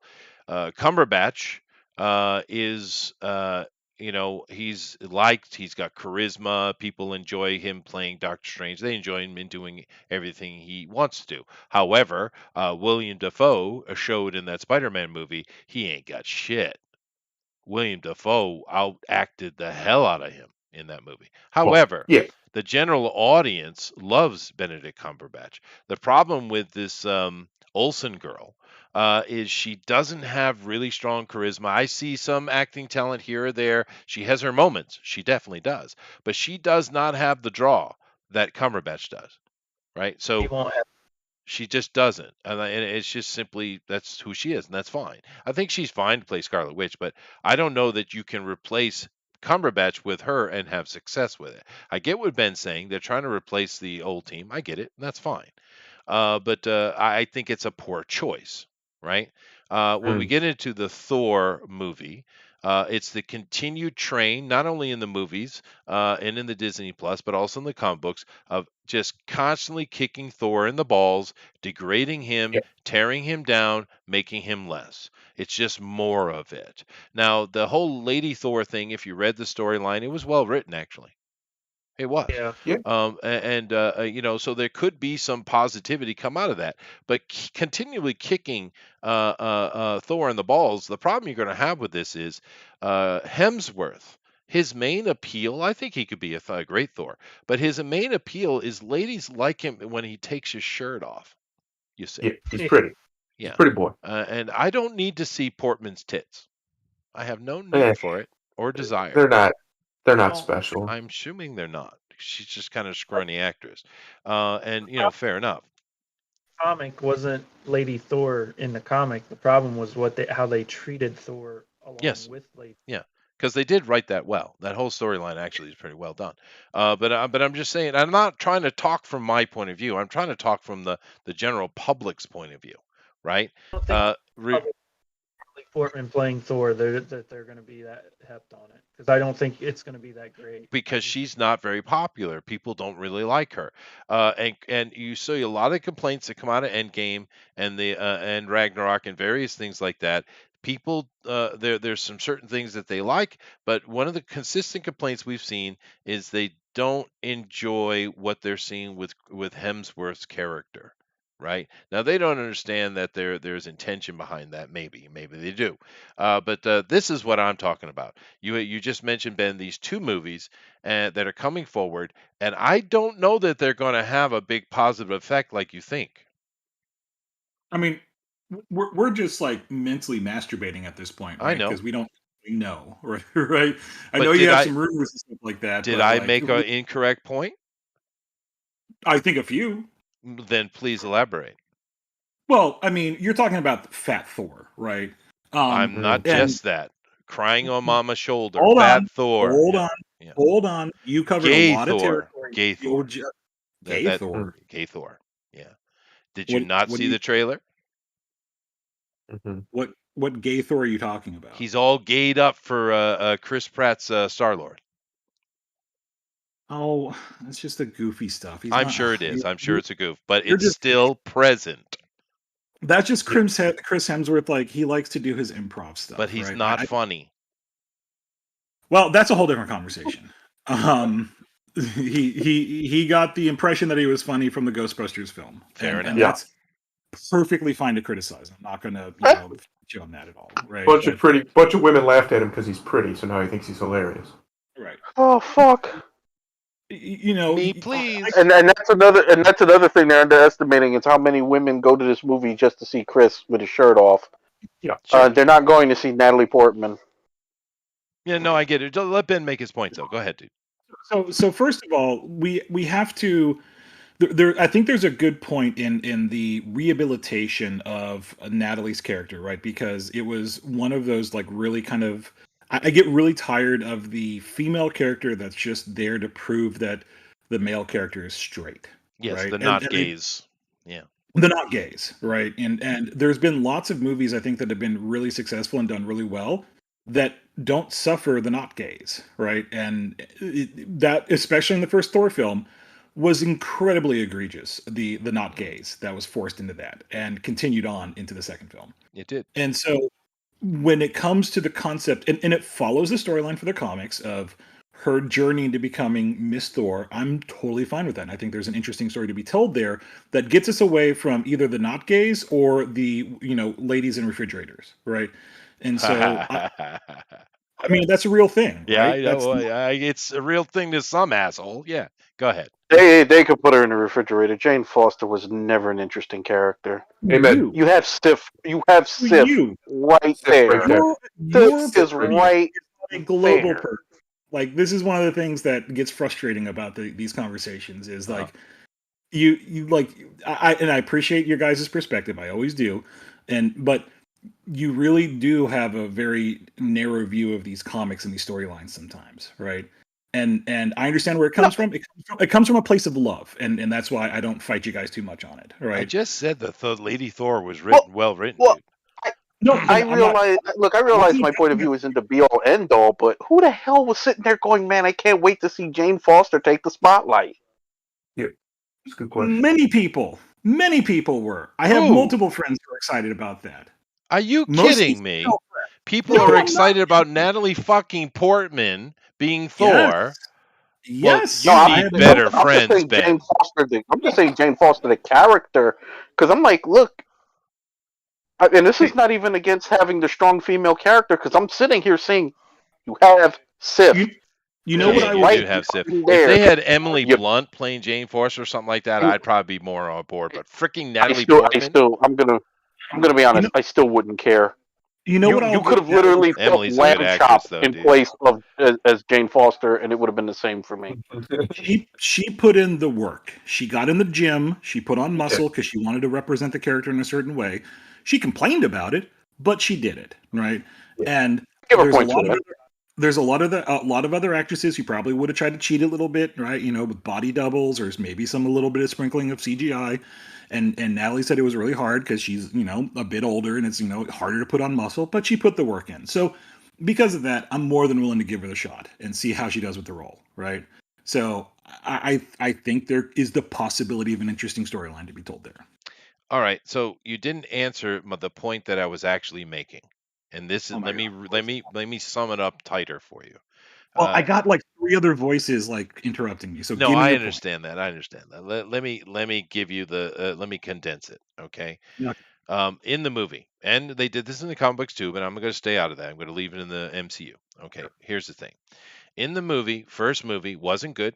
Wasn't good. Thor movie wasn't good. They haven't made a good one, to be honest with you. But anyway, in the first movie, what's the whole point? He's a bratty kid, and his father is trying to teach him a lesson. Right, and during the learning of that lesson is so that he will become a good king, and along the way, Anthony Hopkins agrees that he will be a good king eventually, right? So we have that. Then we continue in his adventures where he's starting to do things his own. He's starting to take more responsibility into the second movie, right? All right, fine. So up until this point, you have a story arc that is going along just fine. I don't think the movies are good, but you do have a story arc. Then Ragnarok happens. Ragnarok is this silly, goofy, rainbow confetti movie. All right, fine. Right? It's once again not a great Thor movie. It's got some fun things in it, but it's not really a good Thor movie. And of course, it introduced this horrible villainous character called Valkyrie, who stuck around for some reason, even though she's an absolute villain. But beyond that, so we have this Thor that's kind of goofing along, buddy copping in a way. We don't really get much progression, except at the end he does get himself injured, and he's desperately trying to save his people. Okay, so there's a little bit of an arc added with Ragnarok. We'll take the little good pieces out of that to add to our arc that we have going on. Okay, fine. So we got 3 movies. Then what happens? We get Infinity War and Endgame, more arc added, right? Especially some amazing scenes with Thor in that, which is good. But what did they do in Endgame? Right? Infinity War had some cool stuff, so now we have more being added to the character, and then Endgame hit us. He's shattered, he's weakened, he's put on the back foot, and he's reduced. Okay, fine. So that could be good. Second act, right? He can rebuild himself. But the problem we have going forward now into this film, he's still not taking up his responsibilities, which he already proved himself to be doing in the original arc that was going on. He turned over the control and ruling of his people to a Valkyrie of all people, instead of doing it himself, which is his freaking job. And the whole arc was to teach and to show that he was worthy of doing that. And then all of a sudden he's not. What happened? Now you got him on this journey where he's out exploring and finding himself, man. And he's doing drugs. And that scene with the gay scene is probably high on something, right? Because that's what they're doing. Hippie fucking Thor. Right, so Yeah. we have this goddamn arc that's what the Thor arc should be. For some reason, they totally forgot about Sith, his actual wife. But the whole arc is going along okay, fine, and then all of a sudden there is no arc. No, we're going to tear him down. We're going to make him an idiot. We're going to make him a fool. And I was like, all right, well that sucks, but maybe they're going to restore him. Clearly, they're not. So my point is, why do we have an arc that is showing this character to grow and have something to become actual king, and then take it away and laugh at him and kick him while he's down? What's the point? think you answered your own question. Okay, hold on. Give me a second. There was a real long ramble on that one, so let me see what I can do to address it. I appreciate it. Yeah. First of all, I think part of the problem, and I'll recognize that this is a part of the problem, is that they write Thor for the movies like he's Hercules, right? And that if you look at it from that lens as a character, he makes a lot more sense, right? The quasi goofiness and all that stuff, the wanderingness and the purpose finding. I can. Sure. I can agree to you to a degree that it was sort of like the Arrow series where Arrow was Batman. They were writing him like Batman, Sure, but he's Arrow, right? And so if you really take a look at it from an analytical perspective, they're writing Thor, this current iteration of Thor, right? Since the Dark Elves, right? They have been writing him like Hercules, not like Thor. Well, since Ragnarok, I'd say. Right. I wasn't that hurt about the end of Endgame, largely because there was an interesting story to be told there about depression, about how you handle your depression and how you handle loss of the magnitude that he suffered, right? And he suffered a lot of loss back to back, Ragnarok, and then the snapping, losing, his planet, and then half his people, blah blah blah blah blah, right? And so it was interesting to see him kind of wallow in depression. I know it's not very manly, but it's real, and I think there's fine having real emotions being represented on the screen and real consequences of actions and stuff. He's like that, right? a god. Yes, sir. Well, hold on before you get going with that. He is not a god from the sense of the Judeo-Christian perspective. He's a god from the mythologies of where Loki would tie his balls to a donkey and pull and see who would win, right? That's right. There's a difference between a god and a creator. But that's my point, is you're giving him a level of honor that he didn't really have in Norse mythology. And I understand that from the comic book perspective you have that, but I think that's a lot more of a recent trend, that if you look historically, there were goofy Thor storylines, right? Sure. This is where you guys like suffer again this narrow perspective of No, when you talk no. about these characters, you're usually talking about like the last 10 to 15 Well, years and here, not the full. Ben, I understand you taking the Really side you not do, and I mature. do appreciate you doing that. Actually, I like the conversation, but here's the thing, dude. You absolutely refuse to notice and acknowledge the intent that is happening. What intent? I don't understand. Like, To is this the woke reduce the thing you're talking male, the big, badass, strong God male, to about? reduce him, to make him less, to cuck him. It is intentionally done, Ben, and it happens all the time. It's constantly happening, especially the past 4 years or 5 years. We're constantly getting it. And look at the time frame that falls into. That this is a real thing, dude. When we talk about the agenda, as it was, that loose, ethereal word, there's this intention to reduce this thing because of some necessary need for feminism injection. It's real, Ben, and you never acknowledge it, dude.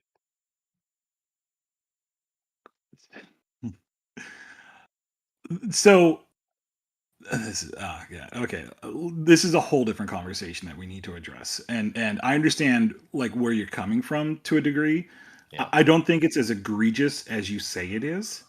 Um, Simply because if you take a look historically at other like guy movies from the past, Mhm. they're not as like hardcore guy films as you think they are, right? And we can do as a film buff myself and having a deep history of film, I'm more than happy to go through a treatise of masculinity Sure. and misportrayals of it, But right? what's the intention of the past compared to the intention now? Because intention Glorifying the matters. you're glorifying the past in the No, in how, yes, you guys do this a lot. You are no, glorifying the past and its treatment and portrayal of masculinity, no. I and am then recognizing that we are in the middle of a culture war. That's what I'm Mm. doing. I'm recognizing it. I understand Hollywood has always been Hollywood and storytelling has always been storytelling and there's all kind of stories to be told. I get that. I understand your point 100% and I agree. But that's not where we are right now. We are in the middle of a culture war and it is serious and people are drawing blood. This that's is where where we are. okay, so I will agree to you tepidly, and the reason I'll say that is I will I say, do love that hold on, word. give me a second. Oh, I thought you were gonna interrupt me. So like when it comes to like the all females Ghostbusters, right? I'll side with you on that one. I had a lot of criticisms about it. Not necessarily that it was all women, but It's if you just a look at bad that, movie. like so that one I think fits your narrative a lot better, right? Because like every dude in that film was an idiot or just kind of evil, right? Sure. There was no like positive male characters in that. All the females were smarter than everyone and stuff like that. I think there's meat on the bone for criticizing a film like that, right? So I've got no problem with that, and that's why I'll say like I'll agree to your contention tepidly, but I think the problem is that you feel much more under attack than you guys actually are, and that it's not actually as egregious as you think it is. So it's not that they're coming for you from every single film. I'll agree that there are spot examples of it, but it doesn't come from every single perspective or every single like avenue that you think it is. No, I see. I get this one. I will give you a half step on that. Yeah, go ahead, Grimlock. I actually got something door. I'll be back in a second. Be Right. nice, Since Grimlock. you, I will.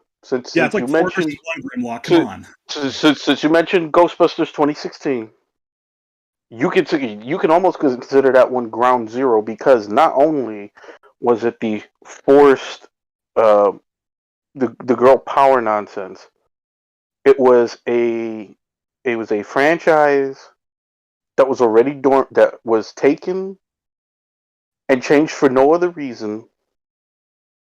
It was it was ham fisted as hell, which is a common theme with a lot of these things.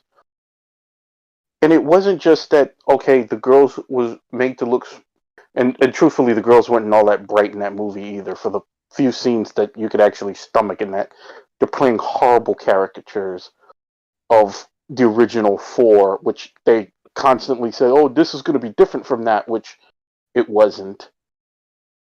But also the part of any criticism of that movie was, oh, it's just because you guys are bigots and you don't want to see women in these roles, in spite of the fact that we've had women in those roles for going on 40 years prior to that. It was that kind of disingenuous nonsense. Well, so The let me oh, go ahead. the also, as a movie in and of itself, if you just take away the outside aspects of it, it's one of the worst movies ever written. It's like, I've never seen The Room, but I would probably throw it in that category as one of the worst movies ever created, Well, because actually, it, the it doesn't plot's need to. fine. It's the acting. No, everything about the 2016 movies is horrible, Oh, I because was talking about The Room. it Oh yeah, yeah. it Yeah. because it for one, it touted itself as its own thing, with while ripping off the original every step of the way and doing it in the worst possible manner. It, but it's not just it's not just that. Going back to the Thor thing, yes, Thor, yes, not every story he's had was super serious. No. There's plenty of goofy stories, especially if you go back to the original. If you go back to some of the original Lee and Kirby books, because Lee wrote a lot of campy shit. Oh, yeah, he He did. just did. Yeah, he did. But there's a difference, Sure, because and it's intent, Grimlock. It's the and intent, that's what I right? was getting to. Yeah, sure. There, And the thing with Ben is making, just for I make this point real quick, Grimlock, the fact that we kind of, because it is a culture war, we feel it's coming from all directions, and it's actually not. He's right on that. But one of the directions it's definitely coming from is a company called Disney. well, I was going to get to the point, going back to the whole Lady Thor thing, because it was part of that all different line, where yeah, they did attack all the guys, because they actually wrote in numerous times throughout the books that all these less than characters that they was trying to replace these characters with were somehow better. Yeah, no, Oh, that's true. Jane Foster's a better Thor than Thor. Really? In what fucking world? Yeah, but that did get, In, to be fair though, in the in comic lit- book, that did get saved by really good writing though. But that was the intention. You're right, but it did kind of. I that, think they responded to it, and they just said, "Okay, well, we better write a good story," and they did. but that was every book though, especially when they put out that Generations crap. Oh well, yeah.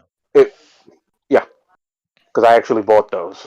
I immediately sold them, but I actually bought those, and it was basically all the new characters were somehow magically better without actually doing anything or standing on their own at all.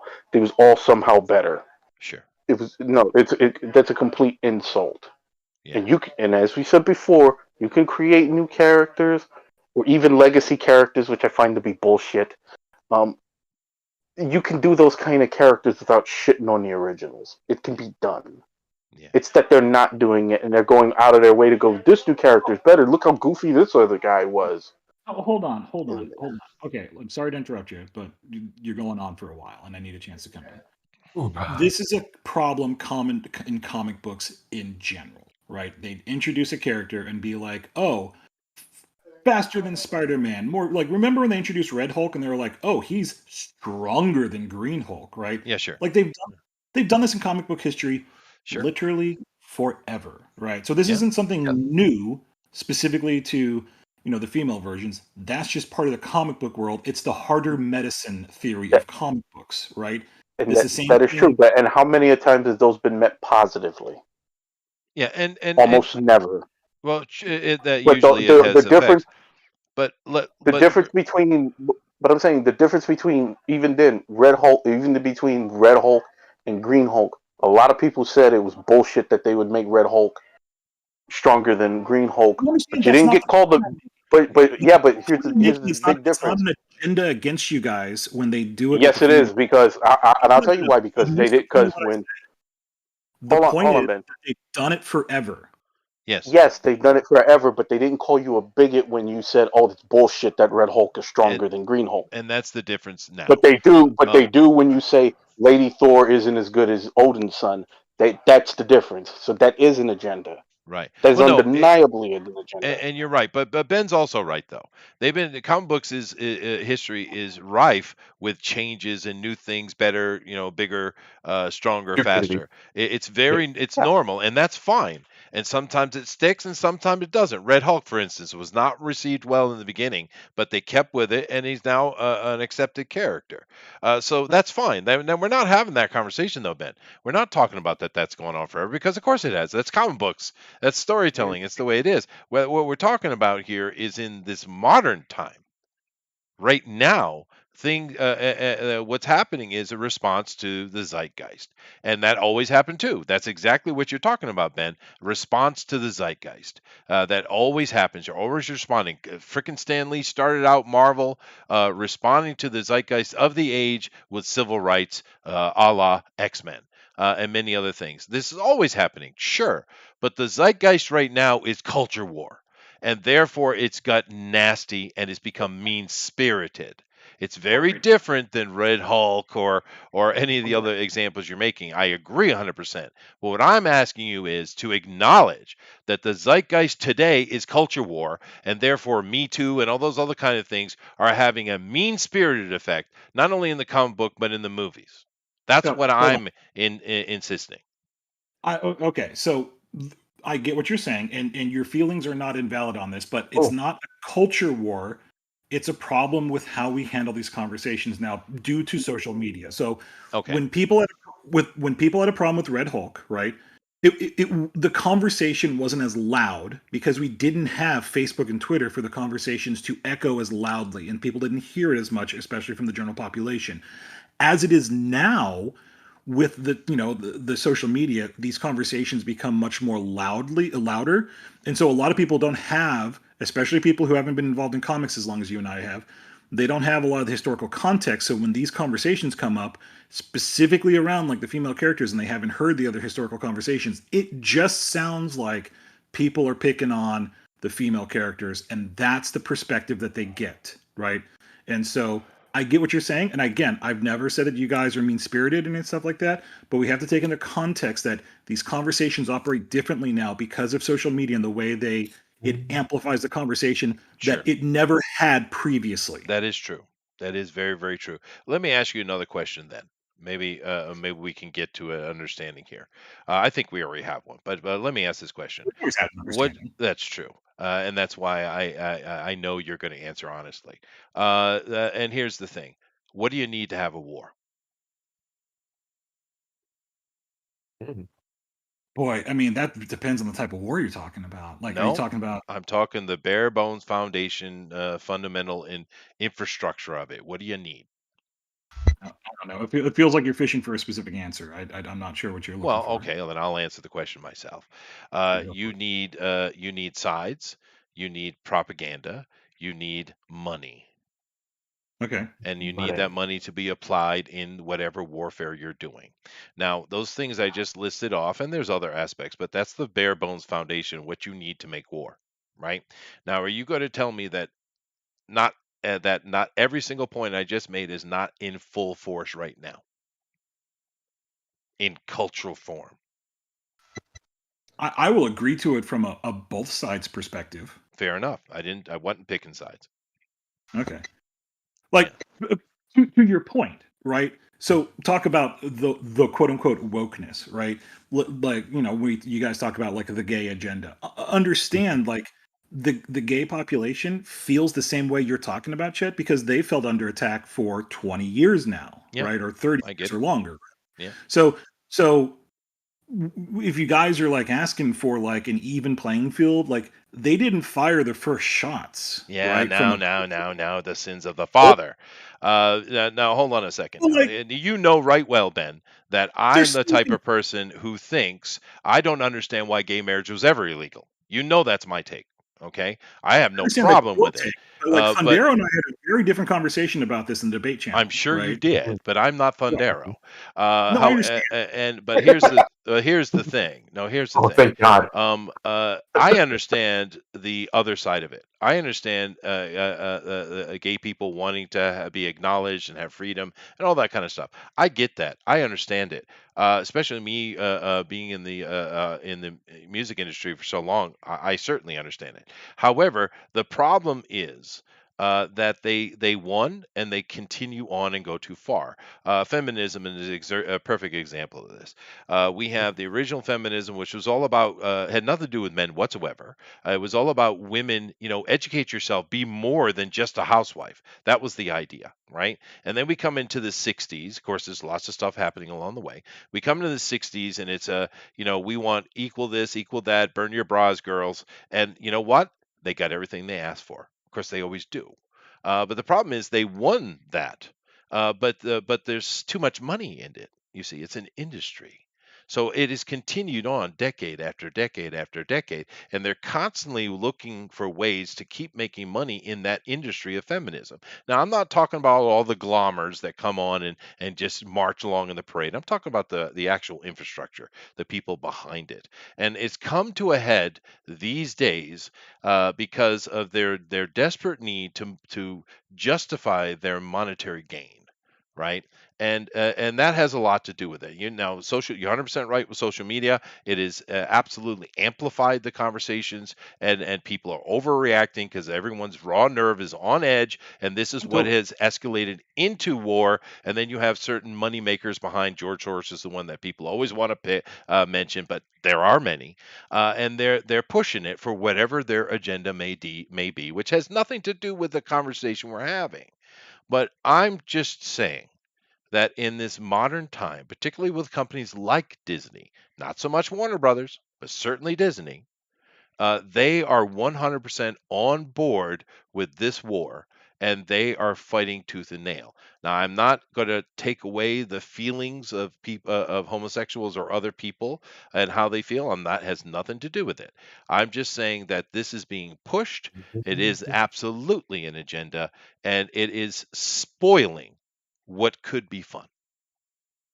So, counterpoint to that, and I get what you're saying from that perspective, but when you say that the quote unquote they won, it doesn't feel like that when it still feels like they're under attack every day, right? When you've got members The, of SCOTUS saying that they shouldn't have, ruled that gay marriage was, from the Supreme Court perspective, ruled on gay marriage, right? They want it to be a states' rights thing, right? So It that, should technically be, but I get your point. But then again, my stance on that. Same thing with yeah. abortion. That should have been a state choice. Right, but then that makes women feel under attack again, right? Like the stuff that they're doing in some of the states, like even here in Texas and stuff like that, right? Hmm. Women do feel under attack from their body autonomy perspective, right? And Which so, women? what do you mean, which women? Well, I can point to many, many Do I women need who to don't give feel you a under list of attack at all. people I Matter of fact, they think it's insulting the other side's opinion. This is not one-sided, Ben. Thus, Mhm. culture war. right? But I'm sorry, I'm trying to understand like the perspective you're representing here at There that are point. plenty of women who do not agree with abortion.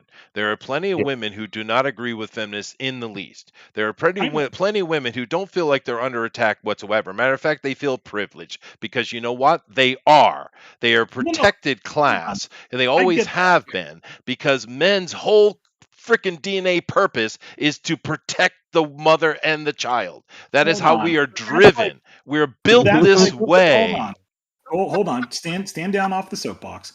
That would be like me I'm discrediting you I guys hadn't saying that stood up not yet. all I'm comic sitting. book fans feel like you guys feel about this stuff, right? You're doing like a no true Scotsman, right? That's fair. So That is that. Thank you for noticing. I appreciate okay, right. Um, it. so I get what you're saying, right? Yeah. But the example here is still valid, right? That you're acting like it's a destination when really a lot of people on the other side who have been attacked for decades and decades and decades feel it's more of a constant journey, right? Sure. And And I again, agree with you. But what all I'm trying to get, Ben, is for you to agree there's two sides to it. That's all I'm trying to get you to do is to acknowledge that yes, what you just said is true, but the other side is also I true. said that.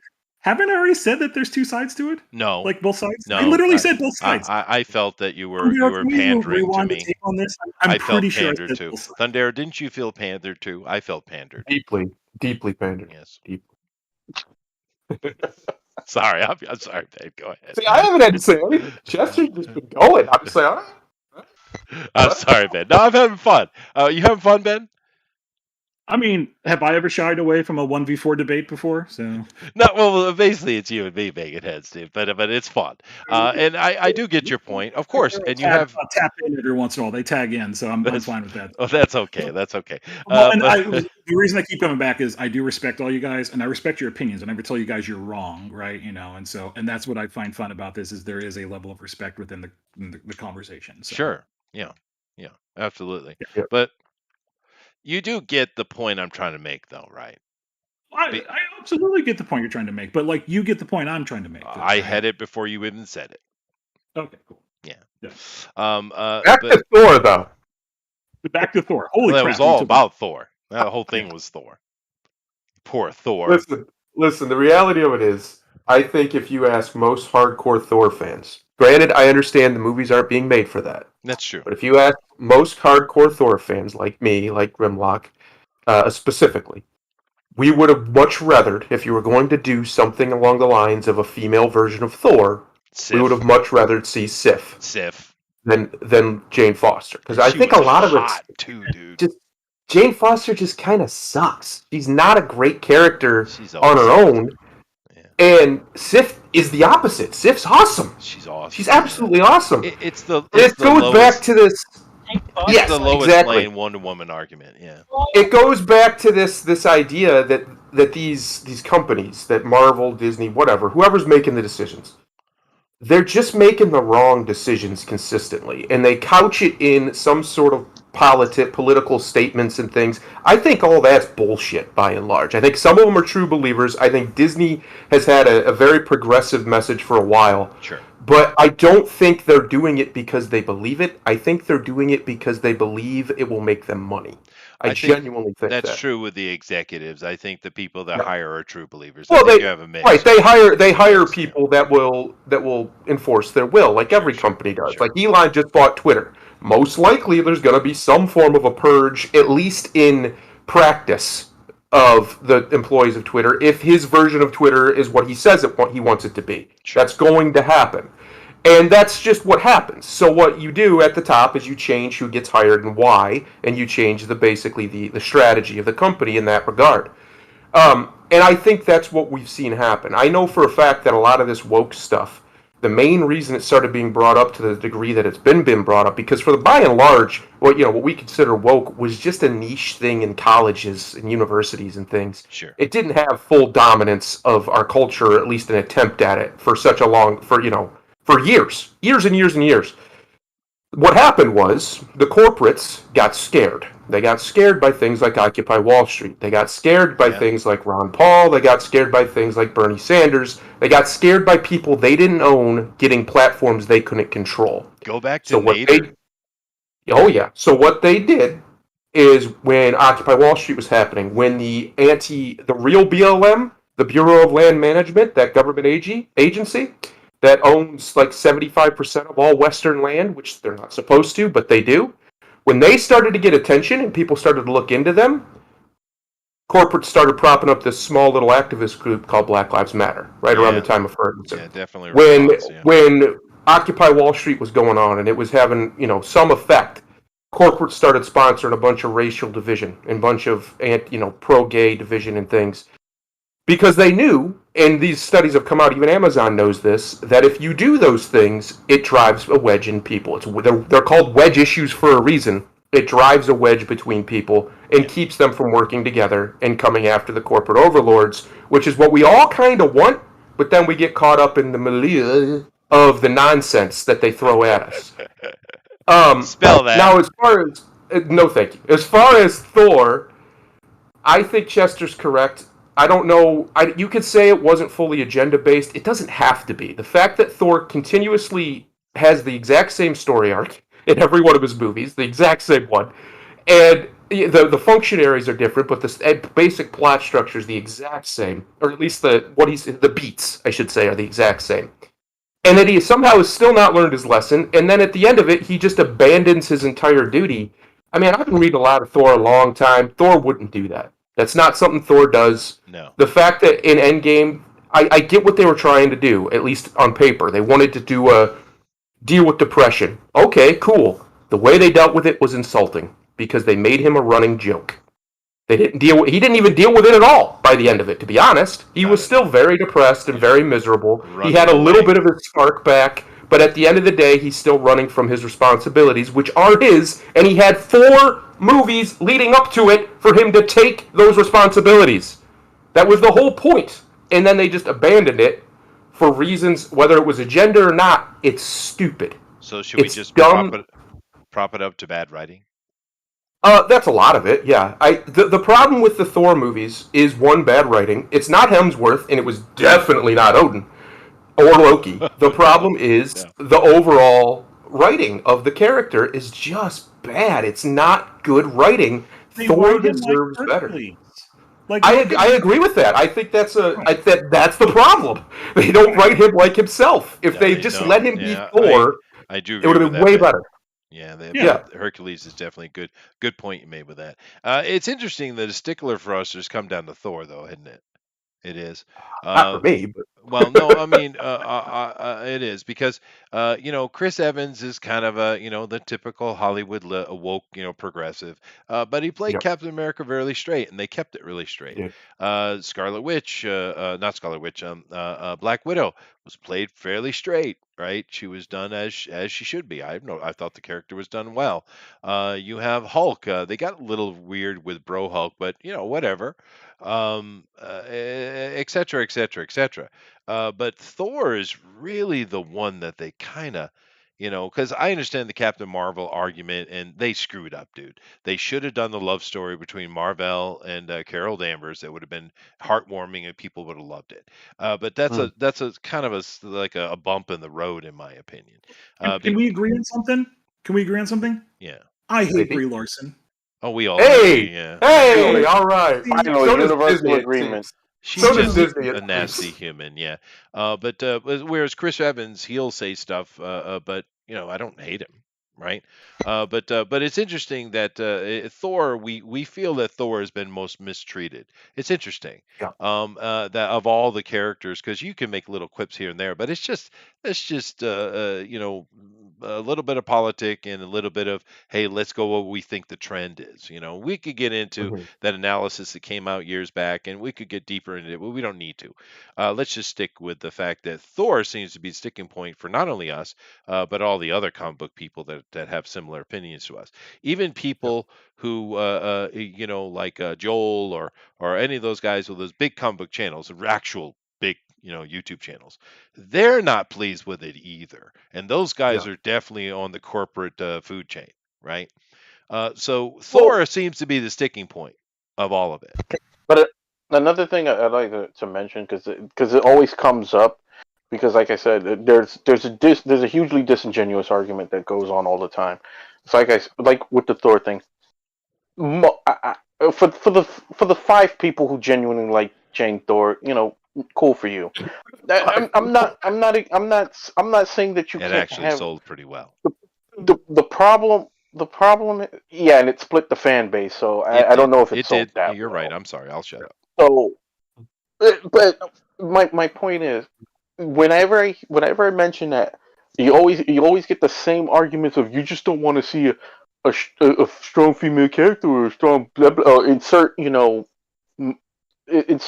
buzz term minority of the moment. Right. And it's like, no, that's not it, because as I said before, you have Sif. Again, I've complained about this. Darrell's complained about this. They have this huge roster of characters. You spent, I don't know how much money to get Angela from Image. Mhm. You brought her in. You spent a lot of money on her, and you've done fuck all with her. You're telling me during Ragnarok, a movie that's supposed to be about the be all end all of wars in Asgard, and Angela's not around. Yeah. You're fucking kidding me? It's the same thing. It's the same stupid argument over and over again. I keep telling people that's not the case. I know, and Sif was It, fun it, in the Loki series. So coming back to that it, again, I don't think it's it, Disney pushing an agenda. I think it's Taiki Wadi it wants is to. it is because with No. From everything I well, read, this is why Wadi this wants is to this is why I rehabilitate say it is. But this is why I say it is because if you mention another character, they completely ignore it. It's like I said, you could have done something with Valkyrie, but for some reason, you decided to turn Brunilda into a discount Rihanna, and now she's starting to look like she's cosplaying as Michael Jackson. Yeah, well, she is It, she is King she, it, Valkyrie. I mean, seriously, all she needed is a rhinestone glove. You think you're at a freaking impersonation contest? Fair enough. It- What was the you, but Taiki Watiti comment you were going to make, Ben? So from everything I've read from interviews from him is that it's not a matter of like Disney pushing the agenda. They give him a lot of like freedom to just do whatever he wants, Sure. right? Hence Ragnarok, right? Hey, it made money. Yeah. He wants to rehabilitate Jane Foster for, like I said, because she was the the not gays character, right? And give her something more substantive to do because she didn't have a substantive role in like Thor 1 or Thor 2, right? So why didn't he go back to Sif? Thank you you. literally not hear when I said rehabilitate Jane Foster, the Dude, character of Jane. she literally vaporized from the ether. I mean, when if he's going to turn over Asgard to be run by someone else because he's got to go find himself on some damn journey, why in the hell wasn't it a royal like Sif? Why? Oh, you're talking handing over for Valkyrie. Yeah, I don't know. I have no knowledge of why that storyline was done. So I think the main problem, in all honesty, whether you believe there's an agenda or not, well, obviously there's some kind of an agenda, but whether it's Well, a it's political agenda, one against men or not, Jane Foster Thor, whether it sold well or not, whether people like it, whether it was well written, if I could say that word, or not, it's a bad idea if you are a massive Thor fan like me. And the reason being, as we've said, and I'm going to beat this dead horse again, you have Sif right there. You have Angela as well. You have other characters who would much better fit that role. Now, I get the idea of rehabilitate this, rehabilitate that. But why does Jane Foster need rehabilitated? She was gone from Thor for his last 3 appearances, by and large. Why did she need to come back? We didn't need her rehabilitated. She was better left forgotten, and they could have easily rehabilitated. Oh, I don't know, Sif, like we've been saying. Like, why did they pick specifically Jane Foster at any level that she needed rehabilitated? Her character in the comic books has never been popular. She was kind of popular in Lady Thor, granted, but can't you say that she had a popular? I mean, we're looping. We're not No, accomplishing we are. anything. We are. We need All to right. no, hang on. I'm Say, going wait, somewhere. and I'm going not, somewhere. and not, and not, No, you're not. You're just treading the same ground No, you guys have been treading for the trust last me. 20 Trust minutes. me on that. All right. Trust Well, me on that. hold on a second. Hold on a second. Let me ask a question then that isn't looping. Hulk is now She-Hulk. Hawkeye is now She-Hawkeye. Yeah. Doctor Strange will be Doctor Strange.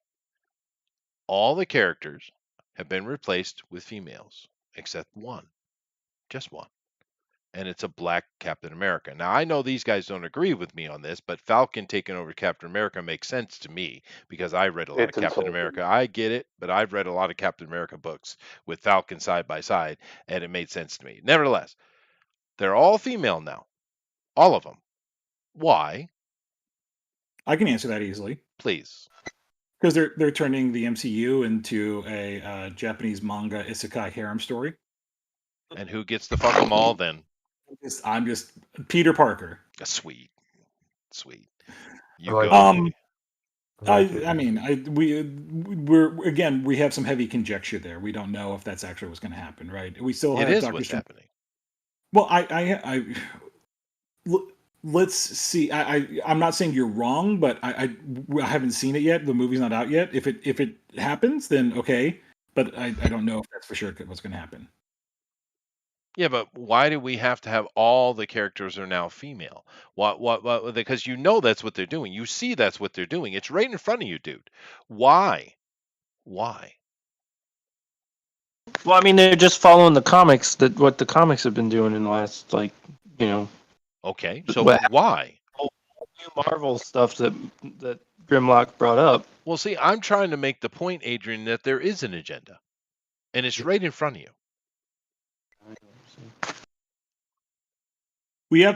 So let's get to the next Avengers film and see what the gender breakdown is of the next Avengers group. Yeah, and the Well, thing that pisses me off, Ben, we shouldn't even be having this conversation. Who gives a shit? Right. Because we all love the female characters as much as we love the male characters. That's the reality of it. well, I don't love Captain Marvel, but yeah. The thing is, they're not even giving you the female characters most fans want. No, they're not. Again- That is odd. Yeah, because you got Ms. Marvel and you got at least Monica Rambeau is coming back, but I think she's going to be in And something. they butchered the hell out of her. Yeah. But Twice already. She's been butchered to high hell. The Mr. The Terrific Storm conversation, film. like they're not giving us the characters they want for a lot of stuff. So that is true. That is true. And that's something we just have to deal with. I mean, because we're comic book fans and the movies don't have to be, and that's fine. Yeah. But And also, One thing. can I say this? Because not every character deserves rehabilitation. That's like saying, hey, the next Transformer movie will rehabilitate Sam, the most annoying main Oh, character God, that's ever please been in an action movie. I think Please don't Jazz say it. needs some work. Go Oh, ahead, Ben, Adrian. Don't even get me started on that. the story about Thor and dealing with his depression and all that. In game wasn't the time for that. I'm sorry. I'm I agree. not Yeah, gonna no, change my mind, and that's that. Yeah. I mean, there's other characters where that would have made just as much sense with. I mean, yeah, I get he lost a lot and he went through a lot and he failed at the end. Okay, I get all that. But Thor just isn't that guy. He's never been that guy in any other medium that he's been in where he just gives up. He just doesn't do that. Yeah. And that's what he did in that movie. That is true. And that's why it offends me as a massive fan of the character. I think you're right. Is Yeah. there's no reason why Thor would do that. They made him a the coward. Thor I know. They made him a Yeah, coward. exactly. Yeah. It's kind of like Luke Skywalker trying to kill his own nephew in his sleep. Oh my What? god, dude. What? But yeah, I think that is the I'll jump on insulting that thing. bandwagon. I thought that was really stupid. So It we can was agree on stupid. Well, here's another thing though. Keep in mind this next Thor movie. What is the story that they're telling? Now you can't tell from the trailer because it doesn't make any sense if you actually read it, which I did. They're doing the God Butcher. Right, Yeah. which is an interesting story, and I'm It glad is they a didn't great reveal story. any of that, right? And I want it to be a surprise for people. Yeah, but dude, you from that trailer, you're not getting God Butcher at all. Most of the Good. God Butcher takes place when he's a young man. Centuries and centuries ago, right? Right, but like we're taking a look at like a 1 minute and 15-second like teaser, and they play Horrible things one at close that. to the best, right? So It doesn't feel in line at all with that. But we'll see. No, we'll see. We'll see. I just think we're disappointed, Ben. and Why I is Lady completely understand that.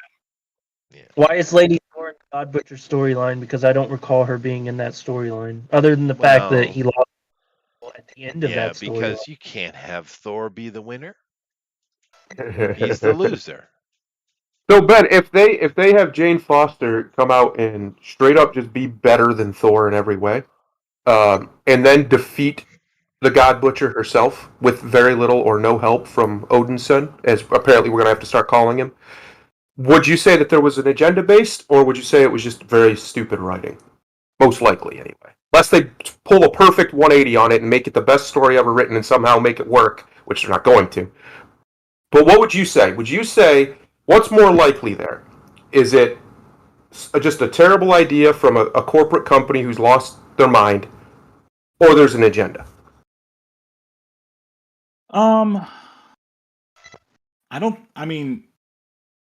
I don't think it's the agenda, or if it is, I think it's like only 10% of the quote unquote agenda. The reason I say that is they're just trying to like do different things, right? And I get it. It's not always to your liking from a iconic perspective, especially because Thor is obviously quite close to everyone's hearts here, and so I respect that. I don't think it is the agenda though, because again, I look historically that we've done this in the past in comics for 100 years. It's just how comics have worked for 100 years. I would say that it wasn't an agenda 100 years ago, and it's not an agenda now. So I I, still can't believe that you won't accept that there is an actual agenda going on with some people. It's not I have everywhere. I have said there's an agenda. I have, but I've said that it's not as all encompassing as you guys think it is. That's fair. That's And fair. and it is a pushback largely to another agenda on the other side that still wants to take away gay rights, that wants to reduce Yeah, or where? eliminate. Who's saying that though? Who says they want to take away gay rights or any of the other points you're about to Well, make? who says Who? that and has actual clout? Yeah, Let's put it where? that way. Where? I haven't heard anyone say it. I certainly No, no, haven't heard anybody say it on my side of conversations ever. I mean, there's politicians who still are Which not. ones? Oh God! All right, hold on. Jesus fucking Christ! Oh, Well, I've I never mean, heard anyone say that gay people don't have right to be gay. I just haven't heard it. Now, if you're talking about some of these Muslims. crazy, bastards that have like 5 people listening to them, okay, fine. But a politician, a mainstream politician in the past 50 years to say something like that, please. I mean, even McGovern didn't go that far. we had plenty of Republicans who went like.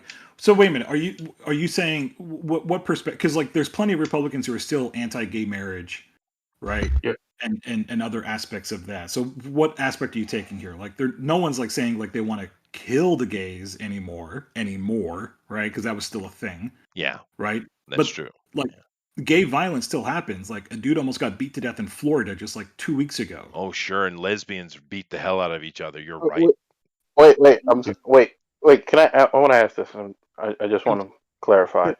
When you're talking about against it, are we talking about personal opinion or pushing legislation? Because those are two very, very big different things. I don't care about a motherfucker's personal opinion.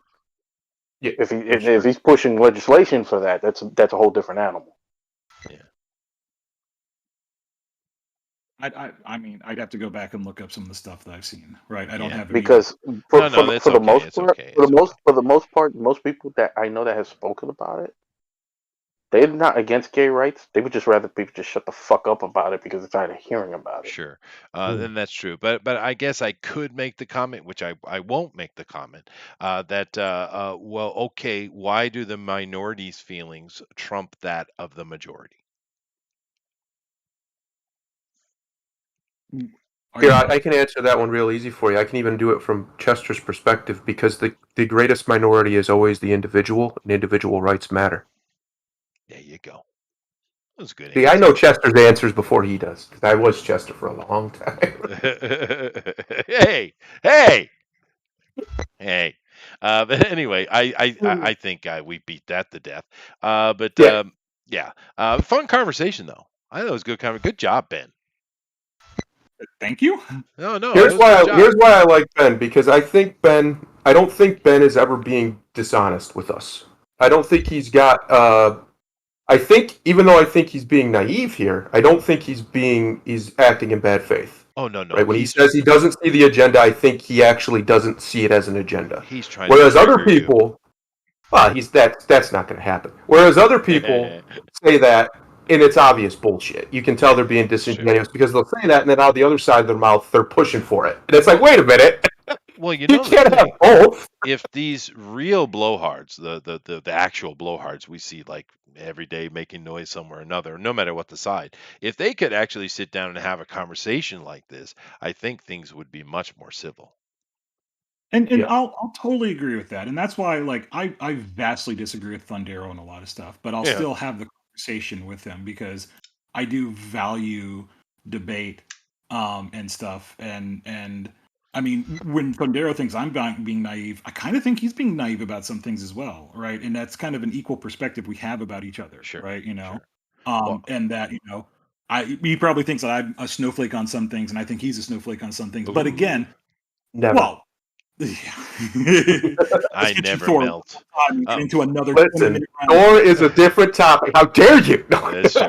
But yeah, but you know the thing though, Ben, it makes me very happy because I was the soft target here, and now you are. Yeah, that's fine. I'm okay being the soft. Yeah. Like I said, I'm the liberal cuck of the group. So You Chester, are. the soft white meat busty. Because That's I don't him, know if soft you've white noticed, meat. Ben, these guys are way more hardcore than I am, right? oh, absolutely. I'll say this, Ben. You don't have to refer to yourself as a cuck. Unlike those actual cucks, You're you at not a least cuck have at enough all. backbone. You have a backbone, Yeah. and I wouldn't call a man with a backbone a cuck. No, he's a classical liberal, is what he is. Yeah. And I do appreciate that you don't try to play the gotcha bullshit that a lot of so-called open-minded liberals I've had the displeasure of talking with the last half decade. There's only I got two my things. Scotsman in though. I was really proud of that though. Yeah, That was a I Scotsman, want yeah. to applaud for that. There's only two things when it comes to like a debate that will immediately shut me off.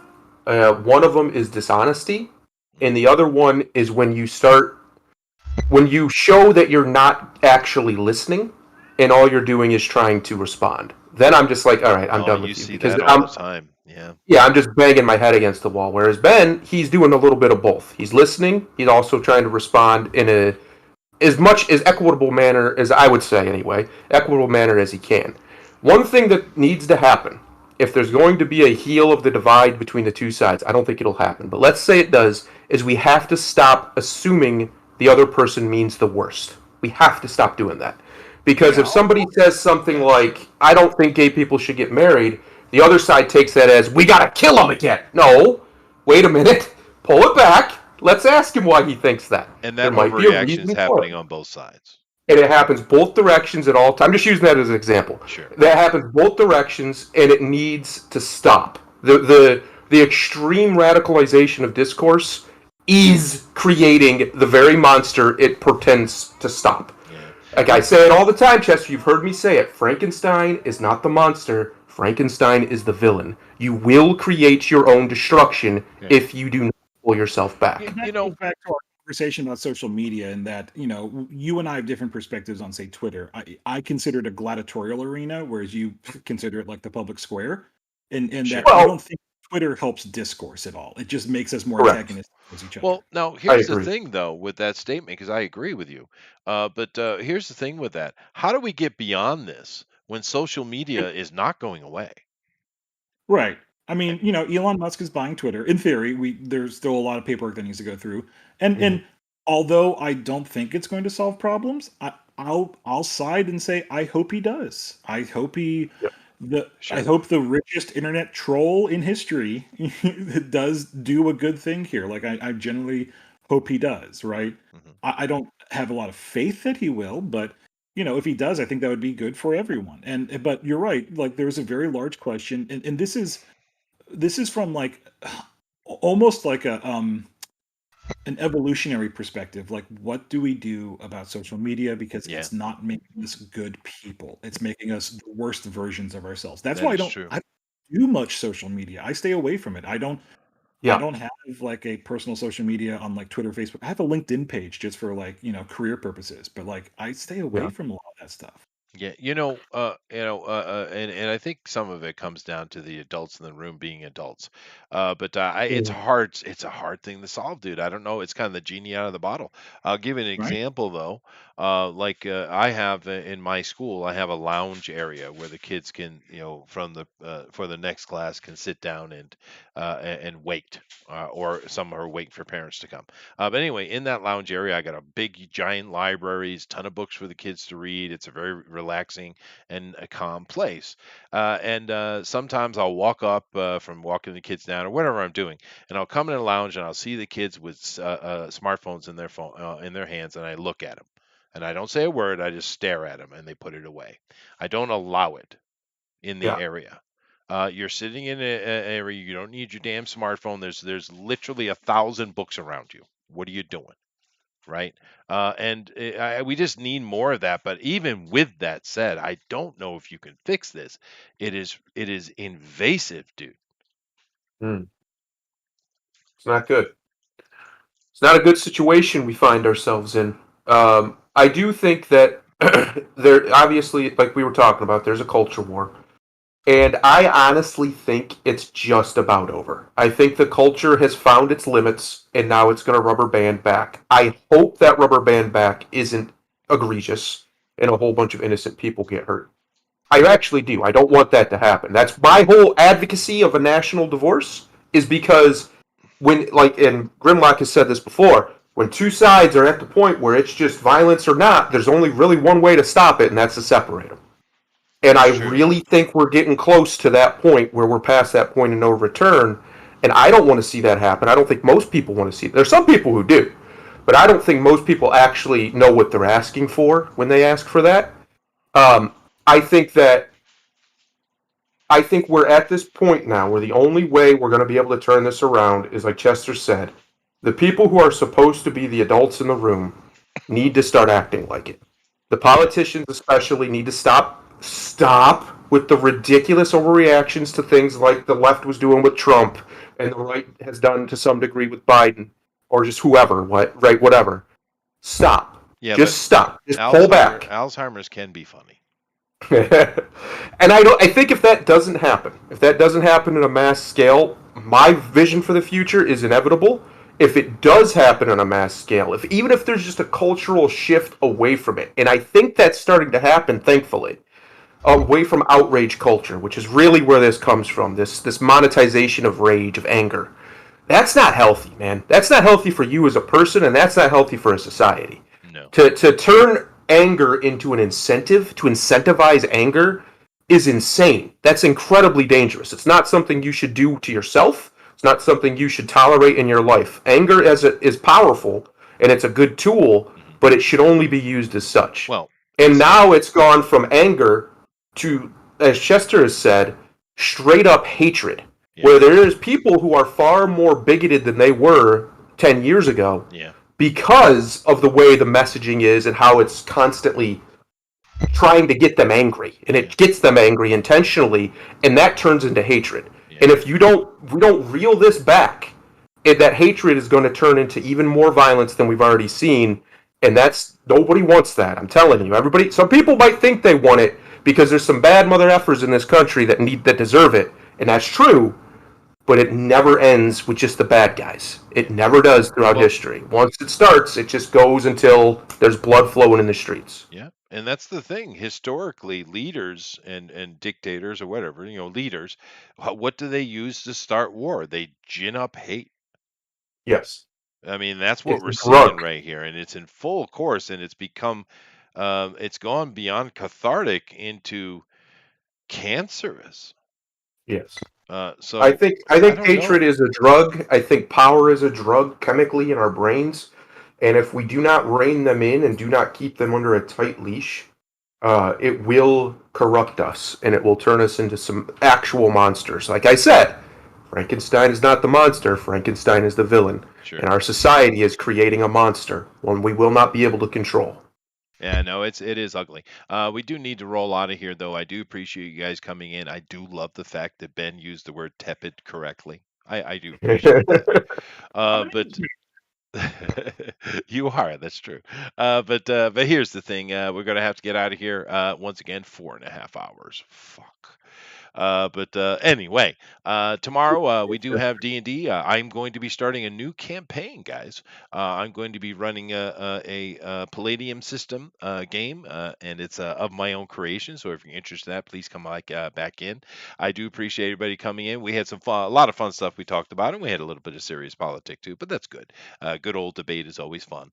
I appreciate all the panelists coming in, and I of course appreciate all the listeners. We do like your input and your opinions very, very much, and hopefully we'll be able to continue that. I don't know exactly what is happening on Drone Record this week, but of course we'll be doing something cool with great, great artists, which I appreciate the hell of. Come back next Sunday, of course, 8 p.m. Eastern Standard Time, where we're doing Night Owls, and we'll talk about more of the silly nonsense that goes on in the world. Nevertheless, thank you everybody very much, and Thundero takes out of here, dude. I'm going to take us out of here with something real simple. Kind of speaking to what I'm talking about here. Give me 1 second because my computer just decided to close it. 1 second. There he is. Mr. Harrow, let's open it up. This is one that I think we all need to learn, and I think people really genuinely should think about. Hating yourself is a low fate. It's a life lived dead. Life matters through love, and if that's true, why does loving yourself not factor in? It ought to. You're not capable of expressing something for others. You do not and will not express for yourself.